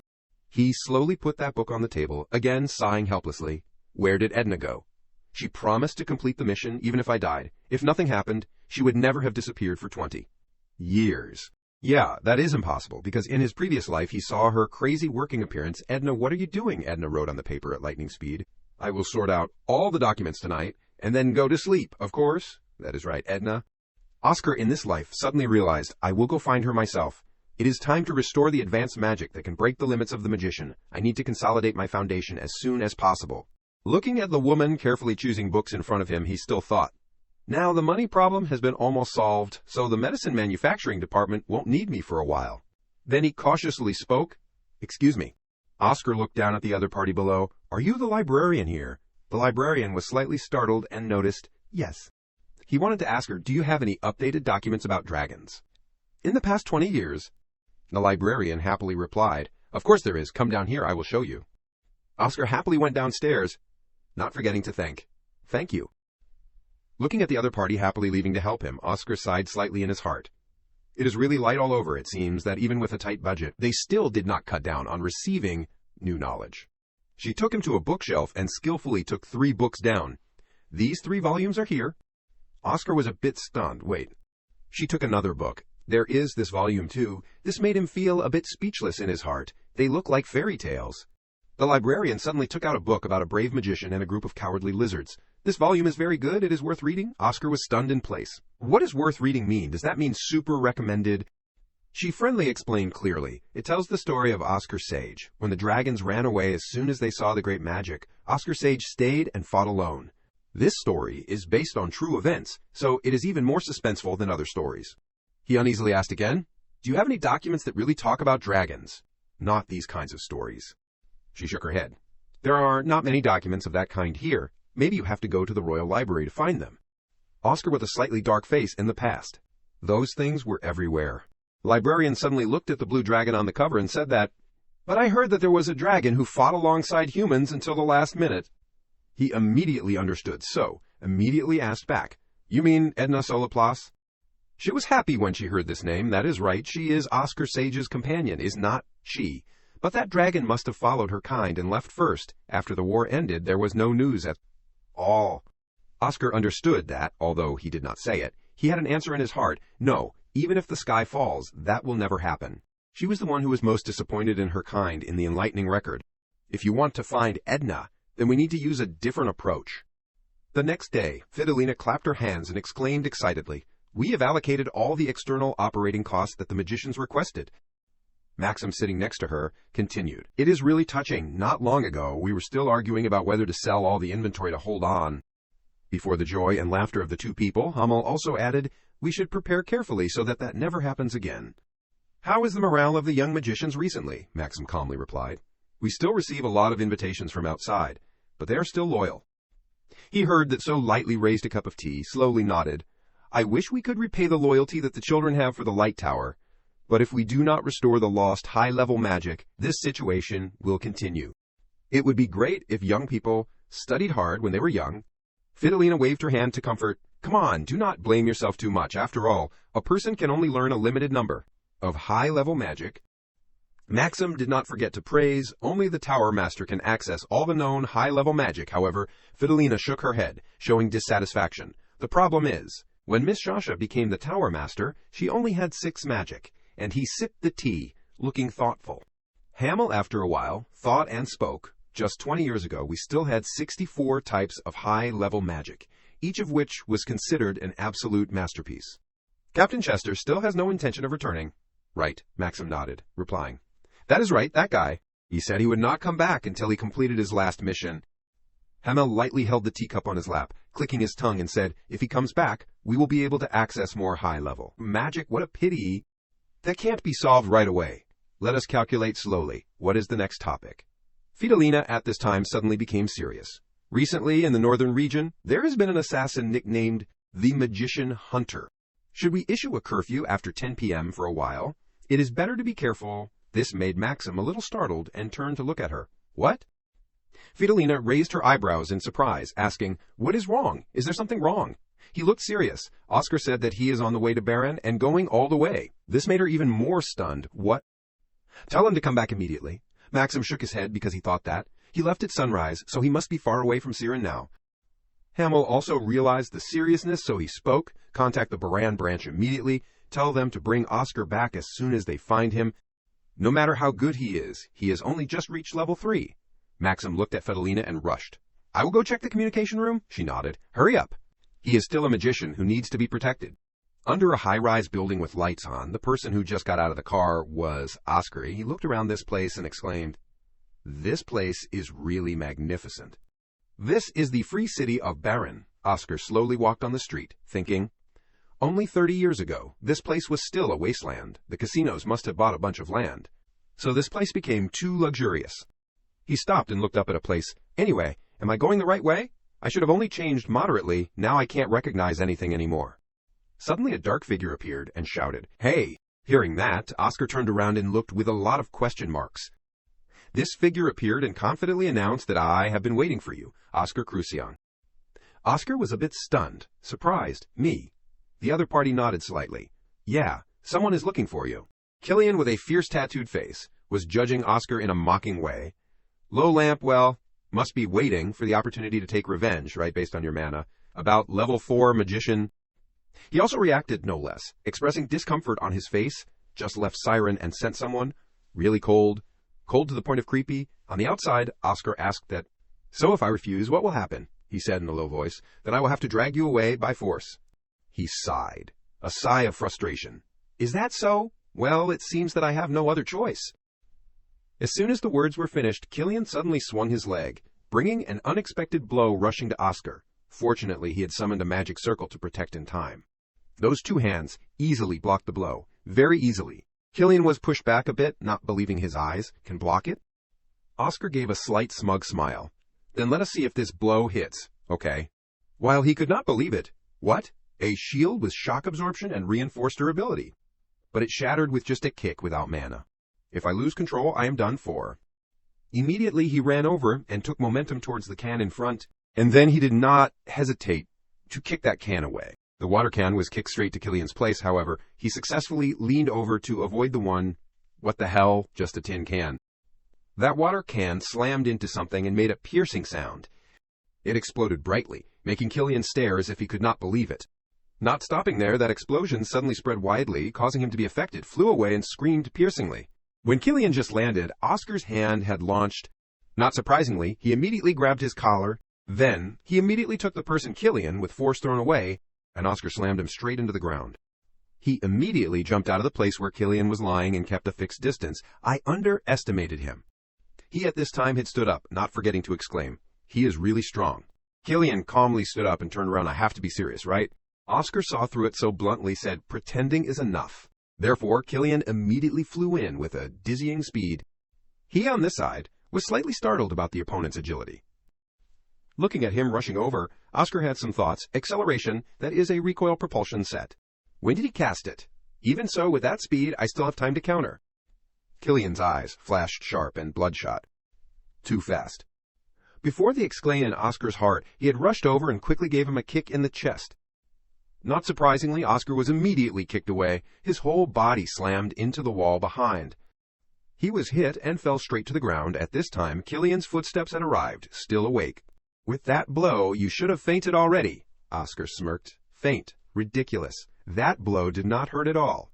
This made Killian's aura around him become dark. "I will end this match with the next blow." Oscar did not forget to taunt fully provocatively. "Come on, even though my eyes can't keep up with you. But once I sense mana, I will never lose track. I open my mind."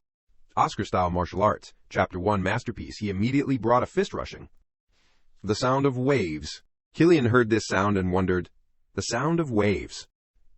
Looking at Oscar suddenly using his fist to hit the void, he wondered, why hit the air? Did he give up? Just when Killian was complacent with this skill, how disappointing. He was shocked because the wind did not know where to blow whirring. By some force, a continuous punch, even though not directly hitting Killian's stomach, made him spit blood. Even he was knocked away, his whole body slammed into the wall behind.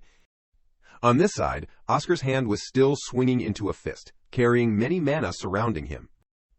Before his eyes, Killian quickly fell straight to the chair below.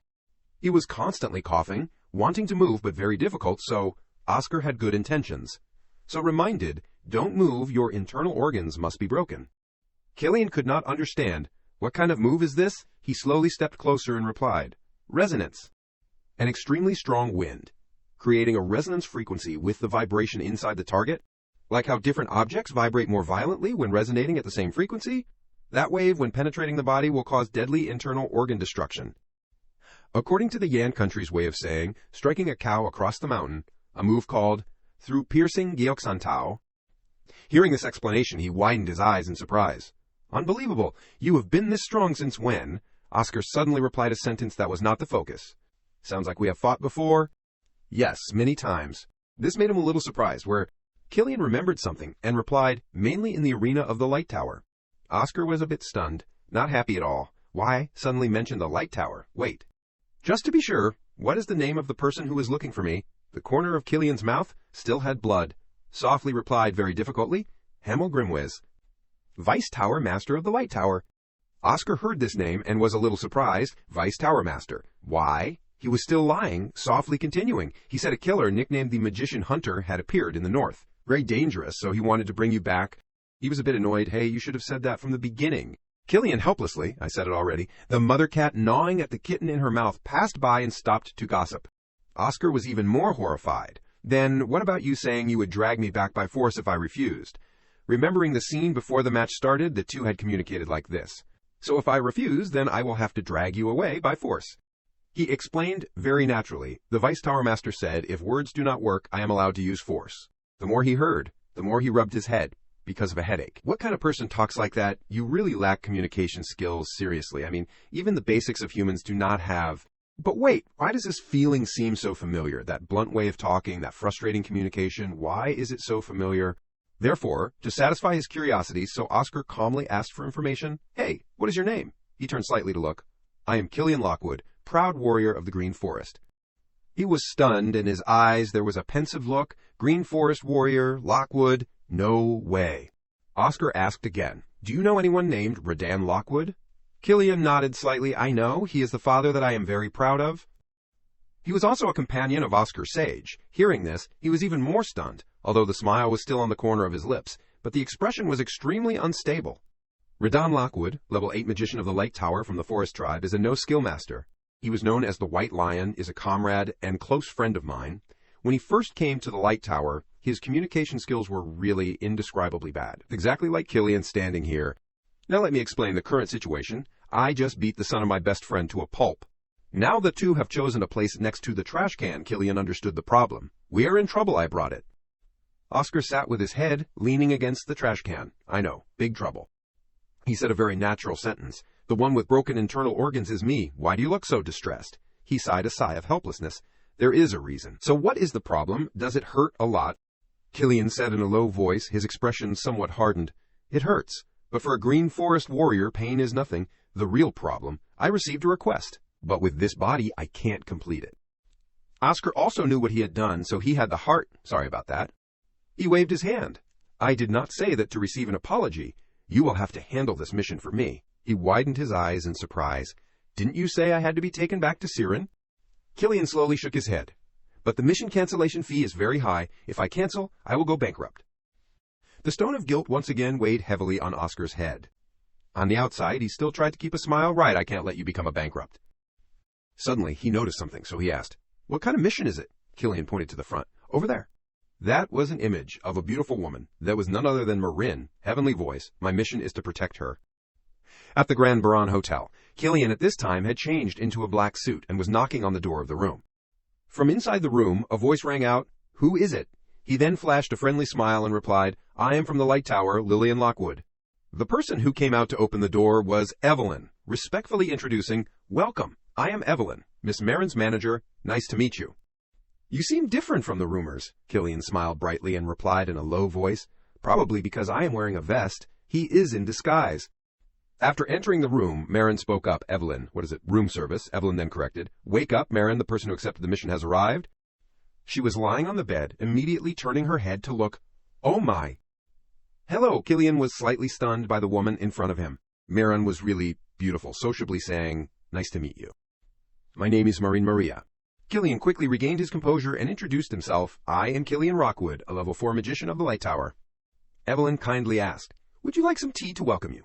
He happily said that, I do not need anything, just give me a glass of water. Afterwards, both sat in chairs in the living room. Marin neatly asked, Thank you for accepting this mission even without a clear explanation. I heard that your mission completion rate exceeds 80%. So I thought you would be more picky. Killian waved his hand, replying, I am not too picky about work. In fact, the current Killian was disguised by Oscar, to be precise. The current Killian was fake, sitting reflecting on the person opposite him, Marin Maria, according to what Killian told me. She is a singer who rose like a comet 3 years ago, with a special voice that makes listeners feel comfortable. People call her Heavenly Voice or Singing Saintess. Marin hugged her chest, her expression somewhat hesitant. This may be a bit beyond the limit, but... Meanwhile, he was still thinking that. I thought she was given too beautiful a title after only 3 years, but her voice is really good. She pursed her lips, smiling brightly. Are you the kind of person who is responsible? Killian nodded slightly and replied, yes, I am. However, in his heart he thought that, probably. He is the son of Radon, and one of the Green Forest warriors known for absolute loyalty. So it must be. Marin heard that, then smiled gently. A beautiful smile lingered on the corner of her lips. It is really light. I think people who are responsible are the coolest. He laughed along. Is that so natural? Just then, Evelyn brought water in. Marin, please drink some water. She sat down on part of the chair next to her and spoke. I will explain the details of the mission. Let us get straight to the point. Please protect Marin from assassination plots. This made Killian's expression slightly serious. Assassination plots. Evelyn nodded slowly. Also, handing over a white envelope. Marin has received many threats requesting to cancel the concert held at the Baran Dome. After we ignored them, they started sending letters with death threats. They must have hired an assassin. He slowly took it and said in response, have you investigated who is behind it? The other party replied, yes. Ara Sweet, a rival singer, debuted 2 years before Marin. Her photo is also in the letter. This made Killian wonder slightly if the blackmailer is a celebrity. Can't they report it to the newspaper? If things could be resolved as simply as that, it would be good. Evelyn paused for a moment and then asked tentatively, have you heard about the mayor of Baran passing away at his home a few months ago? He blankly nodded. I saw it in the newspaper. Ara Sweet is the only daughter of the person who is considered a promising candidate for the new mayor of Baran. What do you mean? She sighed, a sigh of frustration. The media must have received money, because they ignored all our reports, even when we tried to speak the truth. No place was willing to report it, so this is hopeless. Of course, requesting protection from the city is also impossible. His face still flashed a look of thoughtfulness. Hearing that, it is really reasonable, a powerful family in a big city like this. This is not something an individual can handle. But what is a person like that missing that they have to do this? So Killian turned to ask Marin, what would Ara Sweet gain if you canceled your concert? If there is, would not she be the one who is easily opposed violently because of this, unless there is a huge benefit behind it? She slightly showed a sad expression, and then sighed, full of dissatisfaction. It is because my concert will be held at the Baran Dome. He was shocked. The Baran Dome. Marin nodded, continuing, yes, the Baran Dome. Killian was still very curious. Is performing at the Baran Dome that prestigious? She held out her hand and said that, of course it is. That is a concert with 100,000 spectators attending. Evelyn also added, those who are performed at the Baran Dome will win the right to perform. Before the Emperor, during the New Year celebration, it must pass countless stringent inspections. To get the right to perform at the Baran Dome, only a few people are standing in that prestigious position each year. So this is the most prestigious stage that a singer from Baran can dream of. This concert is the biggest turning point in Marin's life. Killian heard that and understood. I understand. So besides me, how many people did you hire? The other party heard as if misheard. So he ha a blank voice. He repeated his request. I need to know, to plan a strategic plan. Evelyn cautiously replied, a very concise sentence. Only you, Killian. I tried to contact the mercenary office, but no one was willing to accept our mission. This made him, holding the glass of water, had to stand still like a statue. Killian looked to the other direction, drinking water slowly. A force of that size will definitely hire First Level 4. I do not know how many assassins there will be. And I have to protect both the client and 100,000 spectators. And I have to bear this scale of the case myself. He gently put down the glass of water and asked, how much is the commission cancellation fee? Evelyn heard but did not understand. Sorry, cancellation fee. Killian calmly replied, yes, let us consider this mission never existed. In his head he reflected that, even if it is me, this condition is too much. It is better to cancel, to ensure the safety of the client and the mental health of, you bastard. Suddenly, Killian stopped. Marin, sitting on the other side with an aura full of gloom, a voice from hell echoed back. Then what about me? Do you want me to cancel this concert? While this is my only goal for the past 3 years. Killian was frozen in place. Marin. She continued her words angrily. You came here because you want 1 million bells, right? Killian heard and only knew how to force a smile. The mission fee is 1 million bells. If I cancel the concert, I will go bankrupt. No wonder he talked about going bankrupt. Marin hugged her head, feeling angry. Hey, did not you say you were a responsible person? Killian tried to comfort. Marin, I think you are angry, however. She was cut off Ngang and shouted. Get out. Marin suddenly took off her pink hair, revealing her true blonde hair. Damn it, why can't I be annoyed? Killian witnessed the scene and was stunned. Wait. Looking at the scales on Marin's ears, he wondered in his heart. A mermaid. A race that often appears in ancient legends, with a simple characteristic. They are beautiful and possess a wonderful voice, but the lower half of their bodies are fishtails. However, unlike in the stories, real mermaids can freely transform the lower body into legs, of course, that is only limited, so they need to recharge energy with the fish form. Marin suddenly slammed her hand on the chair, covering the fake Killian, which in reality is Oscar, in So What If I Am a Mermaid? Is it the first time you have seen a mermaid? He was a little embarrassed. No, but Killian noticed the bathtub behind her. It is the first time I have seen a mermaid in the inland province. No wonder there is a bathtub placed in the middle of the room like that. I have always wondered. He continued his stammering. But I thought, if you are too far from the ocean for too long, mermaids will get seasick. Evelyn slowly explained that. Marin is a half-mermaid, so she can keep the human form longer and does not feel seasick. Killian still looked calm. Half-mermaid, you mean half-human, half-fish? The other party replied, yes. Mermaids are very beautiful, so they often have strategic marriages with other races. The problem is, after marriage, if living far from the sea, most will suffer from seasickness, then suffer from prolonged illness before passing away, and then their mixed children will be abandoned. Because the mixed race is not welcomed both on land and under the sea, the reason why Marin started singing from a young age is probably because Marin saw Killian's eyes like that, then was uncomfortable. Damn it, what are you looking at? My parents married for love, and both are still alive. Hearing that, he also let go of the burden, then I am relieved. On the outside, he calmly said that, in general, no is no. If you continue like this, there is a high chance you will die. The audience may also be in danger. Marin lowered her eyes full of sadness. The audience will be fine. There is a protective magic item placed at the seating area of the audience. However, she said a sentence like this, even if I die, I can't give up this concert. I have prepared for that. This made Evelyn panic. Marin, she immediately retorted, you know clearly this is my only goal for the past 3 years, even when I am discriminated against because I do not have a backer, and the reason why I still pretend to be innocent, still smile, still try to endure. At this time, Killian spoke gently. Why are you so obsessed with that concert? Marin's lips lightly moved. 4 years ago, my father was diagnosed with seasickness. At that time, the doctor said he would only live for 5 years. Now there is only 1 year left. Although everyone knows that there is no cure for seasickness. Then there is a legendary medicine. That elixir is said to be able to cure it. Marin just said, and with tears in her eyes, I must get the elixir within 1 year. That is why I can't give up the Barandome. Evelyn calmly spoke in response. As long as she succeeds in this concert, she will be given the right to sing before the Emperor, and as a thank you gift, she may be given exactly 1 drop of elixir. Killian heard and also understood, so that is it, that elixir will be able to cure seasickness without encountering any obstacles. So, she started planning this 4 years ago. Marin temporarily remained silent, implicitly agreeing, then only spoke her true heart. The only thing I am better than others is singing. This is the only way, he heard and looked thoughtfully, so parents can be such a powerful presence. I never had parents, so how would I know? I grew up in the small alleys, how would I know? Killian's eyes flashed with contemplation. But if a father, like the master, want to do everything to save them, that is something I sympathize deeply with more than anyone. Then he suddenly stood up. Can I go to the Barandome now? The other party quickly replied. Of course, because we are the party involved.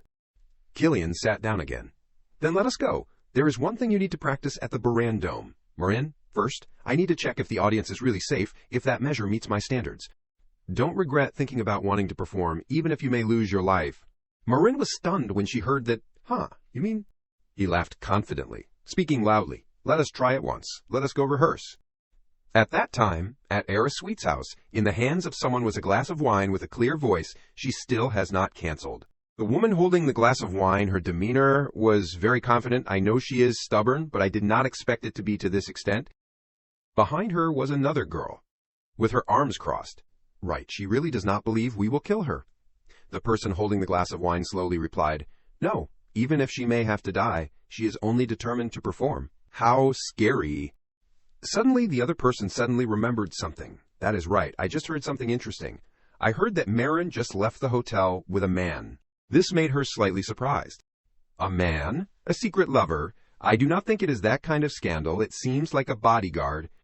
I have blocked the mercenary office, so where did she get him? Go check his abilities. The woman with bangs replied casually, Understood. Meanwhile, the Killian that we know, as Oscar was pointing forward, saying something to Marin. The three of them were standing at a large stadium and discussing something. I will send 1 or 2 talented people over. I will send some capable people over at the same time at the Baran Dome. Killian spoke. The protective artifacts around the audience area are really perfect. I accept this job. They walked and chattered with each other. We will sign the contract when we get back to the hotel, right? Yeah, the contract has been prepared. Was that all the practice just now? I do not need to do anything more. That is enough. That alone will help a lot. Marin smiled brightly. Then I am free to enjoy myself now, right? When you were not here, I was so scared that I did not dare to go out. But Killian remembered her angry expression. In front of the public, she acts like an angel. Thank you so much. I am just doing the right thing for the paid work. 2 names. He stood high and watched down below. Then he took action to imply something. Wind bullet. After sighing, he watched Marin leave. In his head, he secretly thought, no need to make those 2 panic in vain. Back in Rena's room, she spoke up. They are dead. Yes, both are dead. Looks like she hired a remarkable guardian. How did they die, according to the mercenary office? There were no signs of struggle. Each corpse had a hole right in the forehead. They said the guardian must be a highly skilled person. So that is it. The young lady ordered, prepare the car. There is nothing on the schedule today. Where are you planning to go? To meet that guardian. Why? What else? Of course, to hire him. Private dining room? Grand Baran Hotel. How do you like this place? The atmosphere is great, right? Scene change at Marin's place, she said cheerfully. Have you never seen anything like this before? Do you want me to teach you how to eat when there is no one around? This woman completely shed the mask, Killian kindly reminded. Suddenly, should we be careful with our words in public places? Even this room has eavesdropping devices, really? Yeah, I disabled them as soon as I entered. You have to be careful wherever you go when I am not nearby. That recording was almost exposed. It seems that she is really relaxed when you are here, mister. Killian, she has never been this comfortable when it is just the 2 of us. What, it is not like that. Hearing that, Marin was a bit flustered. How do you find that dish? It is called mandu, a dish from the Yan country. Seeing her say that, suddenly he also secretly thought, yeah, it is. Been a long time since I have eaten it again. It is delicious. I ate too much during the war, so I even got sick of it. What? You have eaten it before? I heard that the magicians of the Light Tower are all very poor. But it is probably not always the case. Afterwards, he also drooped his face, showing disapproval. At this time, there was a knock on the door. Yeah, come in. Oh my, manager, the food here is still as good as ever. Good. Eat a lot. After saying that, Marin unconsciously stopped for a moment. It was Ara. She came to smile and say, I have paid everything. Seeing her, Killian was also strange. Manager, is not this a private room? The manager smiled and introduced him. Ms. Arasweet said that she is Miss Marin's close senior and wanted to come and say, hello. Well then, I wish everyone has a good time. Seeing that, Killian secretly thought, even as a guest, Ara is on a completely different level. But Marin did not seem happy. She stood up and said suddenly, let us go too. I can't eat anymore. I have lost my appetite. Ara saw Marin's actions and quickly spoke. If you are going to leave, then leave the guardian. Why should I do that? Marin heard and angrily shouted, planning to seduce him to quit his job. Oh my, you are exactly right. So Killian had to sit quietly listening to the quarrel of the 2 women. Have you heard? Cancel the contract with Marin and come work for me. I will pay the contract breaking fee and pay 10 times. The salary, how about it? No one was willing to give in. My guardian will never be bought off by that bribe. 10 times the salary, okay? Coming here, Marin paled. What? My price is 1 million bells. Can you afford it? 10 times is 10 million. What? No matter how much, I like your boldness. Wait. Killian quickly spoke to dispel this stuffy atmosphere. Thinking about it, the deposit is 1 million, and the contract is 10 million. That is 100 million. Can you transfer 100 million bells? Ara was not happy because of that. Are you kidding me? He had to smile and explain, no, I am kidding you twice. Ara, the powerful young lady at this time, shouted loudly, you kid! What is your name? Oscar Disguised introduced, Killian Lockwood. Hearing that, Ara turned away. Amateur, in this profession? No one gives their name like that. Just wait. I will make your life really interesting.